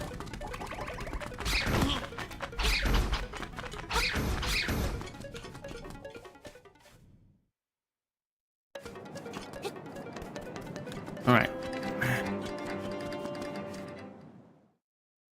Rating. Yeah. You're right. Yeah, I'm just so focused on getting to the next dungeon. Sorry.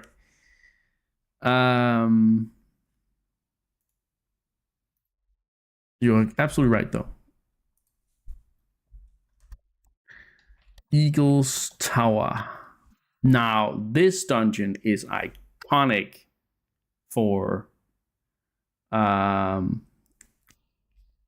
Link's Awakening. When it was timing, you see how it would take me to remember.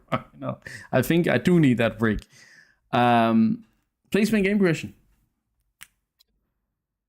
I'm gonna go through the aspects and apply them to Eagle's Tower. This is the penultimate dungeon of the game. Does it live up to that at being a late game dungeon? Yes, it does. There's hard enemies in here.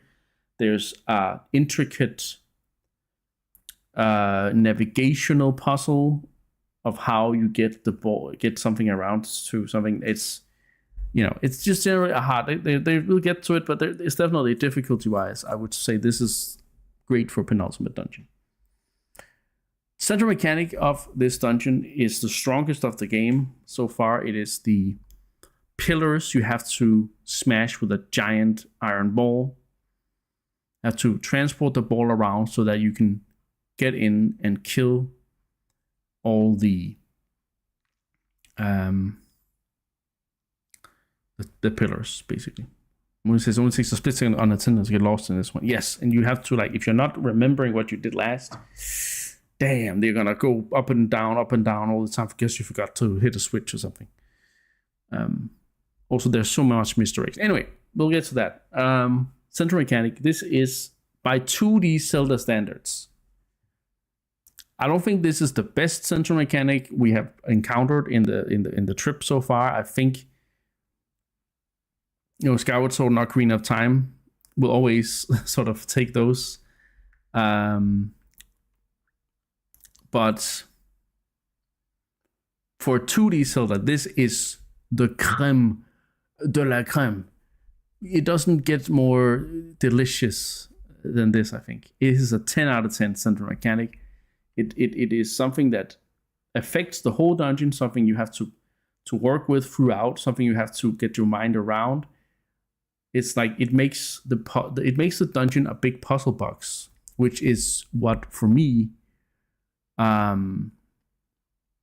makes a good, really good, like that makes a top tier dungeon, right? So Water Temple is pure genius, even if it's a bit confusing. And again, in Water Temple, it's the same as in Eagle's Tower. If you are not attentive, if you have a split second of unattentiveness, you get lost, you miss a key, you forget to do a water level, rise and stuff. So in many ways, this is on the level of a Water Temple from Ocarina of Time in terms of complexity and so on. So 10 out of 10 central mechanic. Next up is the puzzle complexity. Again, the central mechanic of the whole puzzle being the dungeon, I will not really say that has anything to do with puzzle complexity. There wasn't really that many puzzles other than how to get the ball across. That's not really a puzzle. So I'm going to skip this aspect as I've done much of the time in this game. Execution requirement, eye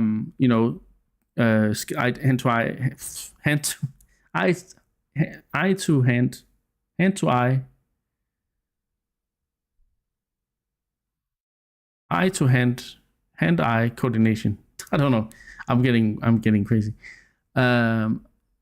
Coordination of eye to hand movement. And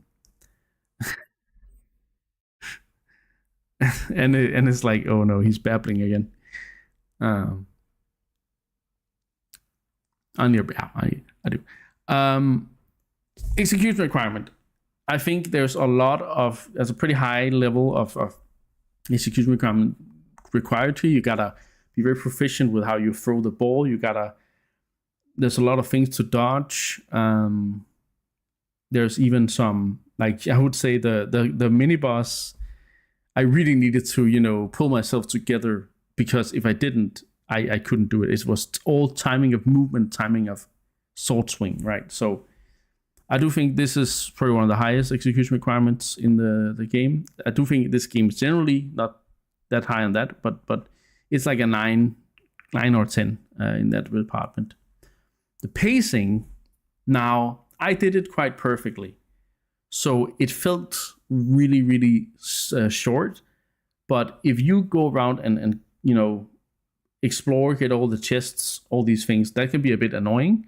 But that actually makes the dungeon have a pretty good length. I do think if you get stuck on the pillars, that it will become a long dungeon, but that's on the player. That's not really on the dungeon's design.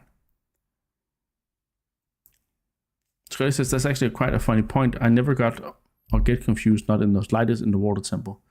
But in the Eagle's Tower, that's a whole other kind of one. Okay, that's interesting. I kind of have the same experience in those. I can quite easily forget where I am. That's why when I speedrun Water Temple, for the longest time, I needed to use a guide that I had written down step by step, that I had made segments for, like, and this is segment 1.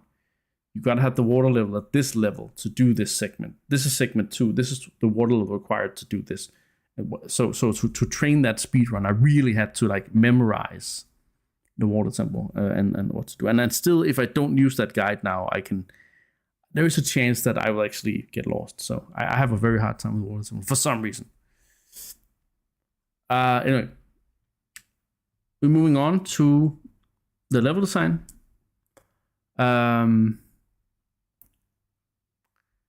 It's a tower. It has 3 floors. And at some point, or maybe I think it has 4 floors, at some point you need the top floor to crash down on the 3rd floor. And I think that whole thing is just the way that they could make the level design work with that is just really freaking cool. Oh no, you clipped it.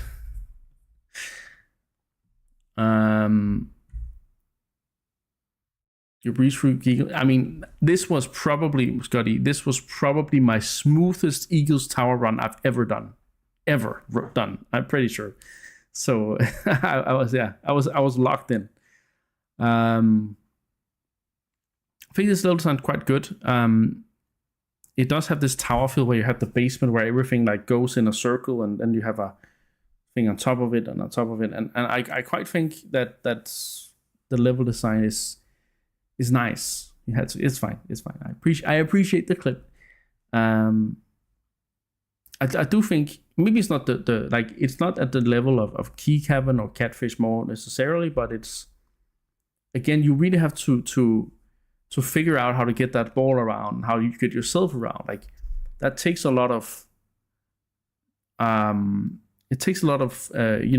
dedication, a lot of locking in, and a lot of figuring out how to get around that. I actually think that's the level design strength in this. So it might be quite high. I don't know if it's as high as the others, but it's quite high. It doesn't stand out in the same way, but it is still, I think, just because it doesn't stand out, it's also its excellence. It is very intentionally designed. Hey, welcome back, champion. You just missed Eagles Tower. What's up, Cosmic Zoe? What's up, nerd? Oh my god, are you calling a pot or kettle or? Welcome in. Okay, so where are we? Level design, dungeon theme.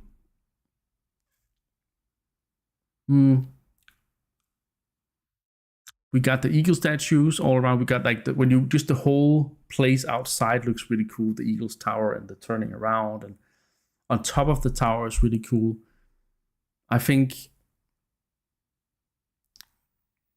it's sort of like not necessarily inside that is the most sort of appealing about the dungeon theme, but I do think it really has that. It really nails that tower feeling so well. James says I missed my favorite dungeon. Yeah, I apparently, according to Scotty, I breezed through it. So yeah.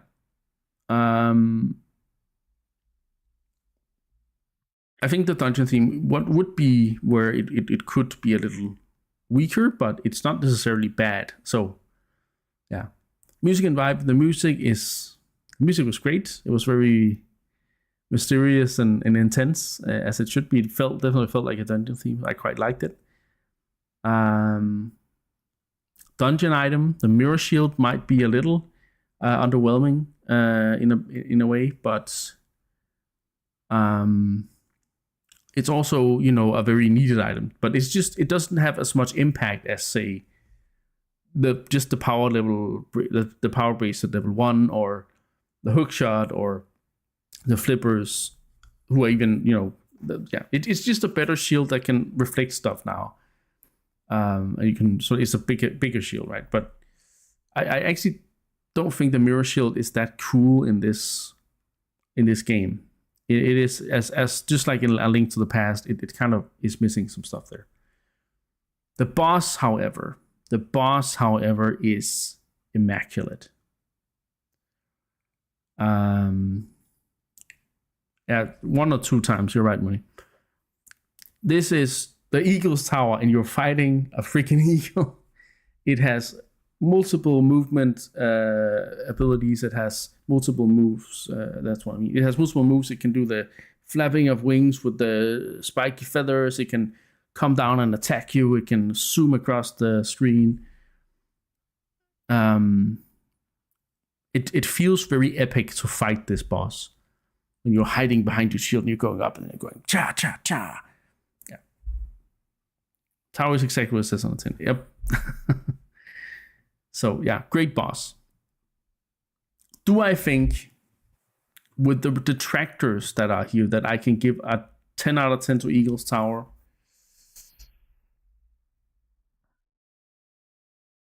I don't know. I want to give it a 10 out of 10. But from the criticism I just gave it, on the few points, I kind of feel like it's hard to give it that perfect score. But I also have a gut feeling saying that this is the best dungeon in the game, which it is.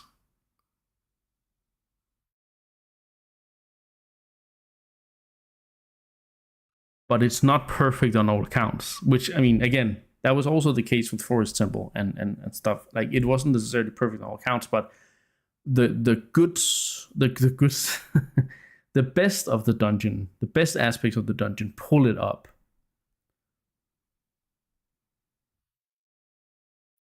So it's either a 9.5 or a 10 out of 10.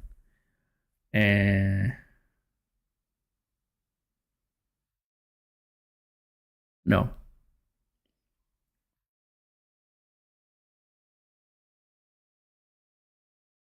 You know what? 11 out of 10. I'm gonna go with my gut feeling, and my gut feeling says 10 out of 10. So yeah.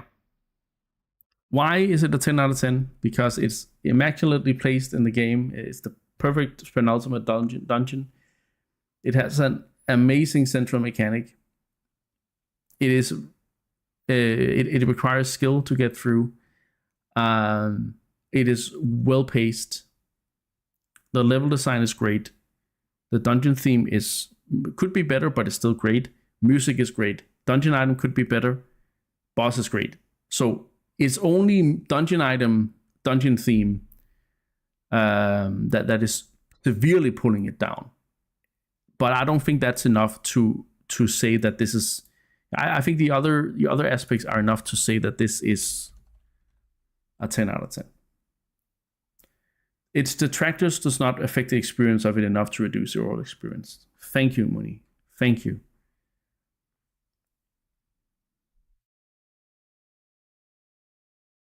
James says, no.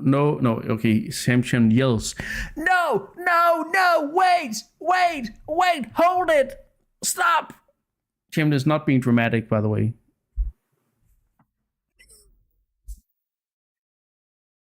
I know where this is going, and I will not have it.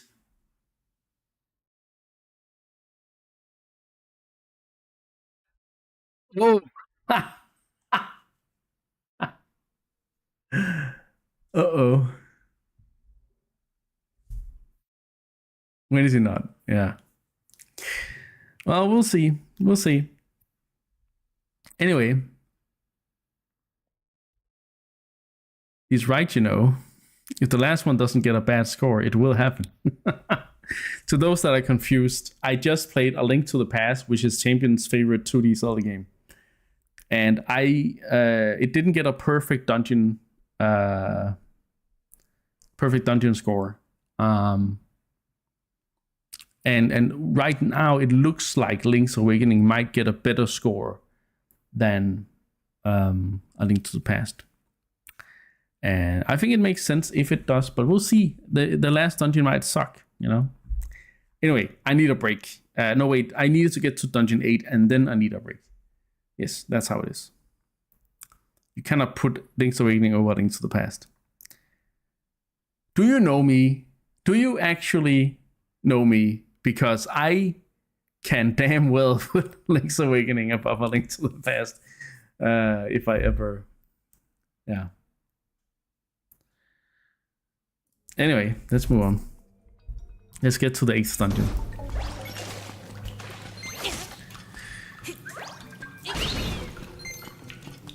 But, you know, there are other things that, you know, could pull the game down. Like, the game doesn't necessarily get a better score. It's just maybe the dungeons do. The dungeons is just... I don't know what I'm doing here. The dungeons are just one part of many aspects.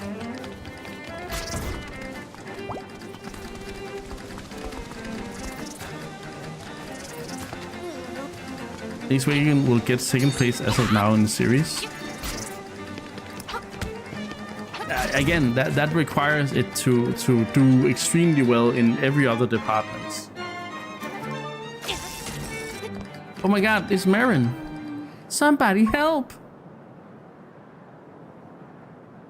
Hey Link, some monsters put me up here. What should I do? I'm afraid of heights. What the hell did the monsters do? Why did they put you here? Stupid monsters. Yow, that was a surprise. Link, thank you. Say, Link, I don't know how to say this, but... Bad timing, Terran. God damn it. Marin! Huh? Terran?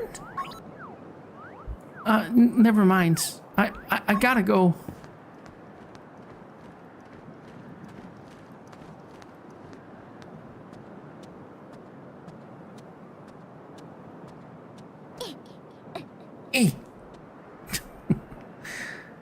Damn it, Terran. He's like, oh shit, the owl was spying on him. Woot, that girl sang her song in front of the egg. Her ballad of the windfish is a song of awakening. Did she actually intend to wake the windfish? The next siren's instrument is in the west. Play a melody so the unliving stones might hear. Show your courage. The windfish waits for you. Woot.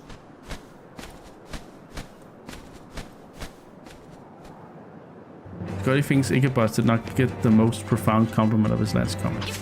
Oh no. Let me see. What did you say? Scotty say, well, measured with my standards, your pace through Eagle's Tower was Pietro Maximoff or Barry Allen type sumis, my man. Wow. I don't know who Pietro Maximoff or Barry Allen are, but I think they are fast people. So I think I did a pretty good. Oh my god, that one in. Is that a repo bot going? Yep. That it is.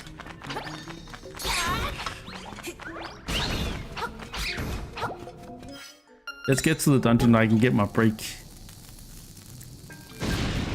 I'm bad with sports people and their names, Scotty. I only know Messi and Ronaldo because people can't shut up about them. Hey, 4 pieces of heart.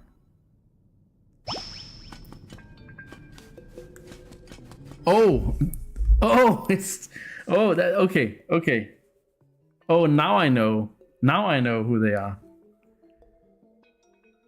Yeah, of course. Why didn't you just say that? Why didn't you just say Quicksilver or the Flash? Like, I know now that's true. Barry Allen. Yeah, that's true. Barry, he's the Flash. And Pietro, I only know Quicksilver from Age of Ultron. So I think that's why I'm not very familiar with Quicksilver as a character in the Oh my god. I'm getting punked for forgetting stuff. Look, I'm in Zelda mode. I don't really care for much other fiction than Zelda at the moment, okay? It's just I'm in my Zelda phase again, mom. Jeez. Fair? What do you mean fair? That's not... Active Hand the Flash is a free. I mean, hasn't several people played Flash now at this point? I don't even know.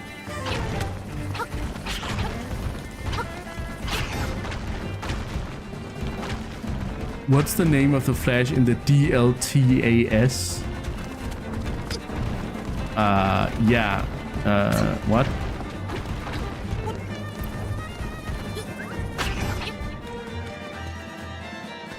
On TV series. Well, look, I haven't watched anything with the Flash other than Superman versus Batman, and I didn't like that movie very much. but it was a cool Batman design, so this has that going for it.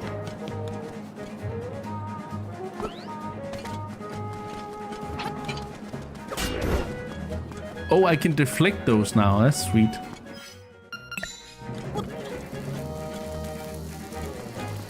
Go in some people's houses.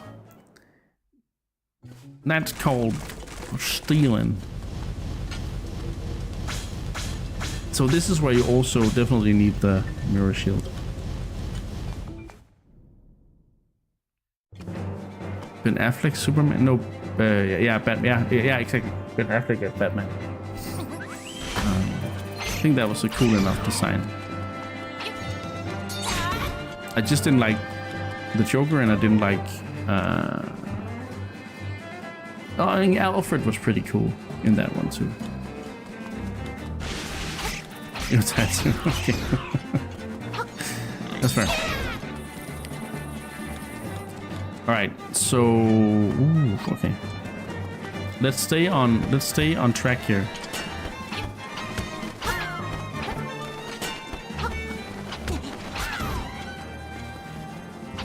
We're almost there now. This is the entrance to the dungeon.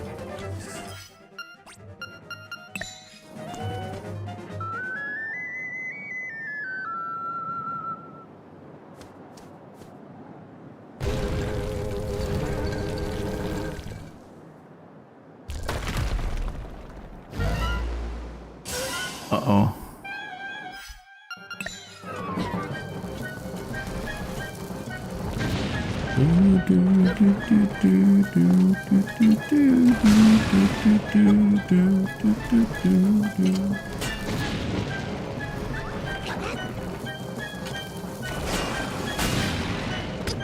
There's a dragon in there.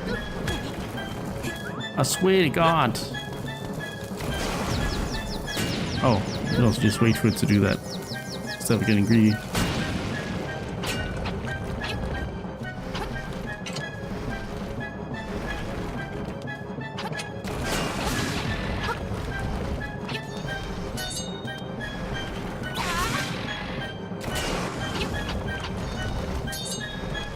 What's it doing up there?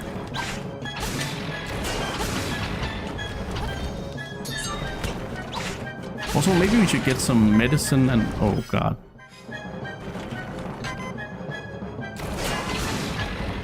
I'm just gonna take it easy here. Oh.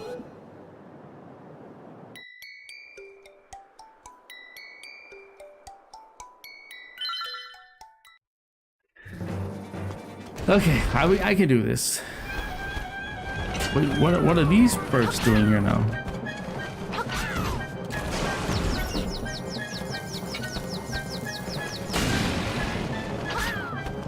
I mean, they were still there before, but like, he wasn't awake at that point.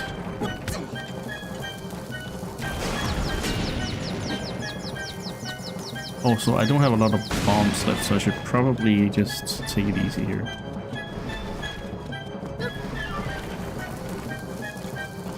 Or just...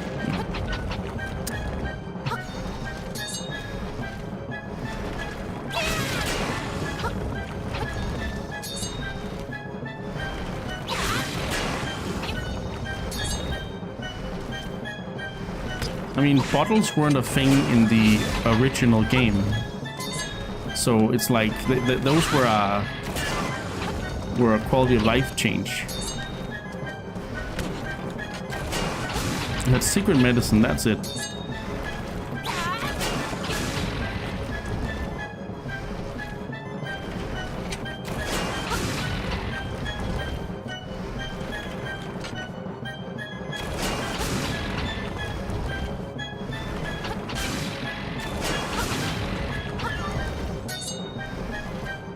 Does seem he's going fast. Oh my God, I was too close.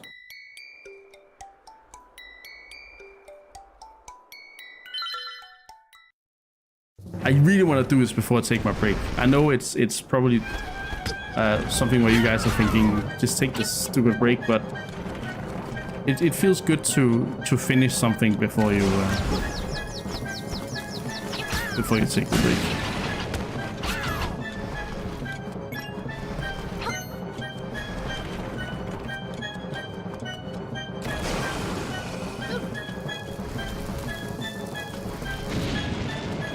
But yeah, I don't have a lot of bombs, so...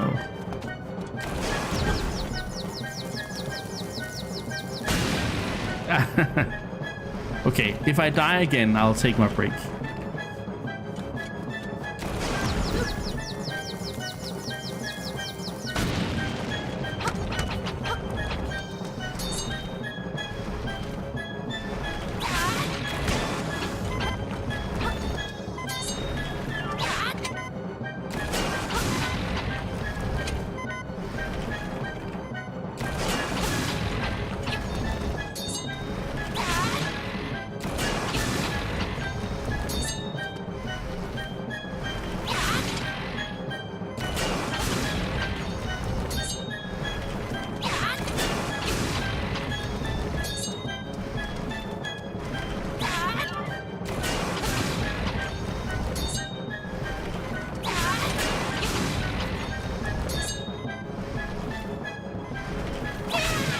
To be fair, I also have a little one sword here. It's time to really show.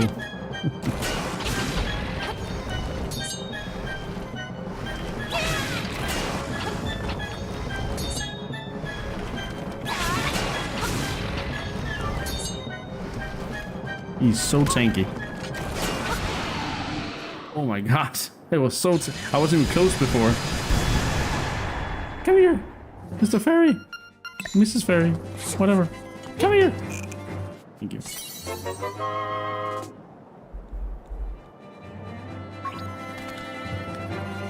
Okay. We have now opened the dungeon, which means I'll take a break, and when I come back, we'll go get some medicine. So that's why I'm gonna go to Mambo's Point. So it's break time. I'll see you guys on the other side. Scotty says, to extend my last comment, whenever you mention me and sports in the same sentence, there's definitely a bunk in the air. Oh, you made a sports joke earlier today on End Club. I'm just saying. So, so maybe it's not that much of a stretch. All right. I'll see you guys in 5 minutes or so. I need to bathroom break. I need to switch my legs and clear my head.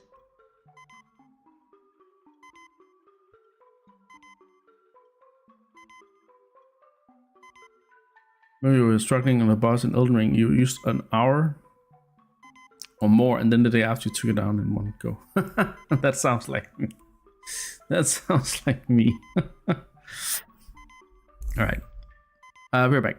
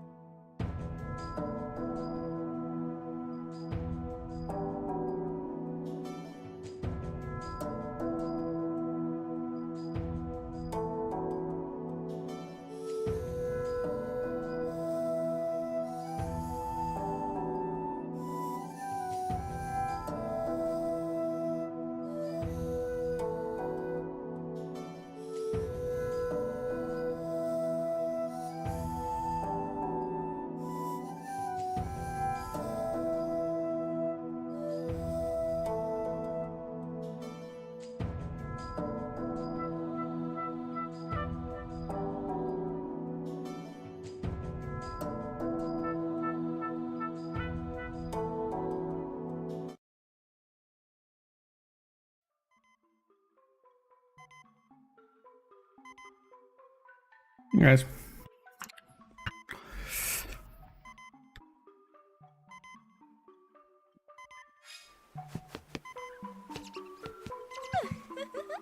Hi there, big guy.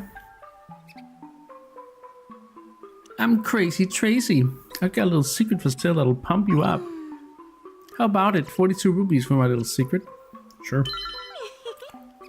Come here and I'll rub it on you. There. I've applied my own secret medicine. It'll take effect when you lose all hearts. Drop by again, big guy. Here's some bonus treatment. Behold, your hearts are full. Actually, I was going to use that to get my for dice. You are crazy, Tracy. Oh, sorry. Sorry. I just threw a pot in her face.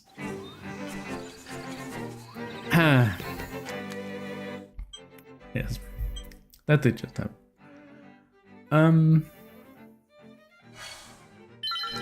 It's dungeon time again.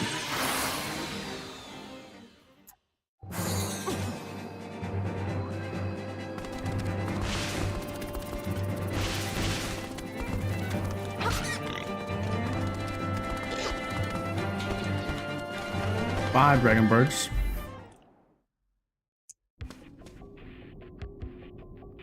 Go to rock. Reminds me.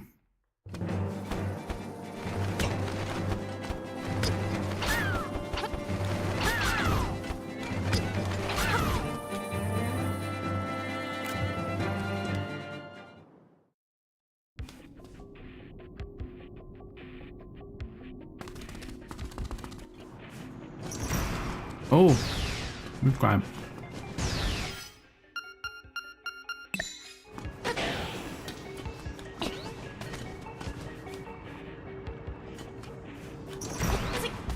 We can take him, can't we? We can.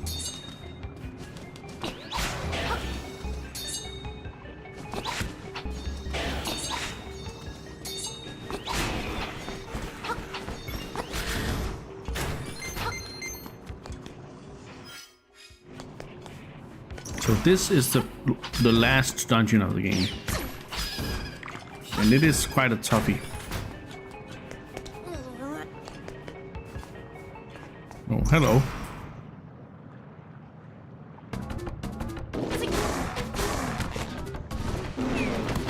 Ow.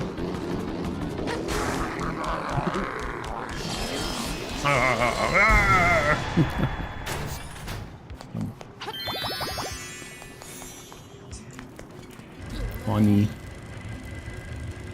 This is probably the main mechanic, the central mechanic of this dungeon. It's these robot thingies you gotta control.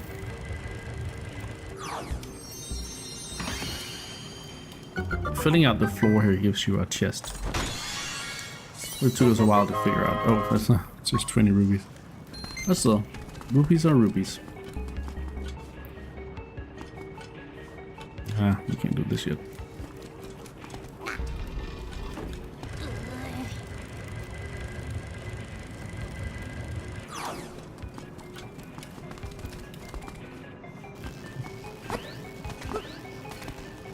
La la la la la la la la.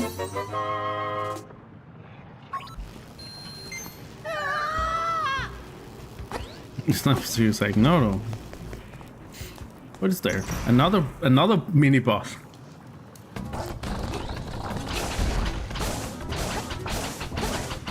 I feel like a bully right now. Oh my god.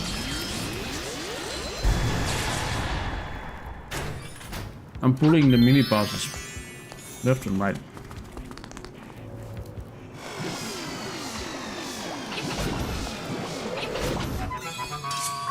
Oh, okay. Compass, nice. We needed that in the last one, but got through anyway.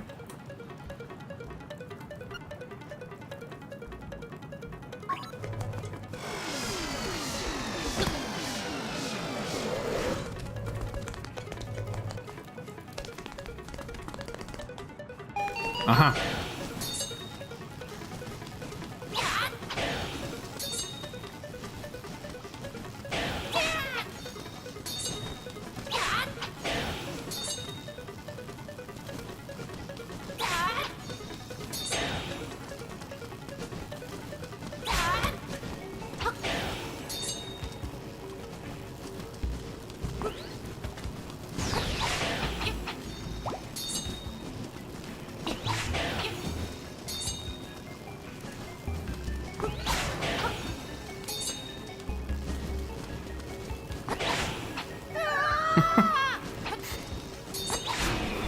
There we go.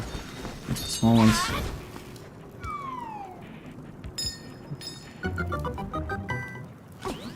Give me a key. I need you. At some point, probably. Turtle Rock. This is the same name as the penultimate dungeon of the dungeon for the final dungeon. In Alea Leads to Pass. Pretty interesting.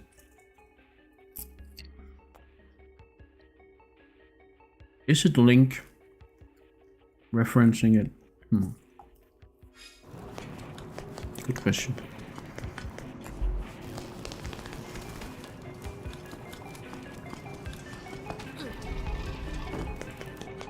It's nothing like that dungeon. Like, this is actually so far a little more exciting.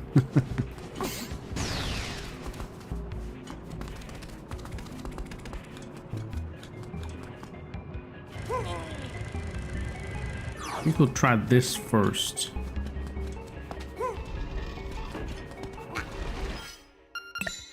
I have one bomb. Oh god, I need to get some more bombs. Something that. Nice.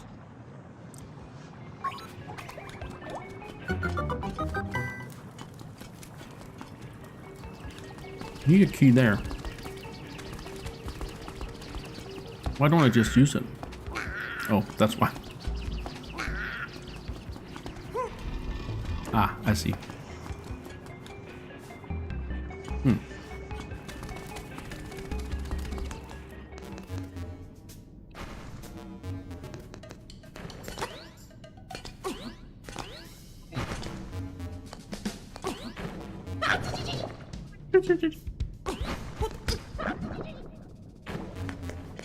Don't jump on this one. Whee!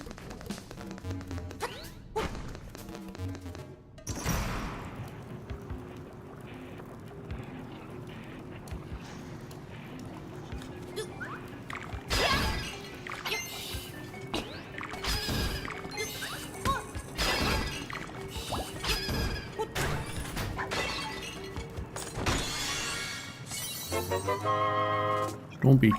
Okay. Not bad. Oh, another mini boss.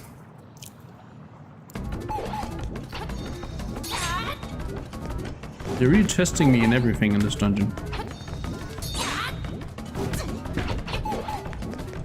Oh yeah, oh yeah. I don't know what I'm doing.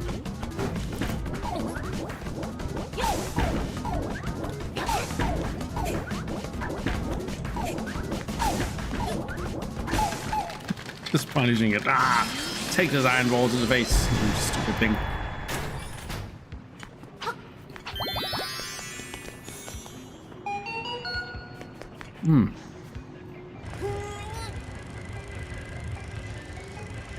This one is... oh, fuck.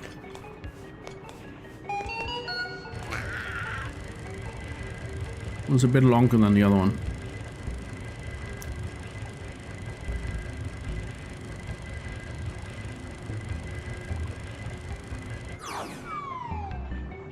But we got a key.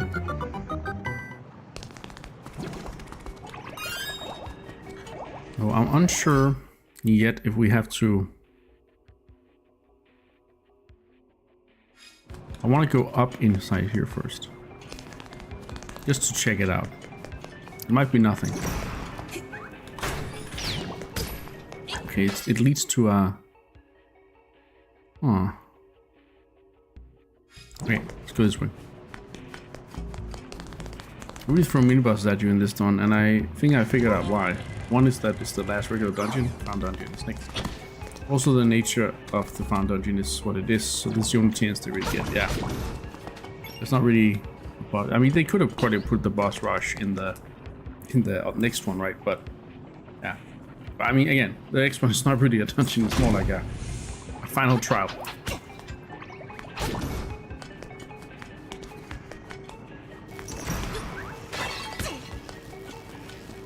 You guys got some bombs for me?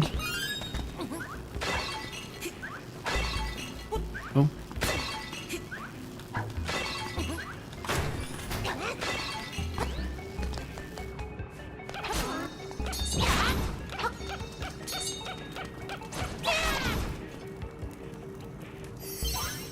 Huh?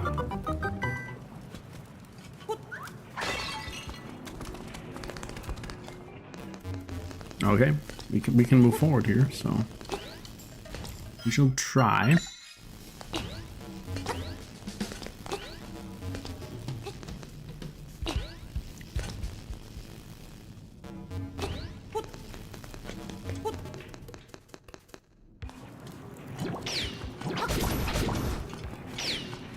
Ah, so that's to there. Okay.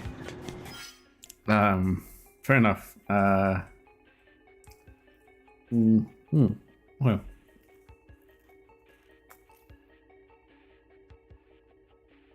We can have an idea as to where we're going.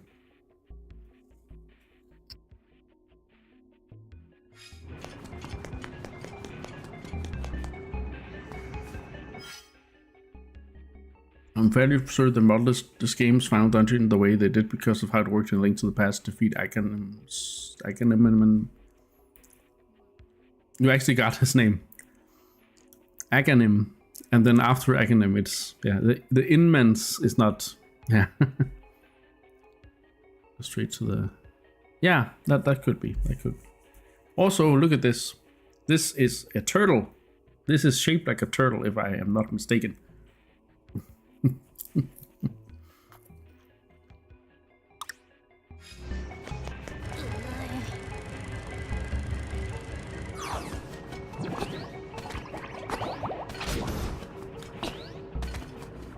Well, what do you know? They freaking did it.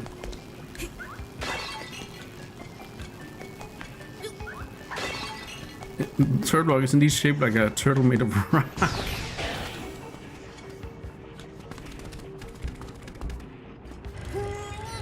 Who would have thought? Who would have thunk? Even.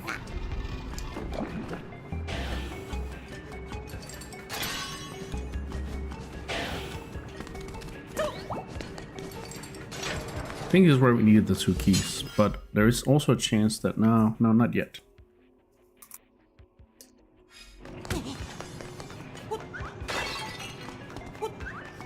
If I'm not mistaken, there are ice blocks in this. No. Let's explore this real quick. Can I go back? I wonder. I can, okay.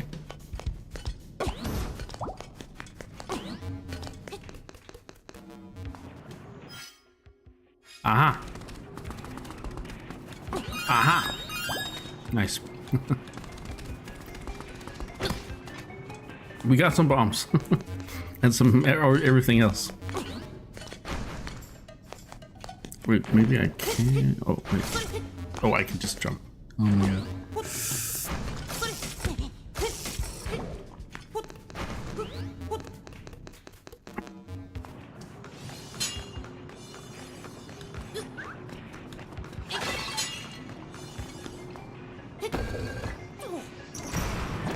Okay. More bombs. What do you say? Check from a higher place. Okay.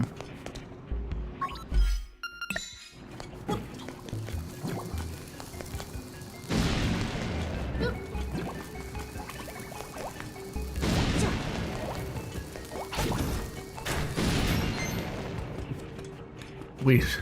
Oh. I saw those cracks.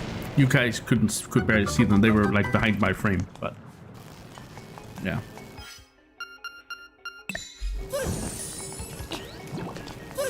Does this do anything? No, it's just a locked thing. Yeah, let's use magic powder on that. I think this will be. I mean, it's gotta be important later, right? It's a locked thing. Lock.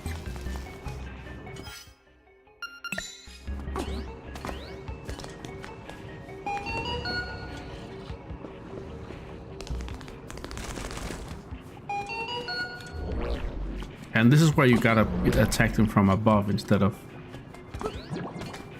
what you would normally do. Okay, there's a lot of locked things here.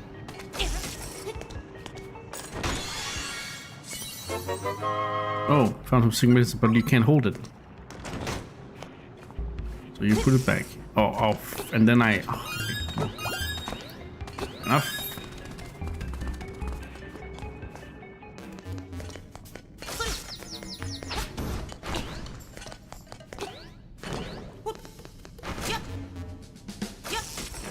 Yeah. Okay, so we need more keys. Quite a few actually. That one we need to go in from above.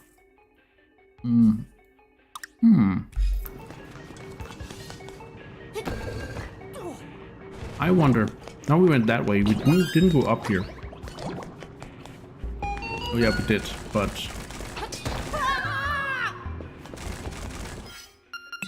is there a secret way there? No, okay, it's not. But there is a key in this room.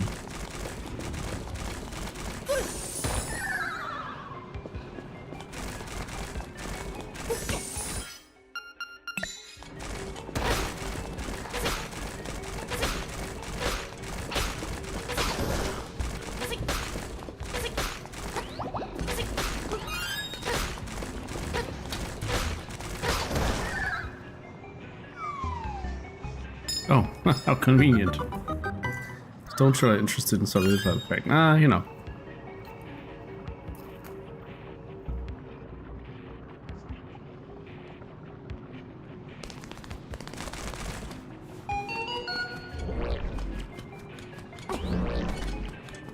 So now I gotta remember, like, not remember, I gotta figure out which one.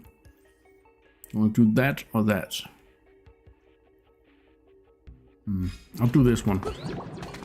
I mean, it's not like we can get locked out. That's the nightmare.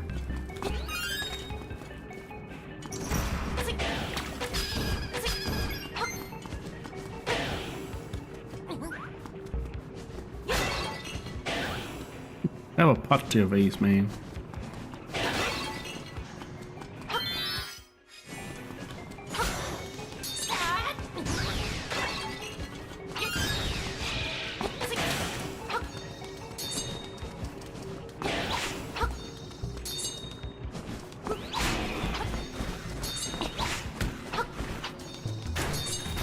Oh, okay, they just disappear if you don't.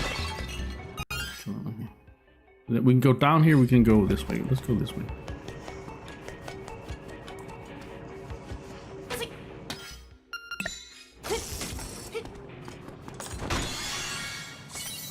Okay. I could kind of imagine that it was not a key because I didn't get the sound right. So.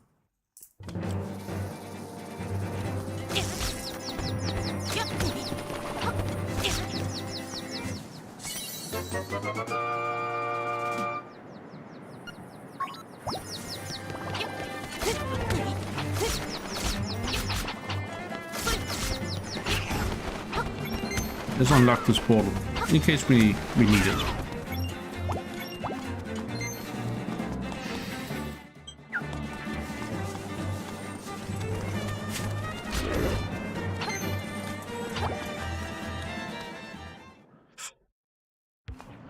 Hey.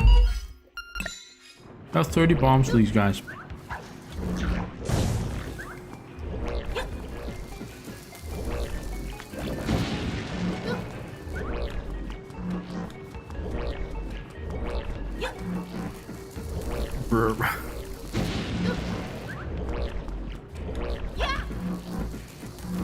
God damn it.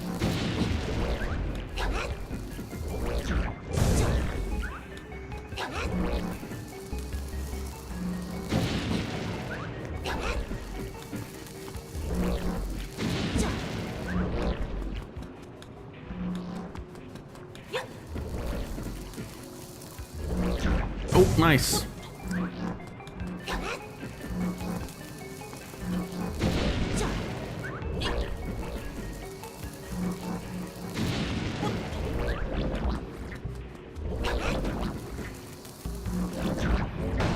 Okay, that's one. Oh, lifted.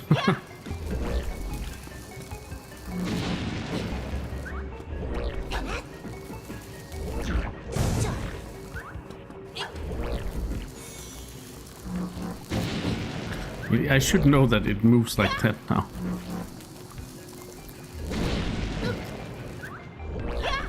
Oh my god. That's not what I wanted.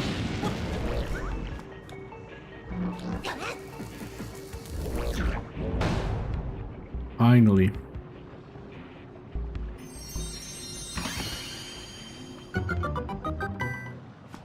And let's give us another key. We have 4 other locked places. Aha! I have a feeling you could do that. Okay, so let's see. We weren't done over here.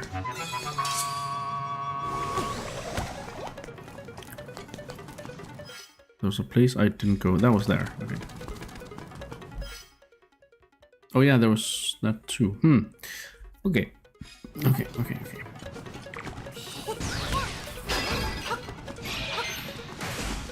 We don't need to kill this again. We just go down, and then this is a little puzzle where you actually need the bow is actually required. Oh, I didn't.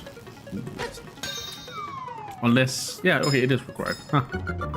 Are these called the dongos? I'm not actually sure if they are. They feel more like a. I don't actually know what they seem familiar, but yeah, I mean, other than reminding me a little bit of the dongos. But, yeah.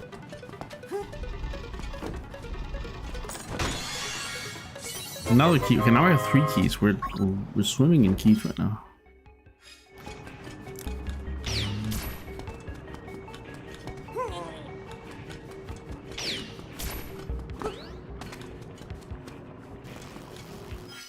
Would it be good to go over this way and around? And there's that one as well. Let's try and go back a little bit. Got 3 freaking keys, man. It's insane. In the membrane.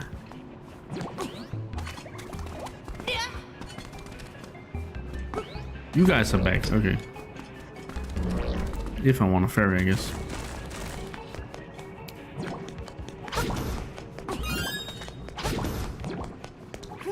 Oh.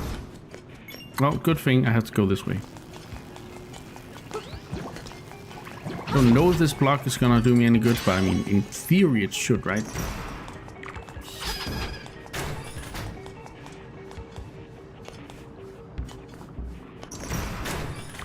Oh, there's a bunch of blocks. Wow.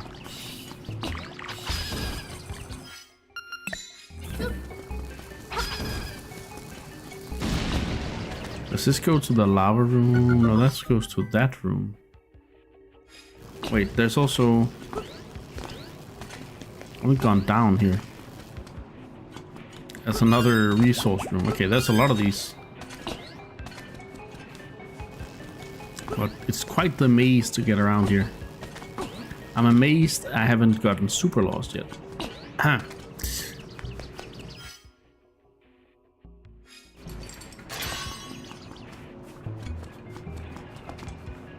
So, okay, so I'm basically guessing that we're gonna take this staircase over to there. So we do need another key. We also need the dungeon item, obviously, but...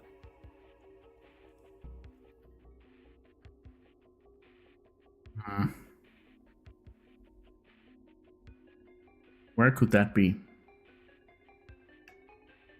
That could be at the end of all the keys, of course. But we do need another key.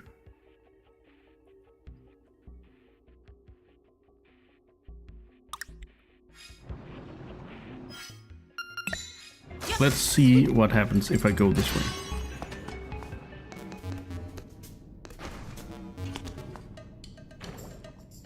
Ouch.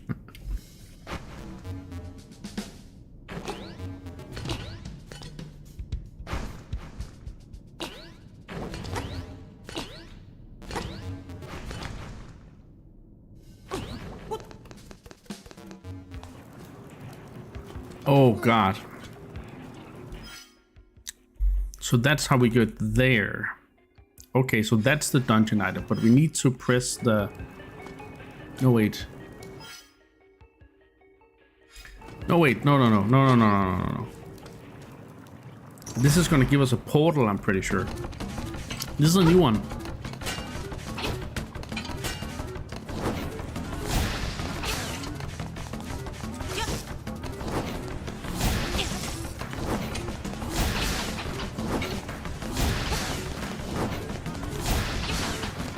Another new one. Like he's not other places than this dungeon. Is what I'm trying to say. He's not a redo like the other ones.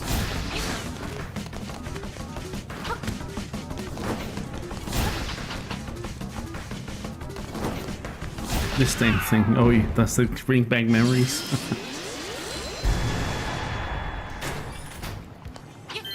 Yep.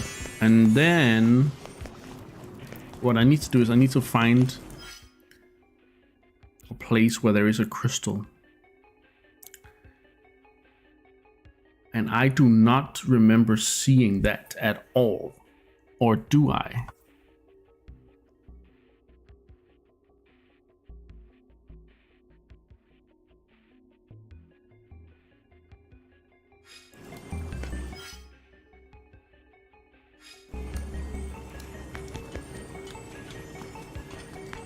There's only one way back. He's taken as a reason. You're like, well, don't illegal. He does? Oh.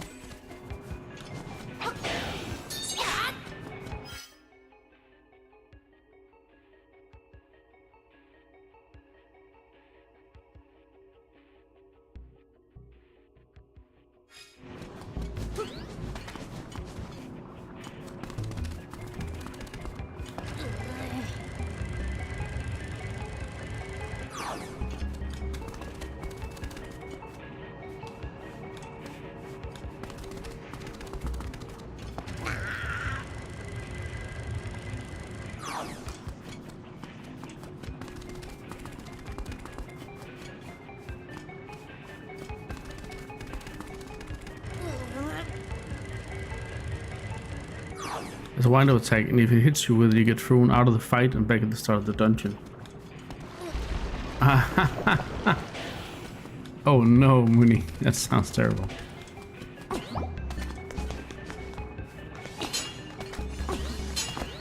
Let's see. Have to get back down there. How does that happen? What happened from here? I think it does. I hope it does. This one is a toughie. You've been here half an hour now. Okay, so that was wrong.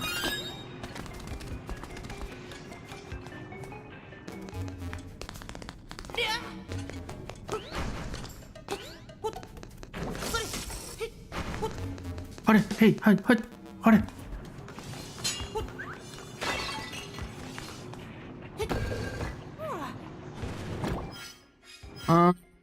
I want to get down here. I don't remember how. Oh, now I remember how. I think. Yeah, now I remember how.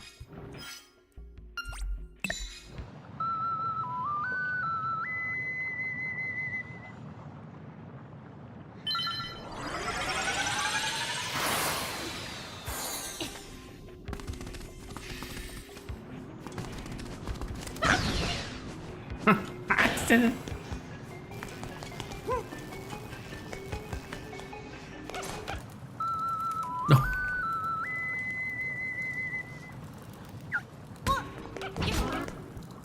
No.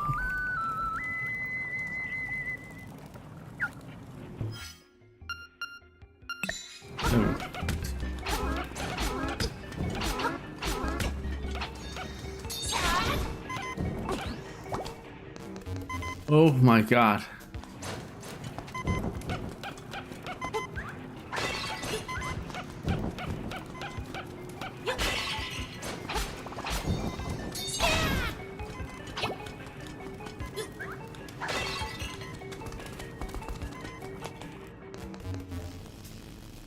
I need you to see this out. Put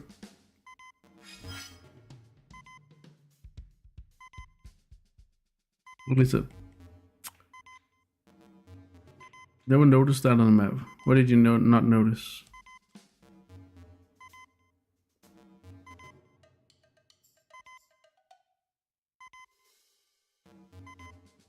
It looks like a turtle.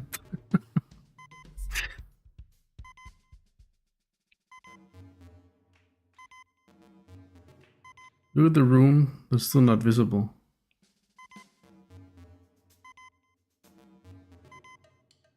Yeah.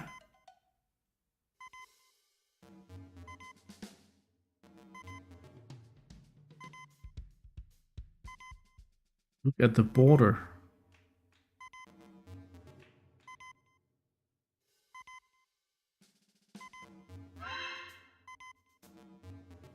Like here?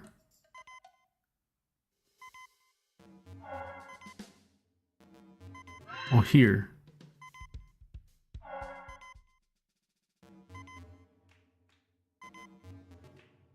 Oh, right.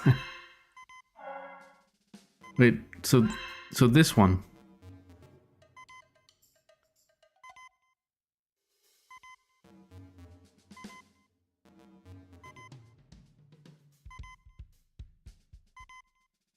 Look at the middle of the walls.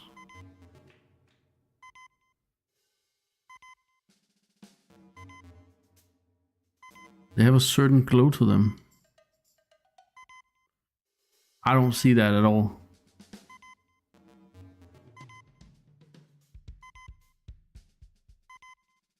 Oh, is it the shadow?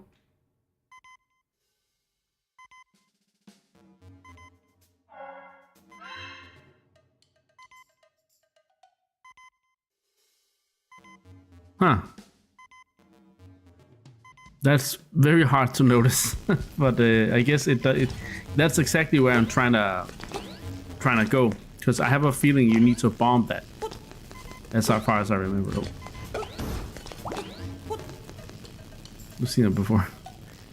Maybe it's a rendering issue. So it's not the first time I have taken left and right the wrong way today. Like, I don't know what's going on, but it keeps happening.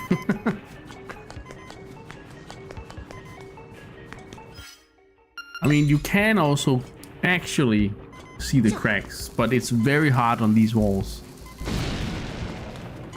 I need those hearts. And I need my stat. I don't want to use my magic medicine or my variant, something like that. This is the crystal I need.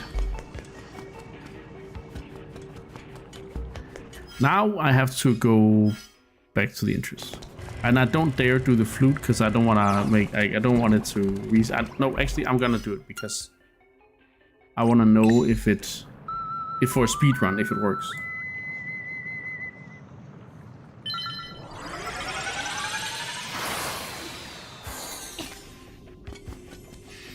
What's up, Jake? What?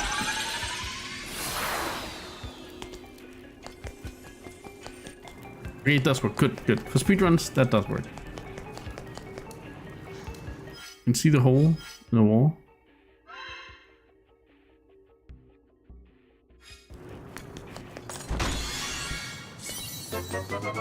Oh, magic rod. Let's go. You can now you can burn things.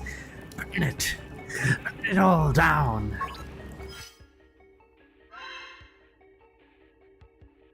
Oh, here. Oh, yeah. You're right. Now that I've lit up the room, I can see it. There is one there too. Fuck. I was too excited. Anyway, now we can burn it all down.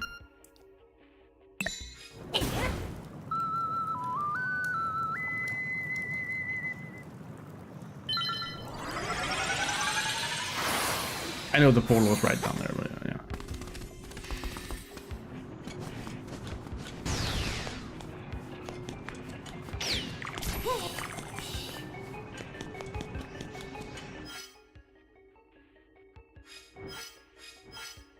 Ah, yeah, I see what you mean. There's a little flash of something. That's gotta be an oversight. That's gotta be a massive oversight.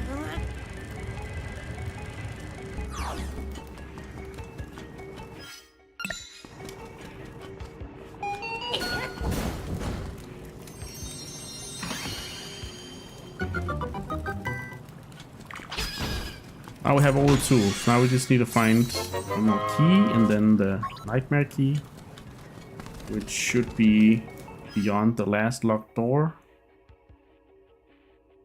which we need to get to through the main room. And one of the staircases where we need to use the magic rod. I was sure this was called the fire rod, but it's actually not.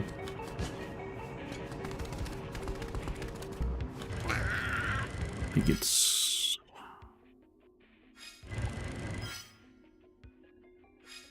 this one. Because here is the other bumpable wall that we saw on the map. That one.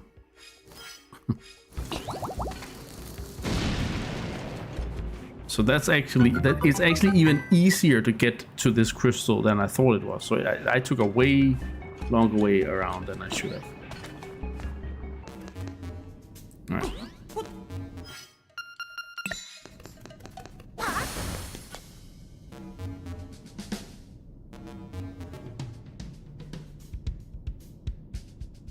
I don't think this is the right one.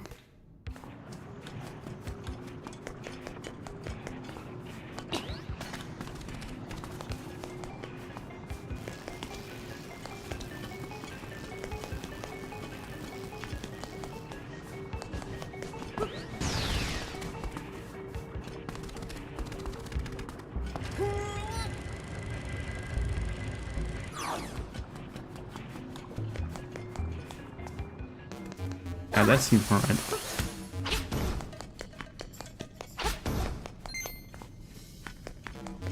Jump. Ah. Jump.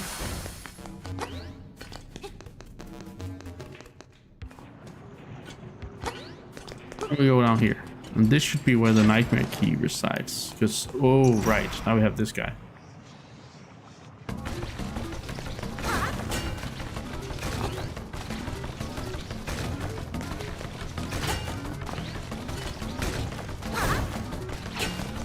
Doesn't care about that one.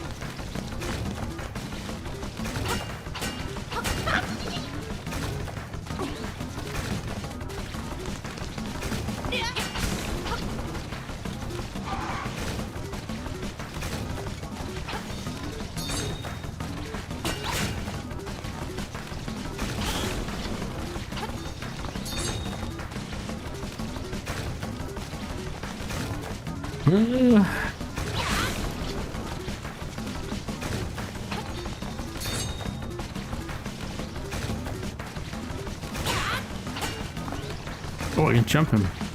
Well, okay. That makes things a little easier. Is that how I usually did it? I wonder.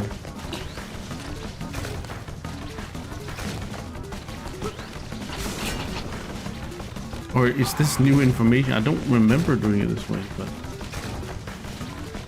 that's pretty smart to get that so early on. So it's like I used to do that the whole time, I guess.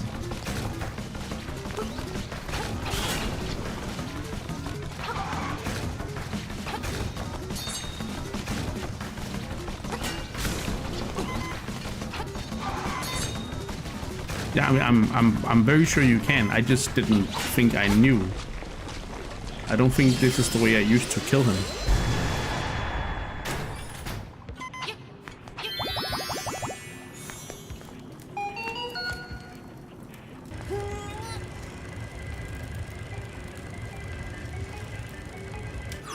Oh my god. I don't know why I'm so bad at controlling that today.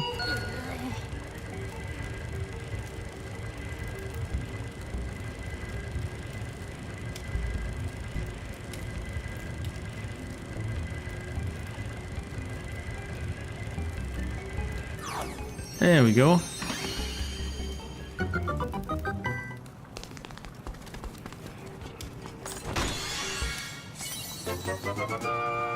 The nightmare key. You'll throw like crap on purpose. I guess so.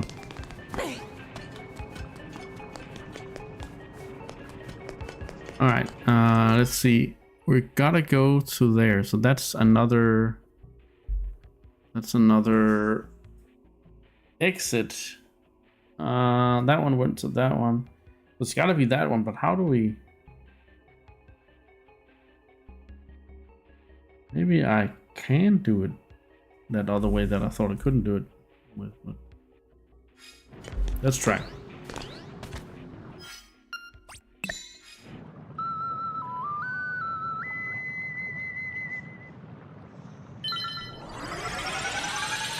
Welcome back, Scotty. Hope you had a good polluter there.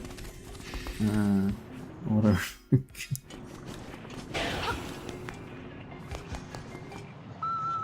That's not what I want to do.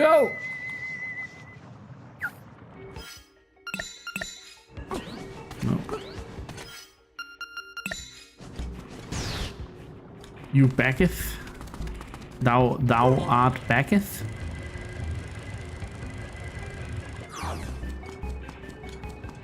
But yeah. We are soon out of this place, and then it's time to go complete the game. So, I mean, we're a little behind schedule, you could say. Ah, now I remember. But I'm glad I didn't go this way the first time, because... Yeah. I think I have to do like that.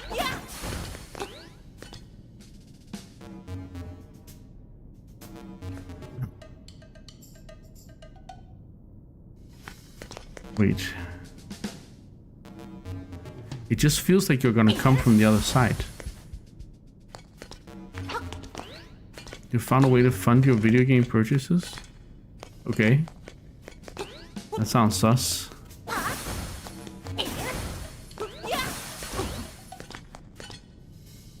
Wait, I think I can do this. I'm not done by 23, no.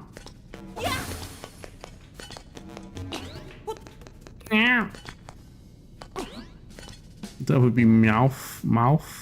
Back. Okay. This also takes in the dirty, yeah.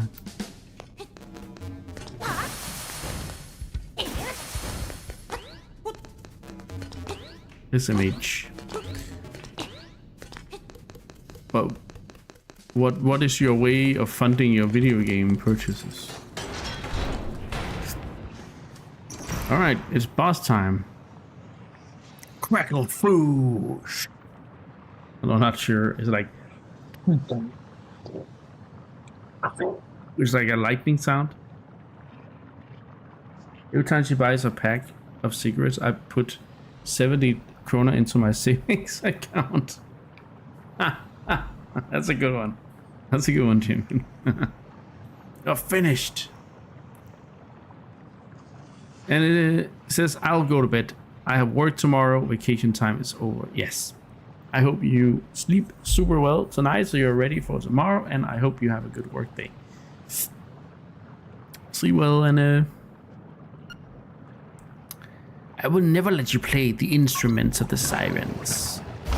Uh-oh, it's a fire guy. Puppet.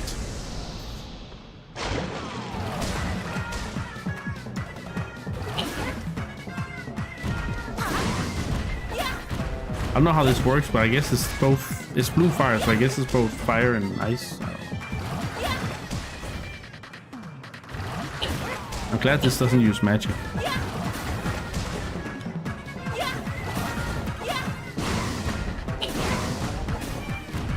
I can probably use my... No, I can't. Oh, it's this guy, right? He's such a silly guy.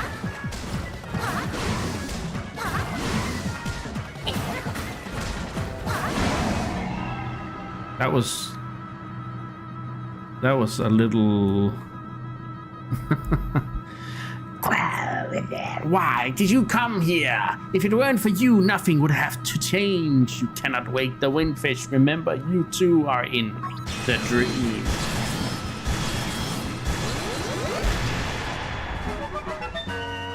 Two packs a week. He smoked like 5 a day. I mean, that's, to be fair, that's 150 kroner, almost 140 a week.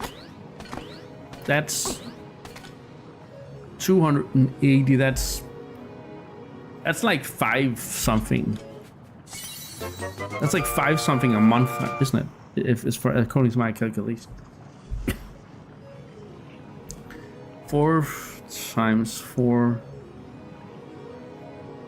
Oh wait, oops. That's wrong. 140 times 4. 560 a month. That's a Nintendo game, like a $70 Nintendo game.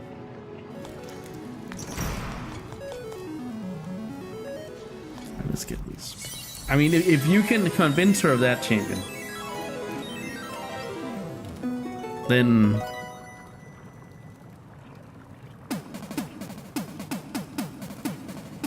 that's a good deal. You already have. Wow. Okay. If only you had told this earlier. Egg. The egg on the mountain calls.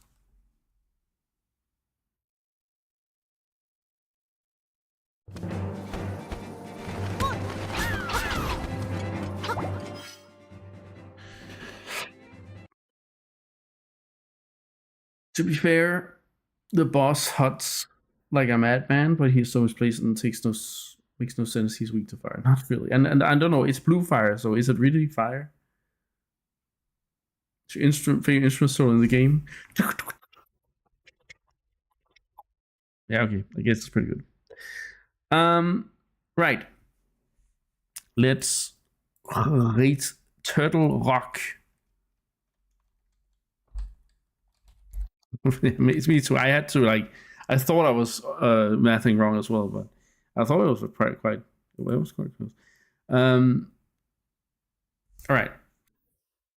Let's rate the dungeon. So this is the final dungeon. It is the endest of gamest of dungeons. I do think this is living up to that. It probably has. It uses most of the dungeon, and it has a lot of back and forth and a lot of. You got to figure out where the bumpable walls are. You got to figure out where there's so many stairs and side-scrolling sections. You gotta, figure out and stuff. So I do think it lives up to placement game progression. It definitely lives up to being the final dungeon. Also with all the mini bosses. Central mechanic was the moving robot vacuum. I don't know, the Roomba, the lava Roomba that could make a path in the lava.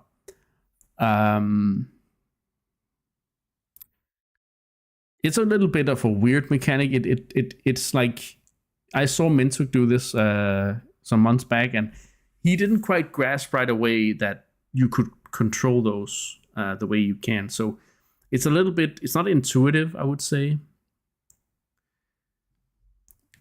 It's not it's not. Not that it's a contest or anything, even though it really is. For Scotty, it's a contest apparently. Anyway.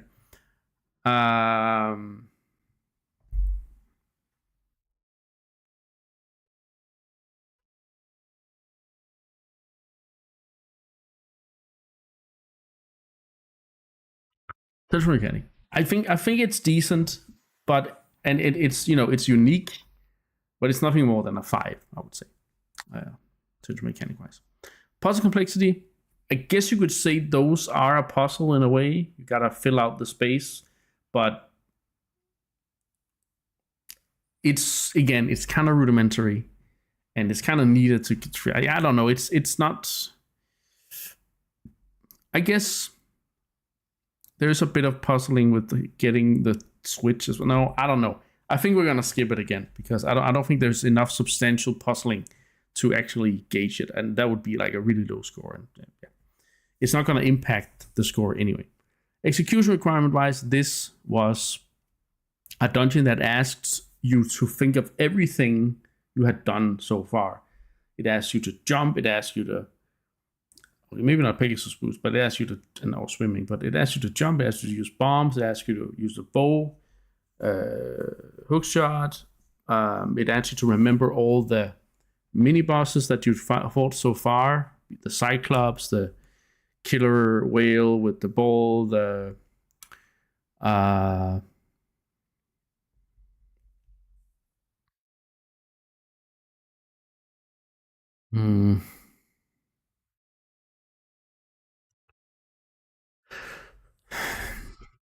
the blah. Yeah, all of them. First time we got a reuse dungeon name. I mean, Forest Temple. Forest Temple has been used quite a bit. Anyway, I'm just umming.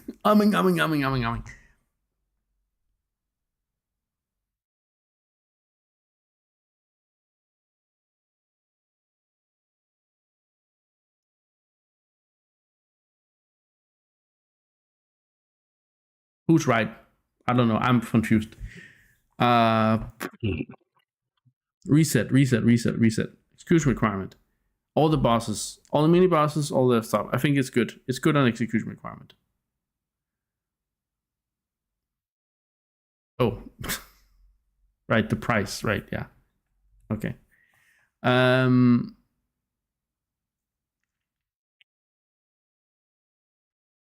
Pacing. I think this was well paced. It was a long dungeon, but it's also the final one. It has to ask you to, put a lot of effort into it. So yeah. As for the level design, this was shaped like a turtle, which is pretty cool. I do think the level design is quite intricate in this one. It's maybe not a 10 out of 10, but it's definitely like an 8. I do think Turtle Rock has a pretty cool level design. It's pretty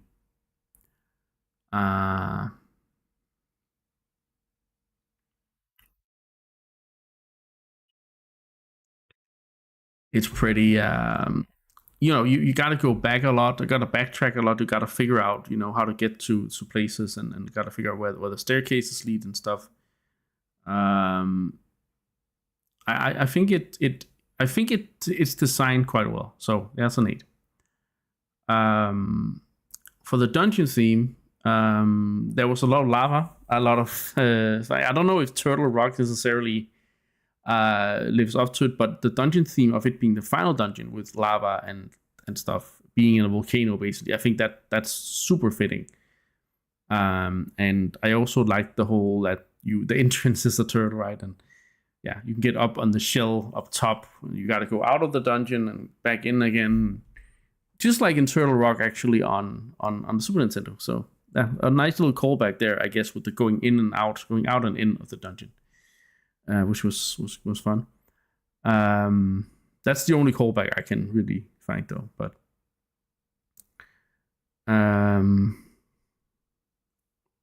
music, I like the music. It was pretty decent.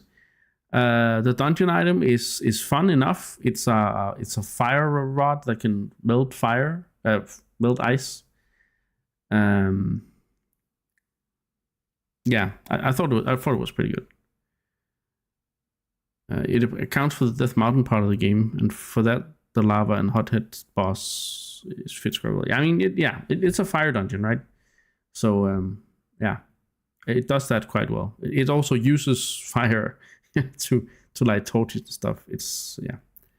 It can melt fire and it can melt ice. It can melt everything.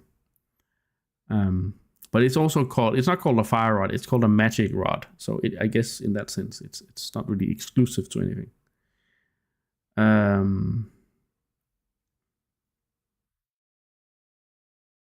The music was pretty good. Dungeon item is decent, but the problem with this dungeon item, and that, I guess that's more the game's fault, but I mean, it doesn't have a lot of versatility because it's kind of done.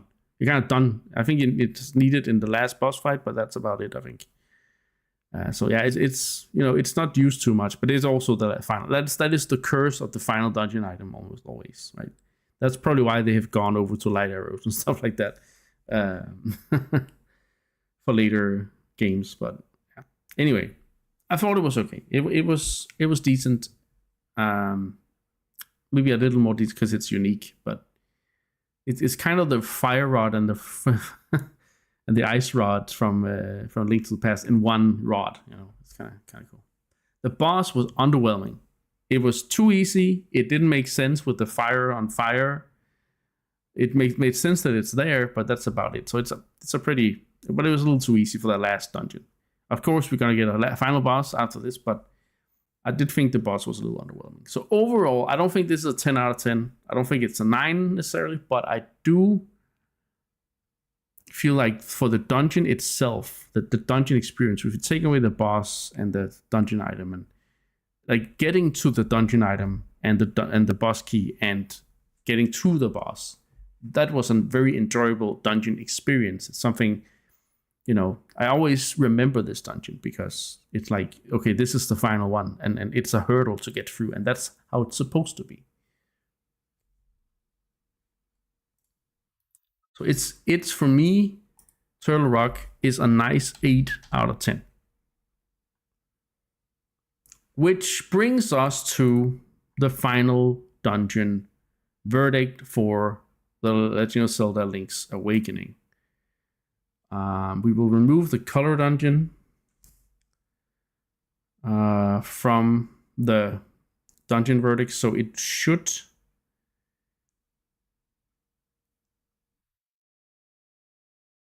end at uh, 7.7, going toe to toe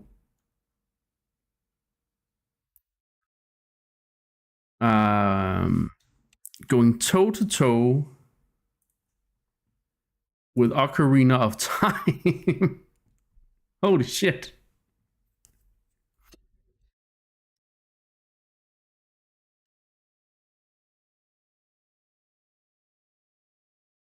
That's for the dungeons specifically, not the whole game. The dungeon specifically. I told you.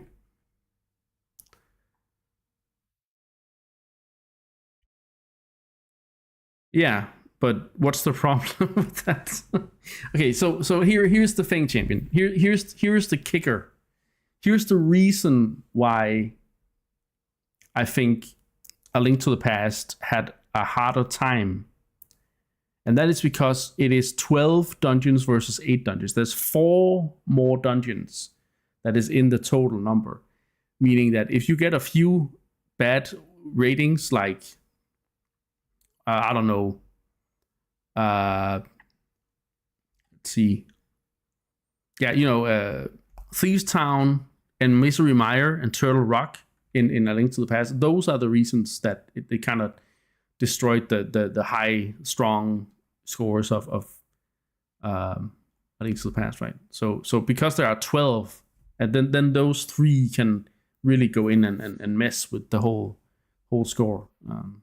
Whereas this one only has 8 dungeons, which means it's a little less to, yeah. I mean, the less dungeons, like if there are, yeah. You can also say it another way. I think maybe the quality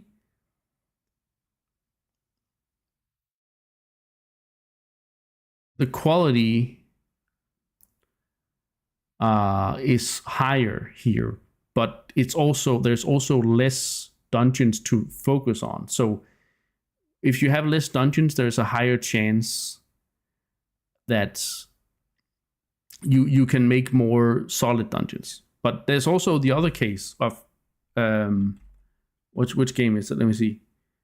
Which game is it? I'm thinking about.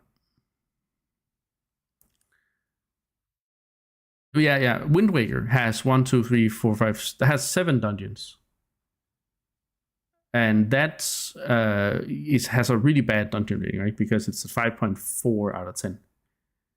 So just because it has a less doesn't necessarily mean it's easier for it to get a higher score. It's just, or just because there are less dungeons doesn't mean necessarily that is a higher quality. It's just that in the case of these 2 games, the quality was spread more thin or spread wider in A Link to the Past, so that it has a lot of dungeons, but there are fewer dungeons in Link's Awakening, and therefore the quality is more condensed, so to speak. But yeah, I digress. That was just to try and put it into words. I was surprised. I didn't expect this, but I just really feel like there was a strong 2D Zelda dungeon design overall in this game. I think Angel's Tunnel kind of weak, but the other ones generally quite strong. So yeah, and that's also a reason why this game is great. So yeah. Anyway, we haven't rated the game yet, which we will do after I finish the boss. I was gonna do Color Dungeon, but I don't think we have the time for it.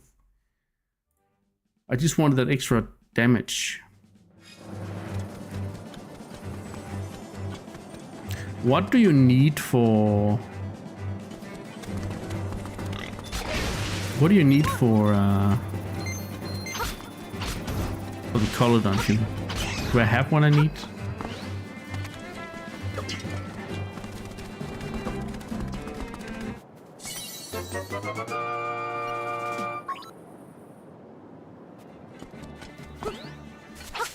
But there are actually more dungeons rating lower in Ocarina of Time than there is.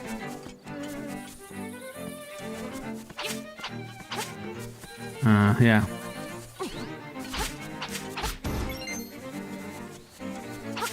But there's just like there's just some 10 out of 10s in the Ocarina of Time game that really.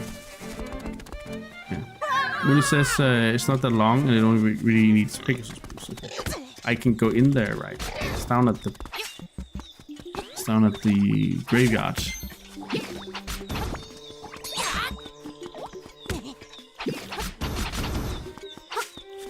Okay, let's do it then. I just want to have that extra edge in the final fight. I want extra damage, which I believe is what you can get.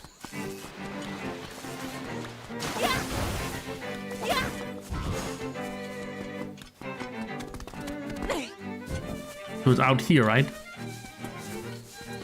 I think.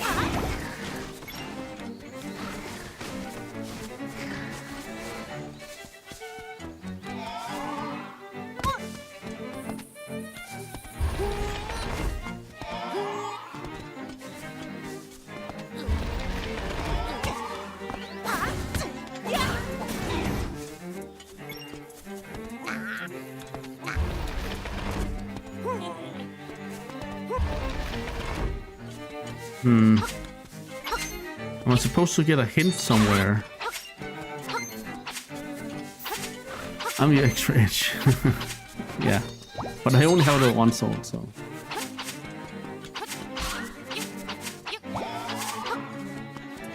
There's one in... Oh, it's in the... Yeah. I know where it is. But we need to go there for a few things after, anyway. We need to go there for a few things. We should be able to get the final combination for the final dungeon as well.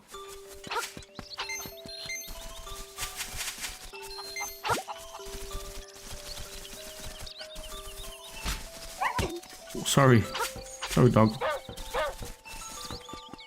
Hey, damn, he's really advertising his new thing. Yeah, it also work. Yeah, it's fair.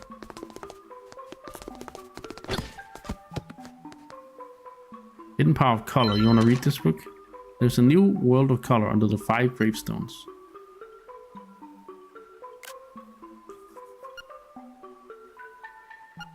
We open a new path. Yeah. Oh, it's down here. Dark Secrets and Mysteries of Geholen. Do you want to read it? Round and round the passageway of the egg goes. This book reeks of secrets. Let me just check. I think we have everything we need. Yeah.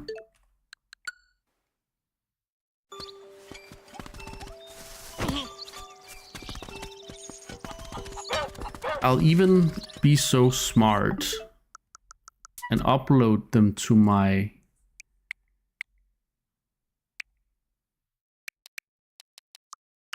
smart device.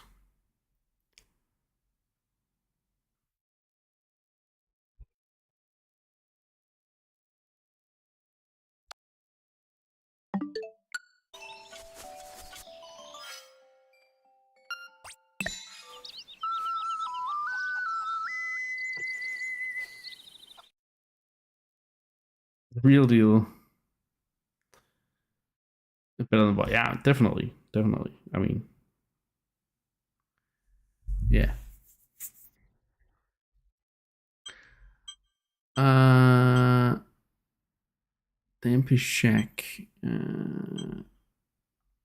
Is it easier to just go there? Yeah. Let me check my phone here. Then switch app. Yes.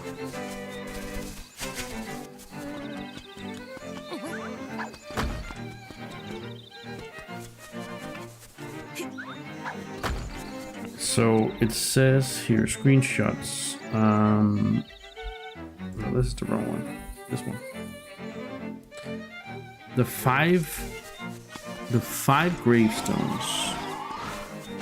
That's here. We gotta do it in the right order. So this one goes down. This one goes to the side.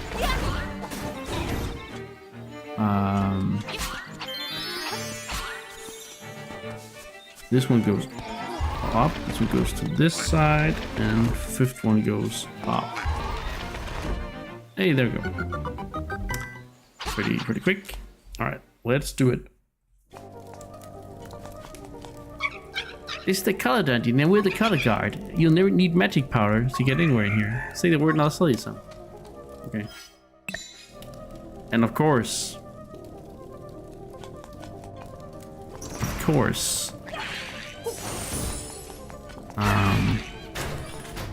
there's the original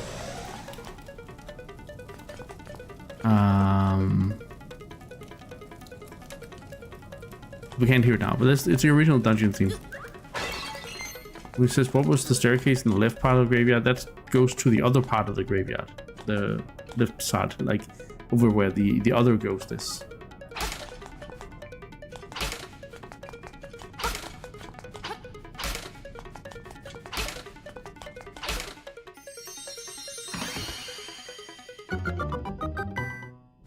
$6.30, ouch. But now you can dream about all the games you're gonna buy for your future, future funds.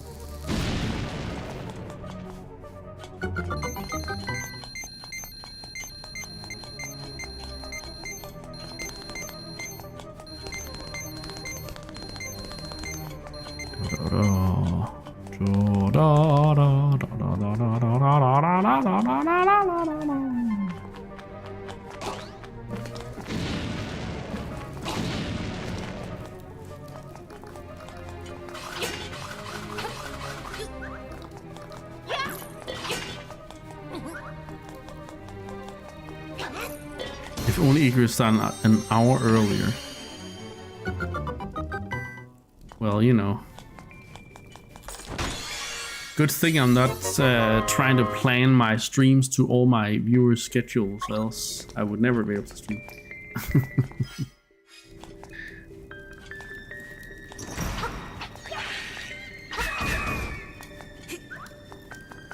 8 ain't late. Maybe this for chicken.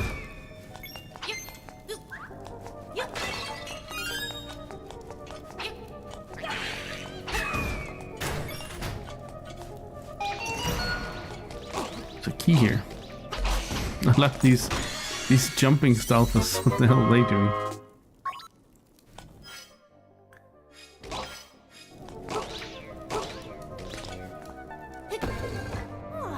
An early bird. I mean, if he's a rooster, he has to get up and you know, wake everyone. So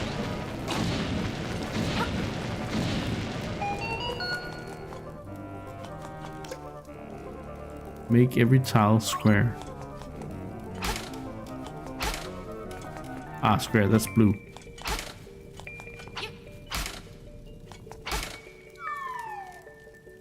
I didn't even try. It just happened.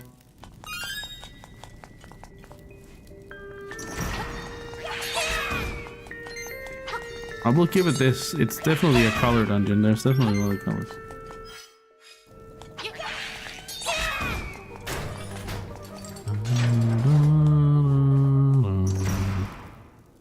And no weaklings. Pitiful Soul's no match for me. No, but you know what is?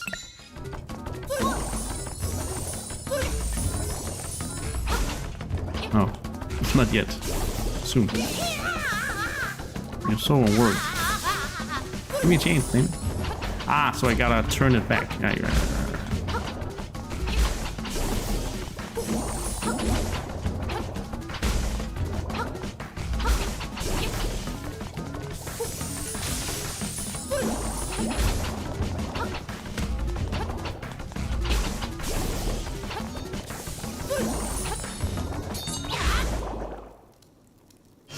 Hey, yeah. Of course, the sound for really makes. Yeah, he's got it rough when I'm controlling him. That's for sure. What kind of key is this? This has gotta be what? The boss key, yeah. Technically.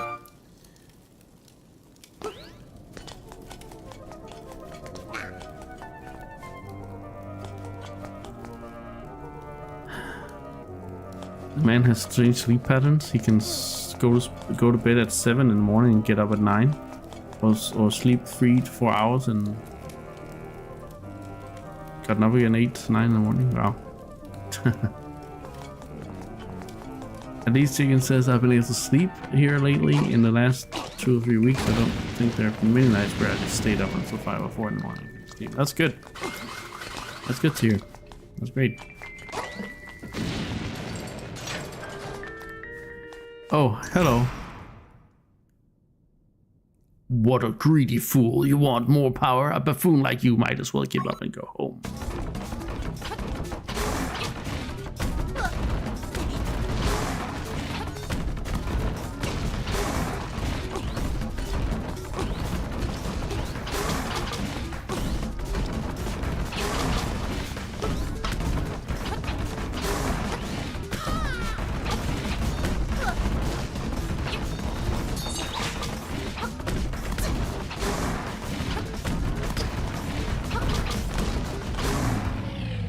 Oops, that was a little greedy there.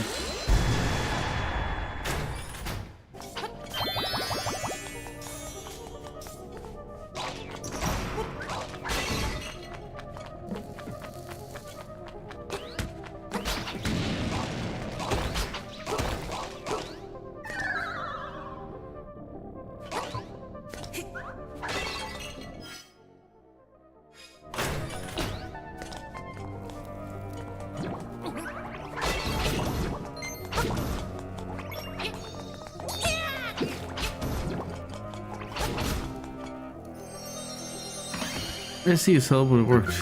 Yeah. Chicken's alarm clock always rings at 9 at the latest, even though I've only gone to bed at 7 o'clock, so Chink is right. God damn.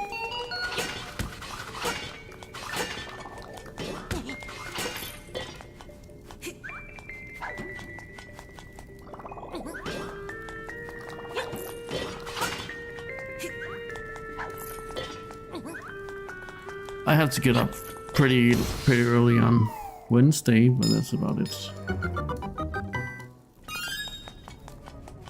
Well, getting pretty far here, pretty quick. So this is a pretty straightforward optional dungeon. Yeah, I'm not gonna count because it is optional. You don't really need to do this.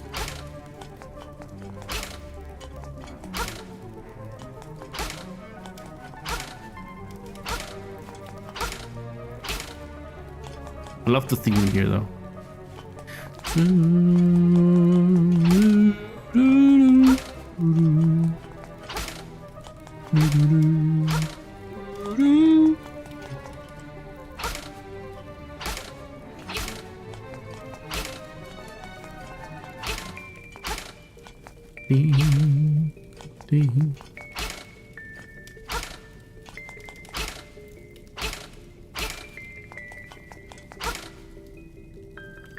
Sleep well, champ. Thanks for the stream. You're welcome. Yeah, I'm gonna finish the game in a weekend so we can move on to the next not on Friday, but next stream.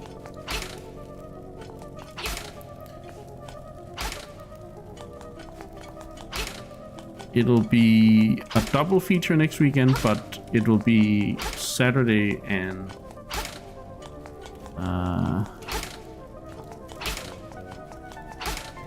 it will be Saturday and Sunday.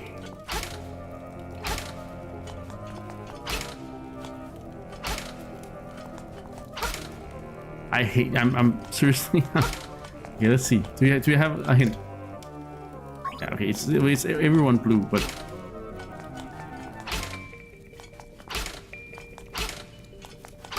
I know there's a system to this, but I'm terrible at it right now.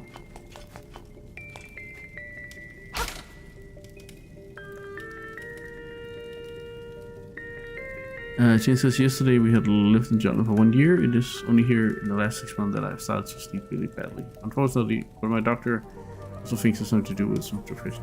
Oh, yeah, I mean, that will fix you.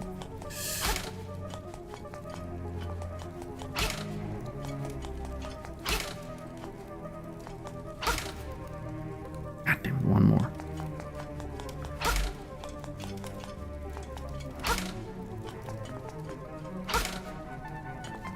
So now we have these in the red. They're gonna go blue. That's in the red.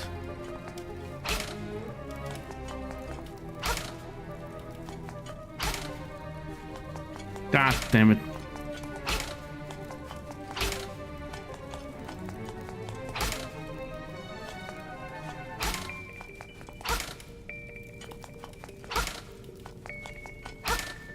Oh my god, almost.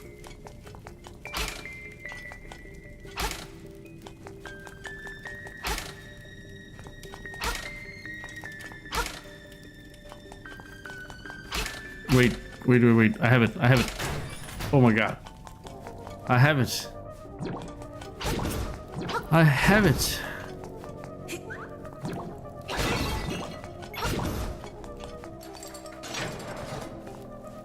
Okay. Almost there.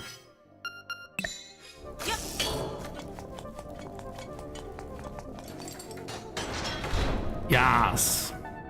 Boss time.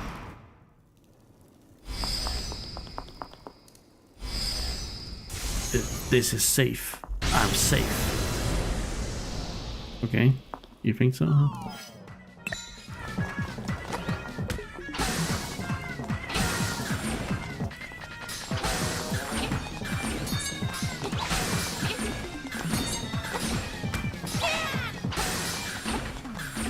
It's healing.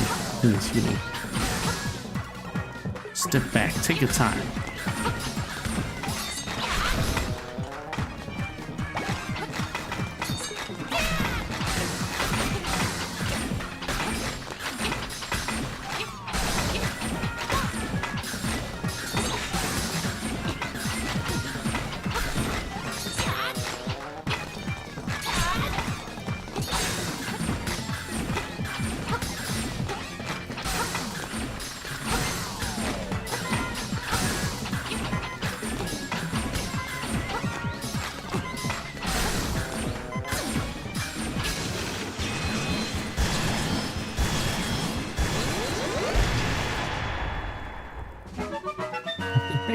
Yeah, kind of.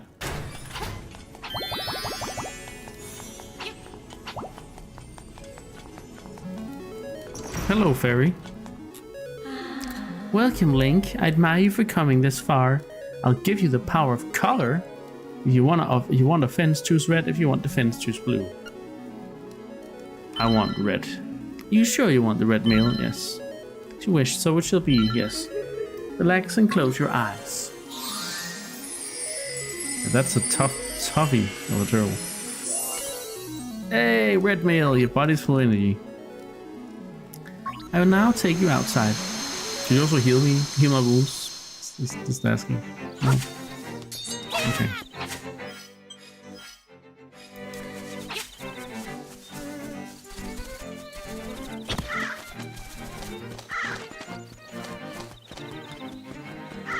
Guess I'll go see the other fairy. Lives in the woods.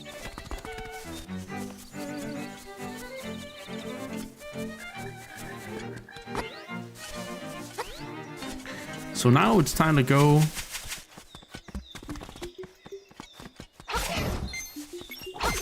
and defeat the final boss and wake the windfish. Let's heal your wounds. You got it.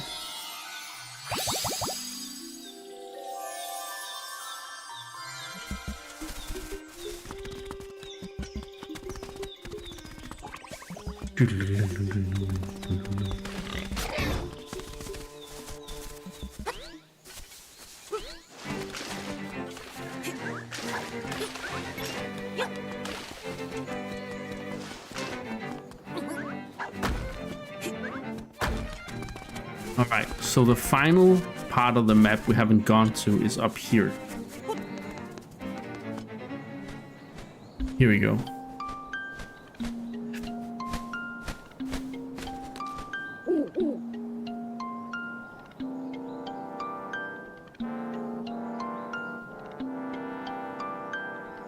When it says the little two-sword red mail and power-up drop, I'm not sure how they stack. I am pretty sure only 2 of them can stack. But the third is identical to one of the other and thus not really benefiting. Ah, okay.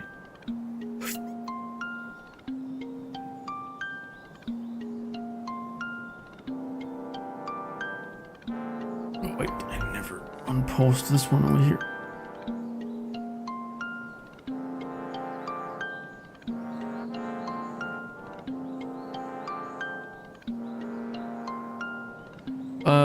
Okay. The windfish sleeps long and dreamily in the egg above. When you play the 8 instruments of the siren in front of the egg, he will awaken. This, my friend, is the only way for you to leave the island.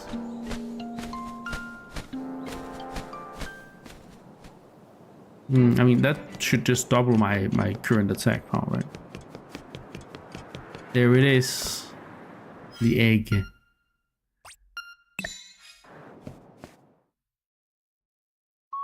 Concert.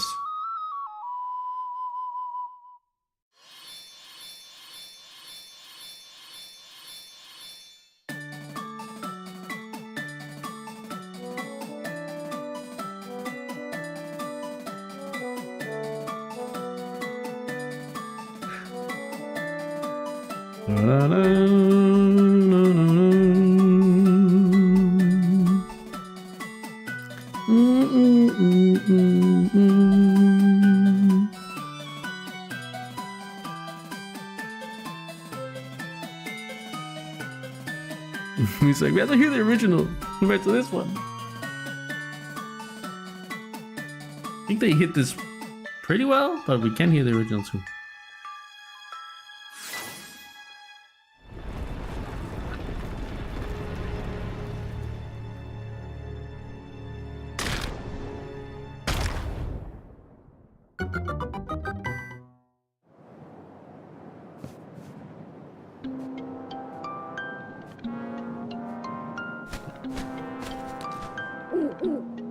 The time has come, Hoot. The windfish awaits. Enter the egg, Hoot Hoot.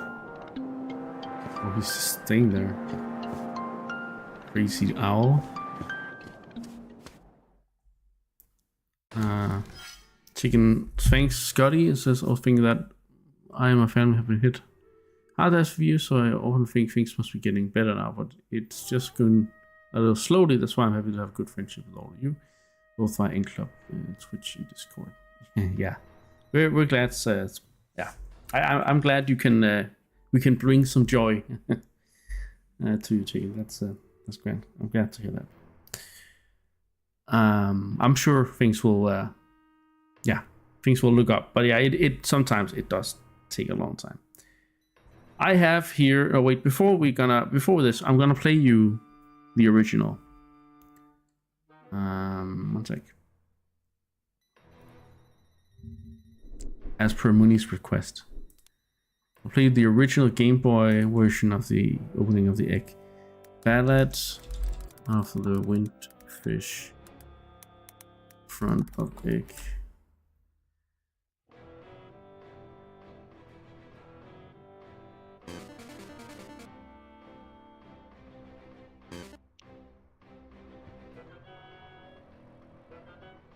It's this, and then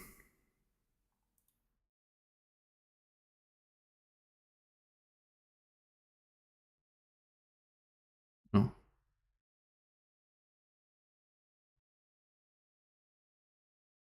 So this is from the original game.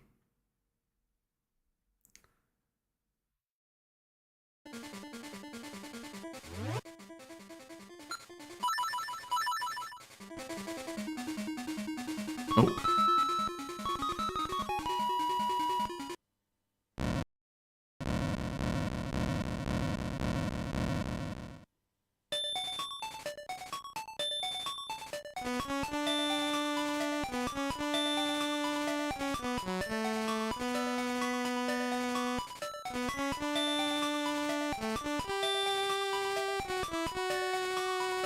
Quite a different look.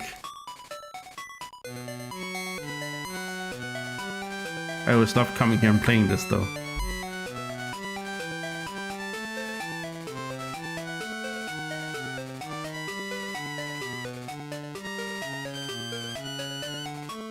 It's very bright, but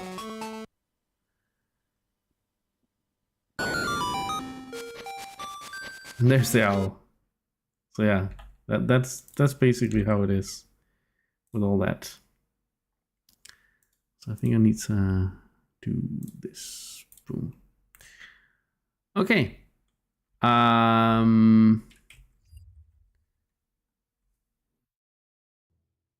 Let's see. Ting says, I kind of hate it when Icarus plays Zelda games. It always makes you want to sit and play myself, but I also want to watch. Bit of a luxury problem. You guys the same? I know it's probably difficult to play side by side with this legend and keep up with shenanigans on stream at the same time.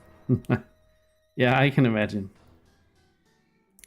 Right, on my phone here, I have the combination from the book in the house at May Village of where we have to go in here, because that's kind of what it's all about. Windfish's egg. It's a very different soundscape, yeah. But there are a few songs I just like better in the Game Boy version. Remember, I made a playthrough where I went all the way to the egg just so I could listen to the full Ballad of the Wind.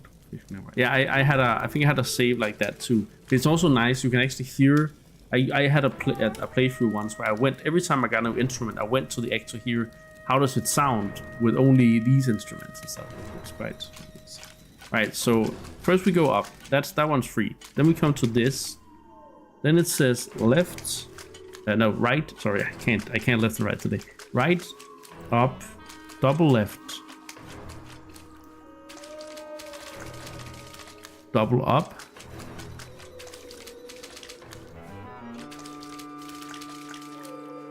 left, and then up. So this is a pretty creepy place, but it's now time.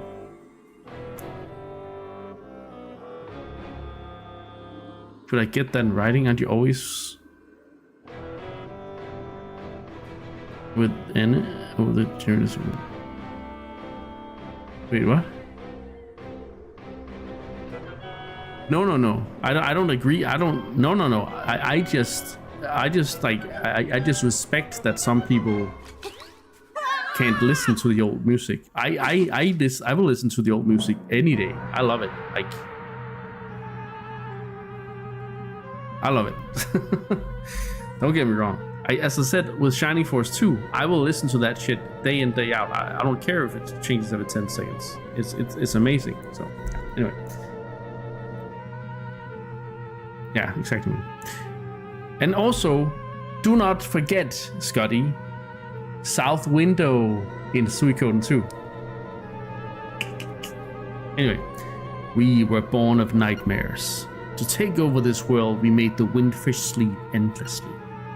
If the windfish doesn't wake up, this island will never disappear. We would have been the masters of this place. Okay, this goes against my theory of the coma and keeping Link in healing. I have a new theory. Perhaps Link is absorbed because he becomes unconscious. He is absorbed into the windfish's dream. I don't know. I'll have to work on it. The other one, I think this disproves, because this kind of proves that the windfish's dream was there before Link arrived.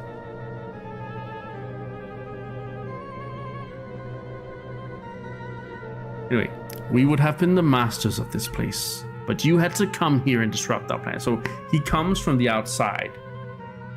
And that's also why they say when Link arrives, the monsters start coming out, right?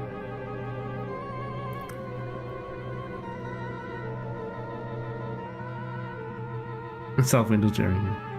Mine could be the thing that is absorbed rather than his body. Yeah. And that's also why I kind of feel like he has to be unconscious or dreaming or sleeping to become part of it, right? He has to enter it in a way of a specific state. That's why the lightning strike is important. But we can always talk about that.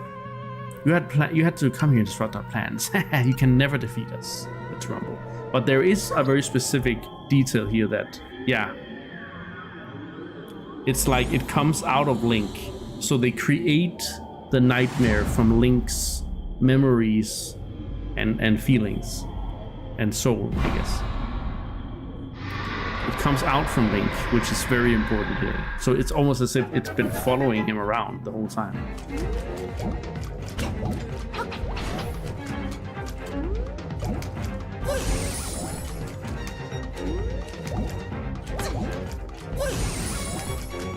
Conspiracy. It's just Zelda theorists. It's the Zelda speculant.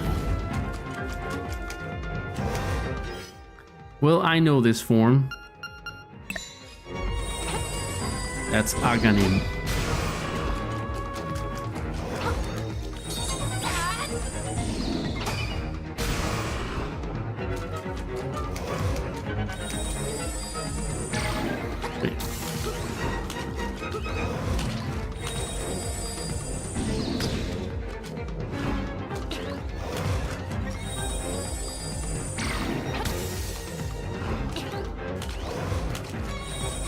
Yes, Aghanim. Not backgammon.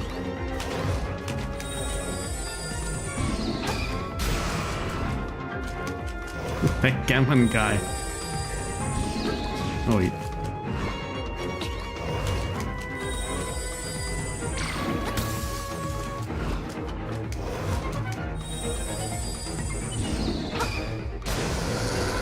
Alright, new change, new form.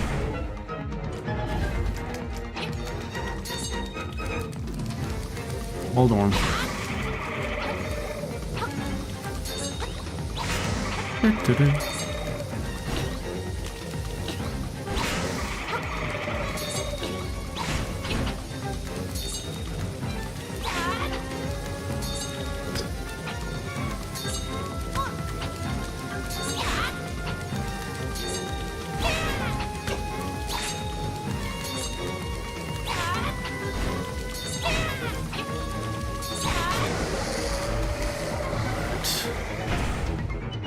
Now what? You big blob. Oh shit.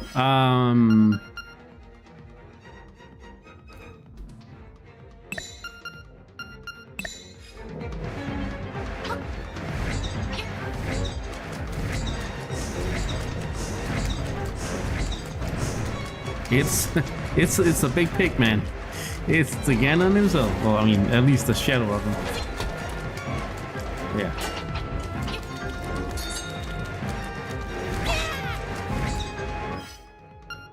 I just need to remember to take that ferry if something happens. I do want my fox feather. I almost called it fox feather. Oh my god.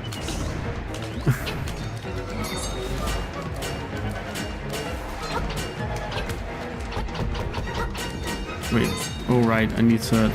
Does it have to be charge attack?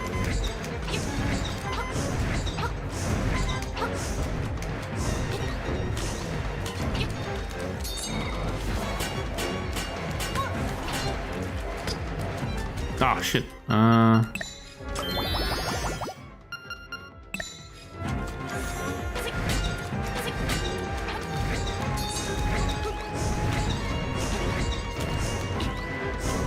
I just followed my Link to the Past this week. Come on.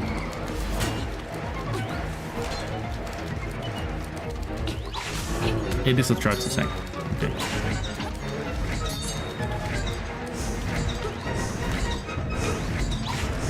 Yeah, exactly. I didn't even read what you said.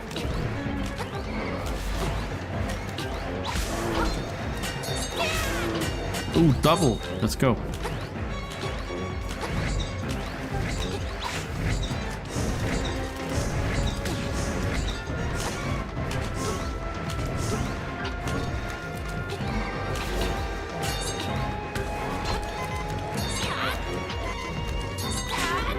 Oh my god, why is it so hard? He's cock-blocking me so hard with that freaking trident.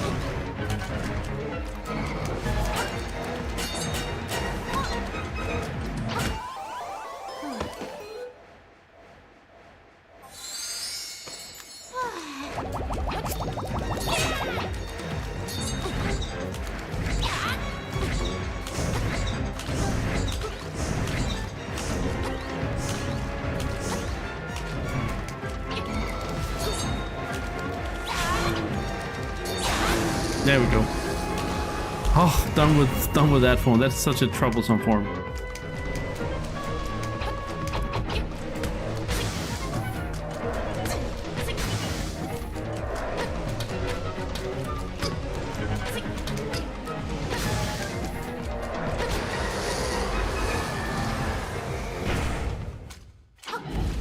Uh-oh.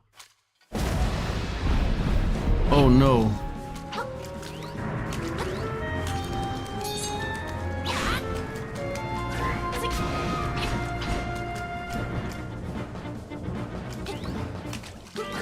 He has so many forms. This isn't even my final form.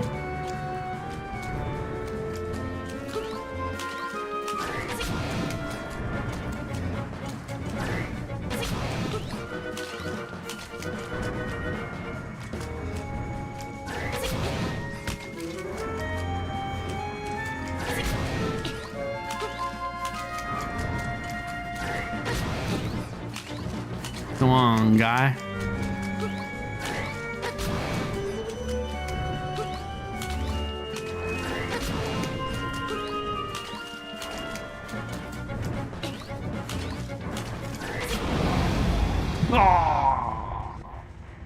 This island is going to disappear. Our world is going to disappear. Oh right, I forgot to get the boomerang, that's true. Our world. Our world.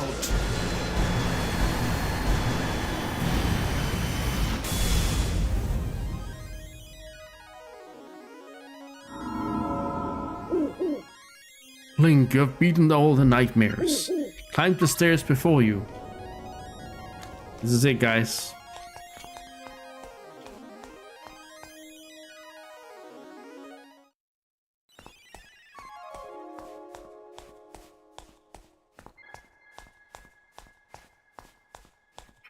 It's always reminded me of a circus. Which I guess isn't too weird when you look at the windfish in a second. Halt, young lad, I mean Link, the hero. You have defeated the nightmares. You have proven your wisdom, courage, and power. Back when I was a kid, I didn't know the significance of this. But it's significant, of course. the Triforce. As part of the Windfish's spirit, I am the guardian of his dream world. But one day, the nightmares entered the dream and began wreaking havoc. Ah.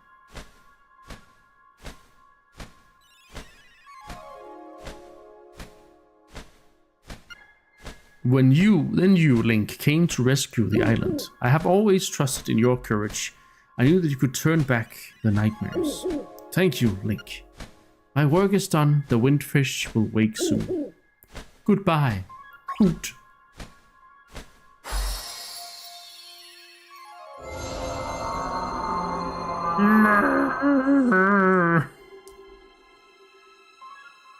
Windfish. I am the Windfish. Long has been my slumber. In my dreams, an egg appeared. It was surrounded by an island with people, animals, an entire world. But verily it be the nature of dreams to end. When I dost awaken, Koholland will be gone. Only the memory of this dreamland would exist in the waking world. Someday thou may recall this island. That memory makes the dream world real. Come, Link, let us awaken together. I mean, it is called Link's Awakening, right? So, play the 8 instruments, play the Song of Awakening. Okay, chicken, sleep well. Wow, we wasted immense nice. Sleep well. And I will enjoy this final cutscene of Koholland. No, Koholland.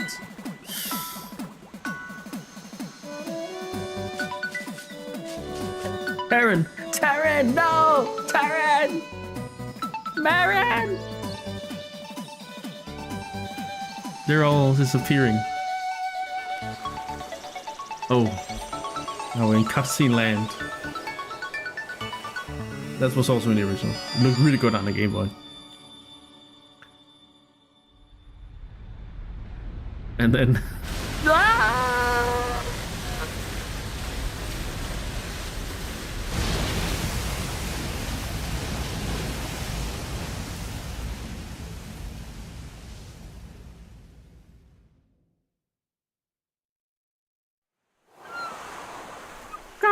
Hey, seagulls! Seagulls! Maybe Marin became a seagull? Oh, you can hear the sound. The song. And there he awakens.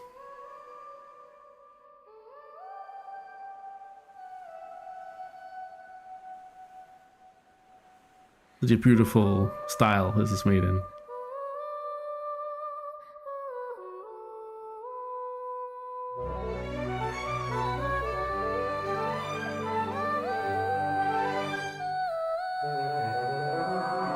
And there, the Windfish.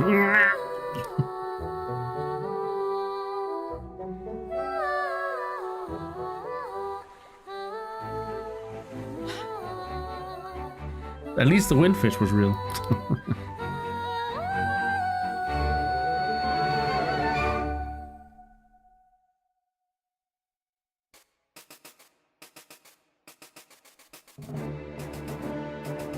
I love how the drums in the background are actually Game Boy. That's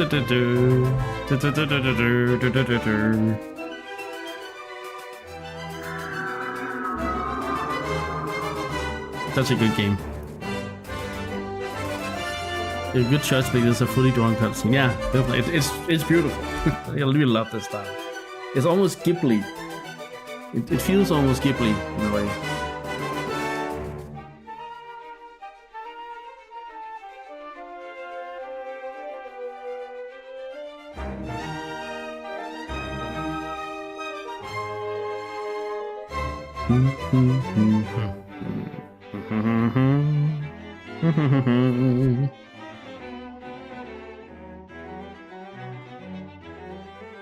So what's the secret ending? I guess we can find that, but does it happen after the credits or before the credits? Project management Grisso. Dun, dun, dun, dun, dun.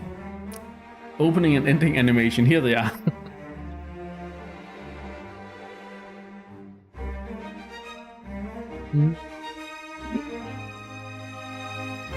Voices, of course. Who made the horny hippo?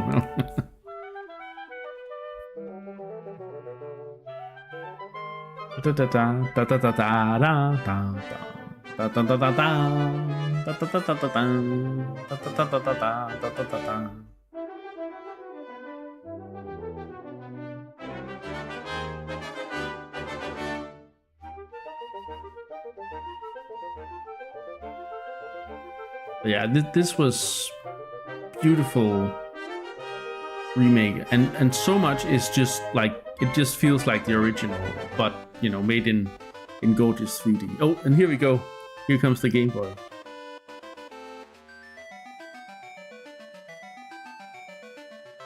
Build trip. So cool that they introduced the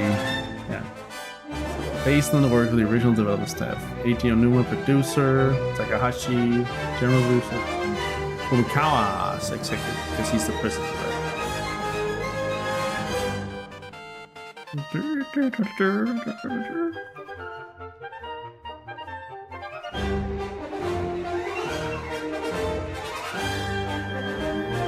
Nintendo co-developed by Gresso. The end? Question mark. For now, this link ain't done.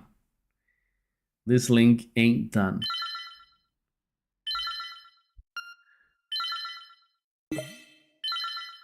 Five deaths I had.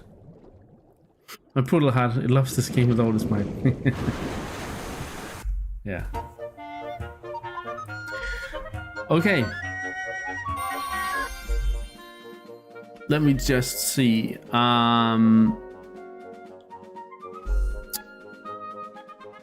Let me just see if I can find it. Secret ending, Link's Awakening. Final boss plus secret ending. No, secret ending. Oh.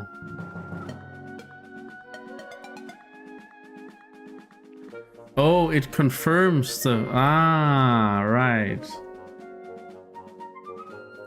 Okay.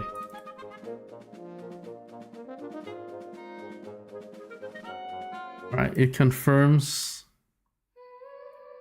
This is when he hears the sound, right? The music. It's Marin. Oh, look at her. And then the seagull. It confirms. Okay, it fuels the fire that she has become the thing she wanted to be, a seagull that could visit everyone and sing for them. So yeah. Anyway. Right. I'm just gonna turn this off. Oh. There we go.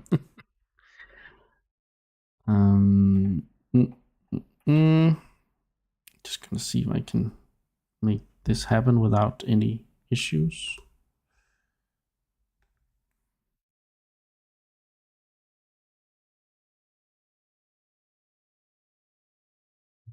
Looks like it, yeah. Okie dokie. Panic. Let's confirm. Let's do this. Let's confirm. We're not confirming anything. We're evaluating a game. Link's Awakening. Okay. So let's get to it. Let's try and do this in a quick way because it's kind of late. Okay, so Link's Awakening is a Nintendo Switch remake of the Game Boy game. I will do my best to pay homage to the Game Boy version, but it is the Switch version we played, so that's the game I'm going to I'm going to rate the art style, right? For the Switch version. And I'm going to rate the music for the Switch version, and then also subtract if there's something I dislike there, right? But it wouldn't be fair. Wait, why did that crash?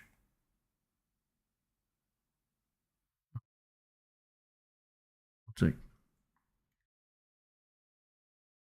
I'm also on the wrong screen there. That's fine. Okay, there we go.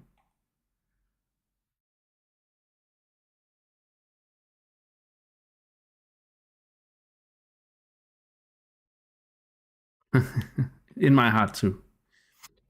Mooney says, I've never really understood that story becoming a sequel, just a stronger memory for Link. The Windfish can't seem to maintain the dream world or any of its elements while it's awake. So unless the Windfish transformed the element of the real world, it would just the memory of her become very strong.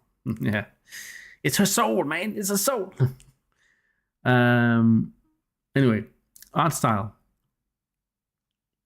I cannot stress how much I actually like the art style that they chose for Link's Awakening. It kind of has this chibi style that keeps the Game Boy style alive, but gives it this vibrancy and this feeling of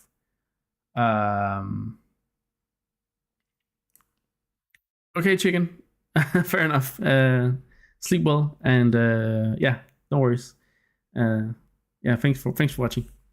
I'll do this for you before you go.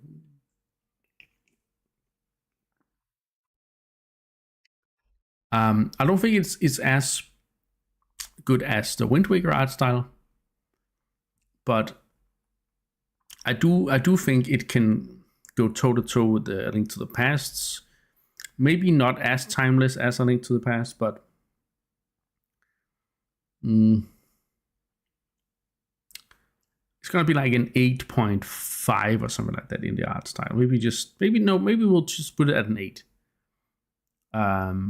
I think it's a nice detailed art style with the chibi style, but the diorama thing where you can kind of, it feels like it's a little, like you're looking down at a little kind of toy world. Why is it not a 9 though? Why is it an 8 and not a 9? Like, it's not a 10 like Wind Waker, because it doesn't have that uniqueness. Maybe that's why. It doesn't have the uniqueness. I don't know if it's gonna be as timeless as the sprite art of A Link to the Past. It might be, because I mean it's HD and stuff, right? But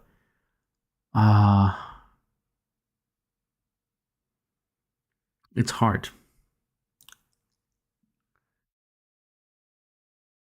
Yeah, it has the same, and it's also because I'm thinking about echoes, right? So I think I'm going to have to put this at a 8.5 out of 10, just to honor its uniqueness as well. So we may bump it up, but I'll think about it in the background some more. The story, is a lot like A Link to the Past, right? It's very much just told as you go. Actually, even more, I would say. It's more directly told here, whereas the owl constantly guides you and says, you gotta do this, you gotta wake the fish, you gotta... But I think the story is told in a more passive way. I think actually the story is kind of told through the bosses, in a way, just kind of how you always get told a lore bit in A Link to the Past after a boss is dead, right? Then the maiden comes out and says, "Oh, the Ganon was like this, and the Triforce, and blah blah blah." But here it's more like, if you wake the windfish, we will all disappear. That becomes more and more repeated, and more like, you only need, like, you're so close to destroying everything. Like, what are you doing? You know. And I think that the big twist of the Koholint Island is a dream. I didn't see that really coming as a kid. But I kind of like how you go to this shrine and you read this thing and you're like, what the actual hell? Like, it's such a, in a way, it's kind of a dark and kind of a complex concept that I don't think A Link to the Past really, like, that was more like a fantasy story, right? Of saving the princess and defeating the ultimate evil, and there was these artifacts and Triforce. Again, it's really good for establishing lore, but I think this game has its own story to tell, kind of like Majora's Mask. Like, I'm kind of feeling here like this is in that kind of league of they're doing more symbolism in this story, and more like it's told in a more subdued way, like the way you meet up with Marin and she's like, I want you to go ahead and do this, but you know, I'm also conflicted about my feelings and what I want to happen, and there's so many vague, unconfirmed things, but you can just kind of feel like they're just under the surface, and there's an intention behind not going out and saying blah blah blah blah blah. I'm more of an intention, I feel like, than there was in A Link to the Past. The intention that becomes more and more apparent with Ocarina of Time. With Majora's Mask, it really shines, right? And then, of course, Twilight Princess has it. Wind Waker has it to a degree. You know, there's so many things, and I think it starts here. But it is rudimentary. And it is told in a simple, drip-fed style, as Mooney says, small increments, but actual content, love it. Waking the Windfish, but there is a twist. Such a joy to experience. Definitely. But I don't think this is a 10 out of 10 narrative. I don't think, like, because it's not as, but I do think it has elements that to me make it more enjoyable than A Link to the Past, which has a 6 in story, right? Because of all the lore stuff. But here I think the story stands on its own and has that twist. It has that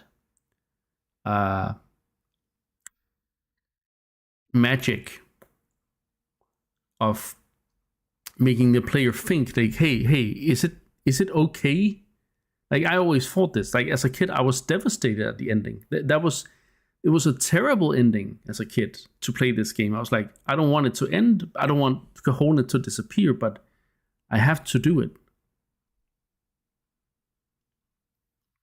But it had such an emotional impact, especially as a kid, but also now, seeing everything disappear because you came and you conquered and it all disappeared, right? But this had to happen because the monsters and the nightmares were corrupting the world that the Windfish had created in his dream, and it was, you know, causing pain to the Windfish. I wouldn't burn it for Chris Forgiving Story 8.5 or 9. Like, let's see. I gave Majora's Mask a 9 out of 10. I think this is not as good as Majora's Mask, so I don't think I can give it that. To me, I'm feeling a 7 on the story, which is really, really good for a game from this age, for a game with such limitations, for a game that is held back. So yeah, that's where I'm at. 7 out of 10. The characters, 0.5 perhaps. No, I think we'll split the difference with the character score. Because I think the characters here are once again marginally better than they are in A Link to the Past. I know that A Link to the Past has many characters and they all have things to say and they're funny and all these things, but I always thought that Marin, there was more character and more intention behind Marin compared to Zelda in A Link to the Past. It's like the villain has more of a I mean, of course, Ganon has a motivation, but in A Link to the Past, it's like, I'm gonna conquer the world, both the worlds kind of thing, right? Of course, we can put all the Ocarina of Time stuff in there, but that's not officially part of the game, right? So here, there's a lot more intention behind the characters. So I think I gave the characters 5 in A Link to the Past.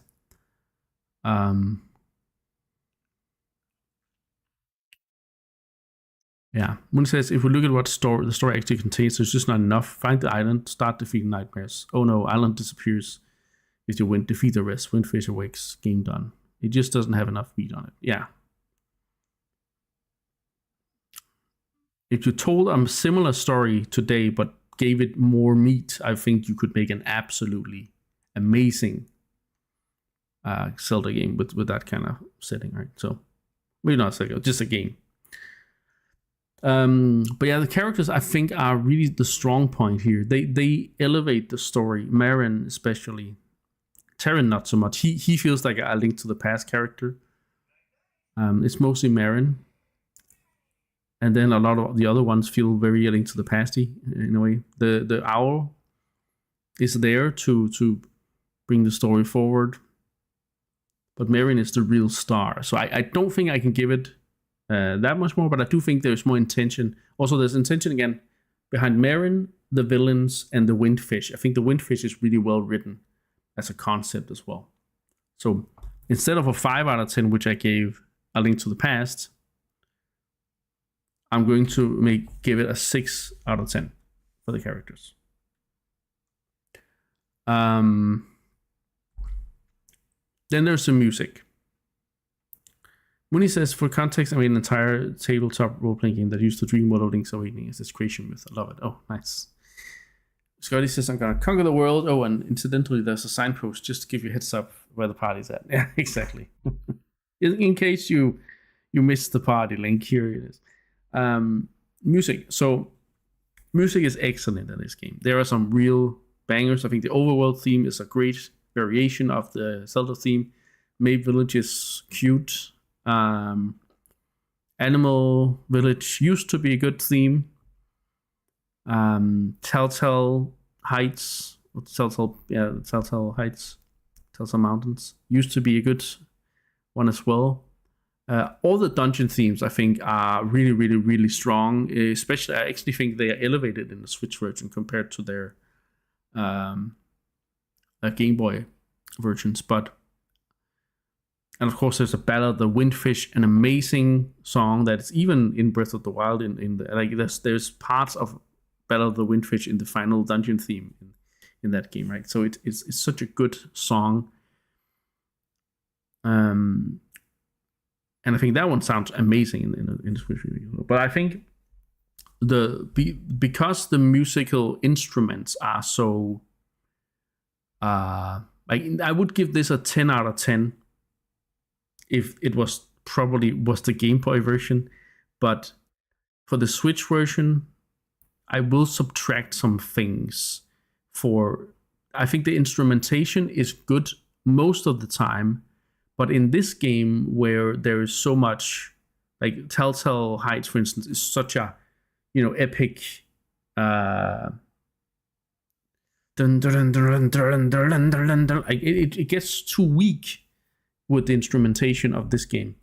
And the same happens in Animal Village. They're like, we'll put in dog and cat meows, like dog barks and cat meows.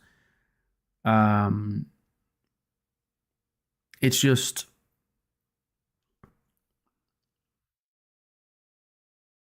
they just kind of ruined that song. Like it's a few songs we're talking about, but generally I think some of the music, maybe even to a degree the overworld theme, gets a little diminished from this weaker or more like soft, not weaker, it's a softer instrumentation than it is in the Game Boy version. Of course, the Game Boy sound chip is going wild.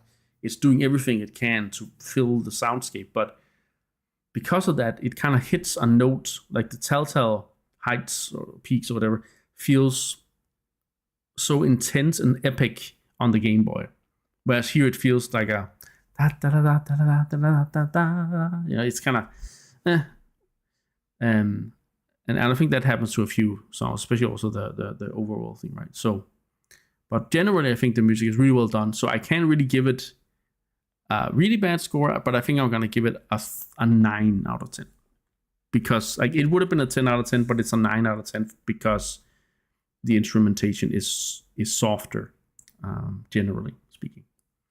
Scotty feels so smart when he first noticed that in Hyrule Castle in Breath of the Wild. Yeah, me too.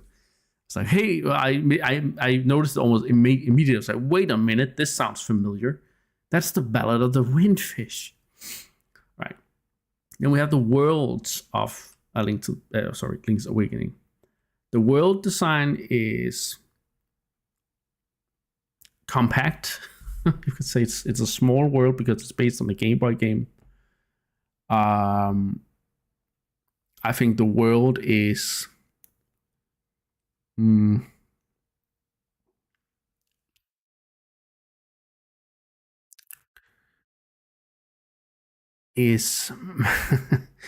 don't know how to say it, but it's good because like the compactness does that. It feels like you can traverse it quite easily, and you feel like you know everyone, where everyone lives and stuff. And of course, we should talk about the world design as a like also world, like how is the world, you know, how does the world feel, and how does the lore around the world feel?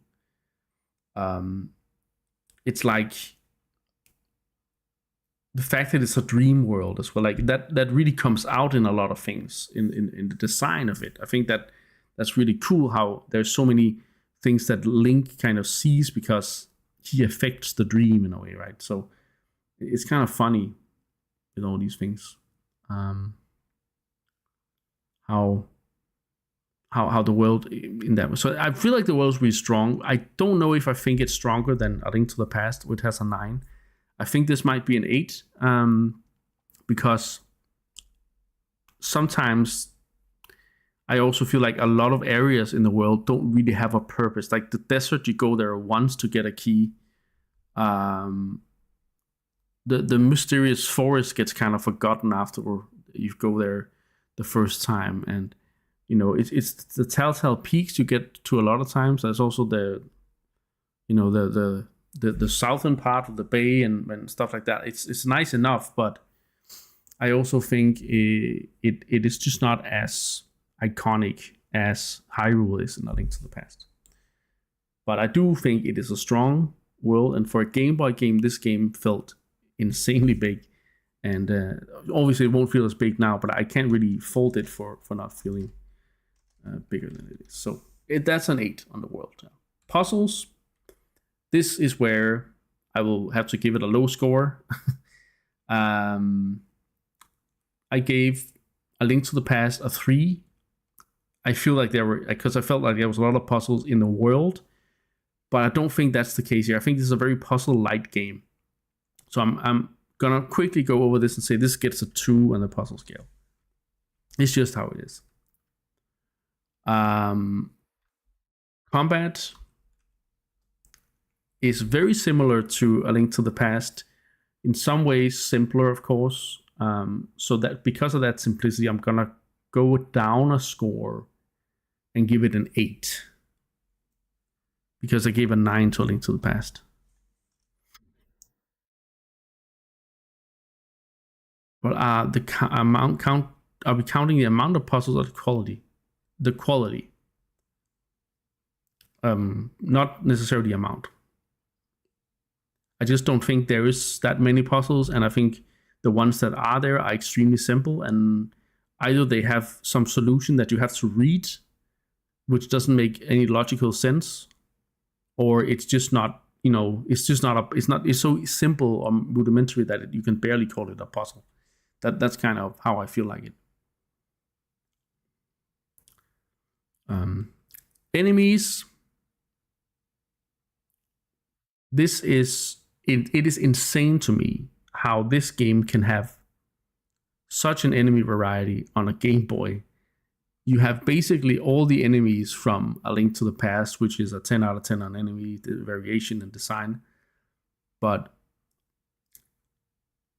and I feel like it's almost the same here, but I think maybe it would be disingenuous to not give the edge to A Link to the Past, because that is where it's from. And I think there is a little bit more of a,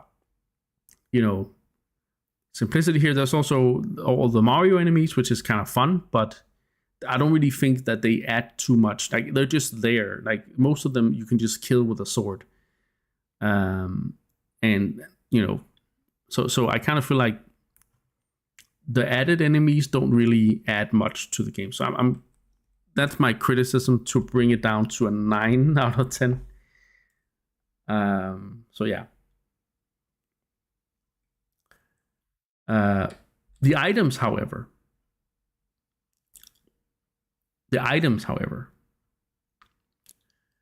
Doom must always drop a heart when you jump. That's pretty cool. That's very nice. You kill them the right way, you get a heart. You kill them the Mario way. Yeah. Items in this game, I think, and this might be where I would have pissed off some person in chat who has gone to bed, but I actually think the items are better in Link's Awakening than they are in A Link to the Past. Yes, A Link to the Past makes a lot of, it establishes a lot of things, but I think the Roc's Feather and the Pegasus boots being able to be used with that and stuff, I think a lot of these things just, and the fact that you can also use your shield when you want, you can use an active shield. That's crazy. So I think there's a lot more intent with the items here. I think, again, just something like a strength upgrade feels like a bigger upgrade. The flippers can be used for more stuff. Yeah. Scotty is picturing Mario with the sword going absolutely apeshit on Goombas and Koopa Troopers. Oh god. Yeah, that seems bloody. I think I've seen something similar. I mean, you can do that in Smash Bros. So, but yeah, that's a laser sword.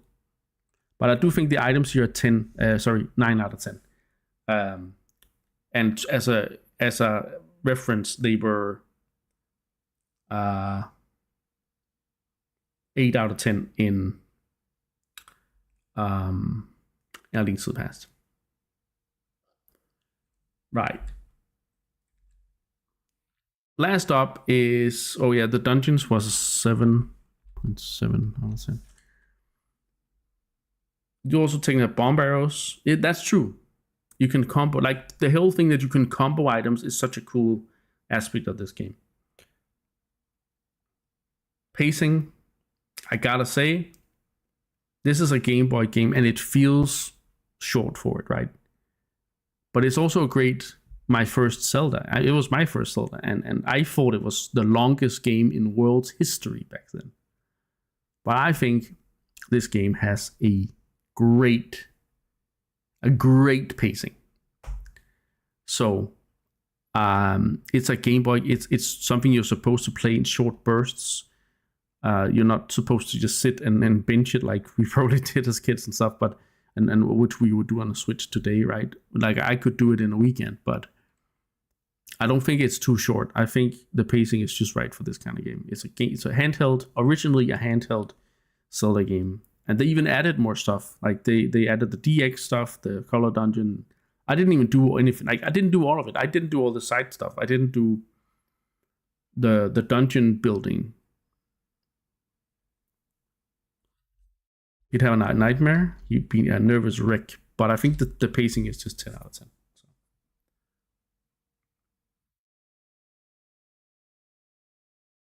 So what does that bring us to?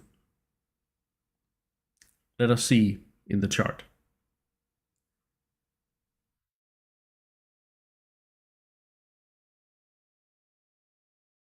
I got a feeling that I might change something here.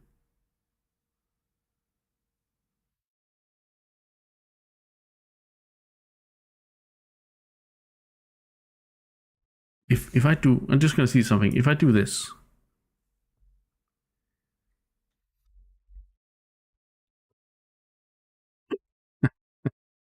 okay, I may be accused of tampering with the numbers right now. I just felt like that art rating was a little off with that 0.5. So I'm gonna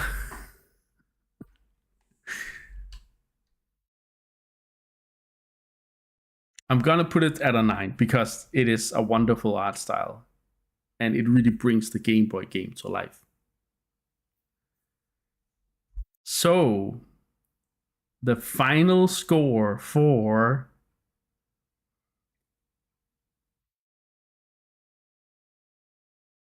let me just take Mooney's. I'm really dragging out, huh? Mooney says 8 dungeons is of course not that much, but there is things to do in between almost every dungeon to break up the monotony of find dungeon, complete dungeon, repeat. And in spite of that, it feels so quick when you end. Yeah. But the final score of Link's Awakening is 7.7 out of 10. Which means, and this is why the tempering was important, that this game gets the exact same rating as A Link to the Past. It went from 7.6 to 7.7.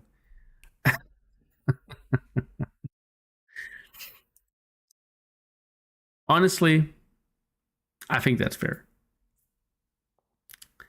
I think that is fair. I think it is in some ways a better game, in some ways a worse game.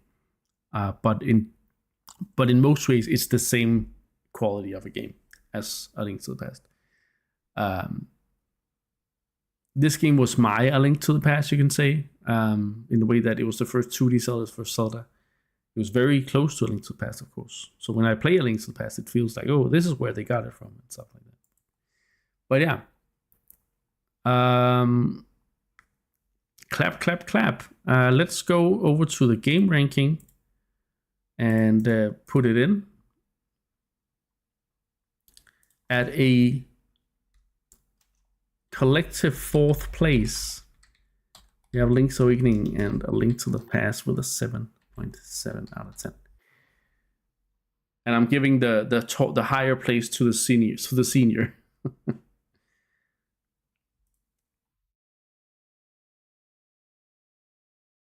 That 2 out of 10 on Process, you heard it. Was it dip so low when I put that in? Yeah, but it's the thing that happened to A Link to the Past, right? It had a 3 out of 10 puzzle rating, right? So, so yeah, I think it's fair to give it that. I think it's a fair score. I think it sits pretty much where I expected it to sit in my own rankings. Again, if we were only ranking 2D games here, this would be top of the line, right?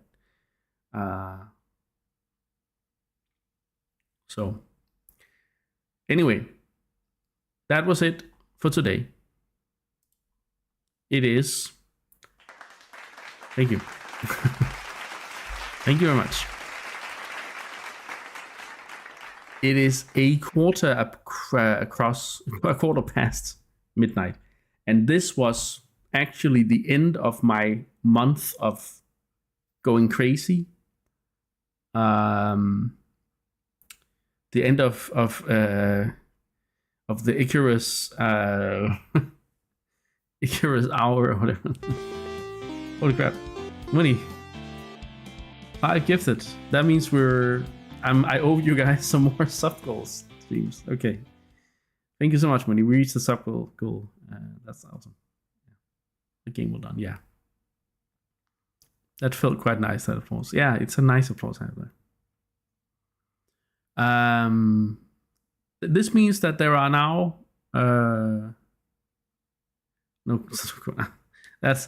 I think he needs to deserve it a bit more before you hit him. But yeah, the next game will be Oracle of Ages. I'm not going to start it on Friday. I'm going to start on Saturday. So Saturday we'll do a quick, 3-hour intro stream for that game. Maybe 4 hours probably 4 hours actually. Now that I think about it. And then Sunday we're doing, if I can muster the energy and I will do a similar stream to this, well, 5-6 hours, probably 5 hour stream, or something like that, so we can really dig into Oracle of Ages there. I'm going to need your help of your chat or a guide a lot in these games. I think Oracle of Ages and Seasons. Ideally, I want them to be complete before we end August, both of them. But if it happens or not, I don't know. We'll see. But I'll try and make it happen. That's for sure. We can't stop all the trains running, can we? Oh, yeah, we can.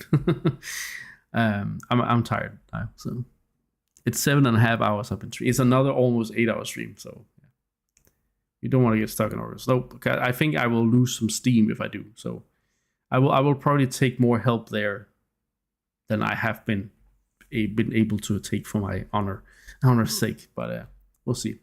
And then Links Between the Worlds, that'll be the last awkward playthrough because it's going to be on a 3DS with some fancy stuff, making it so I can play it with a controller, like a normal controller, but also so I can put it up on a big screen for you guys to see. So. Oh my god. Scotty, you're really wanting to extend that train, huh? 1500 bits. Wait, what? Thank you so much. Thank you so much for the 1500 bits. That's awesome. You guys are awesome. Thank you so much for the support through this. Without you guys, I wouldn't be able to go through these. Also, I do actually think I have the completion time. One sec. Of I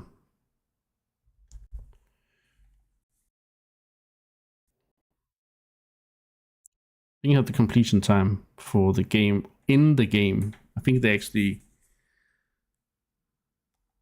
or I can see it on. No, they don't say. Okay, let me find it another way then.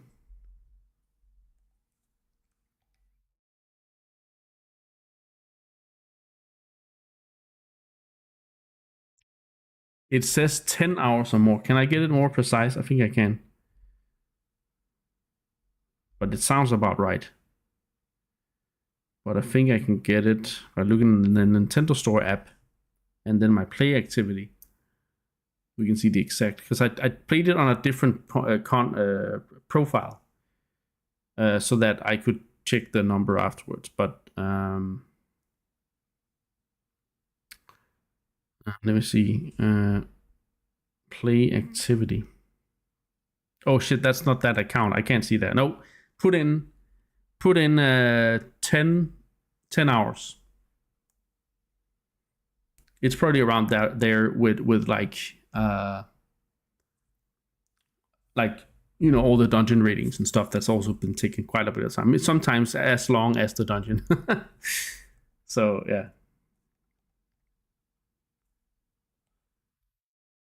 Yeah, I can't get a more accurate number than that.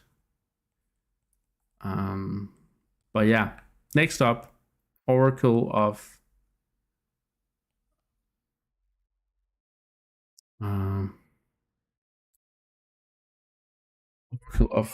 Ages. Hey, real high. Yeah, I'm gonna say goodbye now. But we had a nice little hype train. Sorry, Scotty, I need to stop stream. I'm completely done. So, but thank you so much for getting it to level 3. Thank you guys so much for watching. I'll see you in the next one. Until then, I hope you stay safe. I hope you fly safe. And remember, don't fly too close to the sun. Icarus.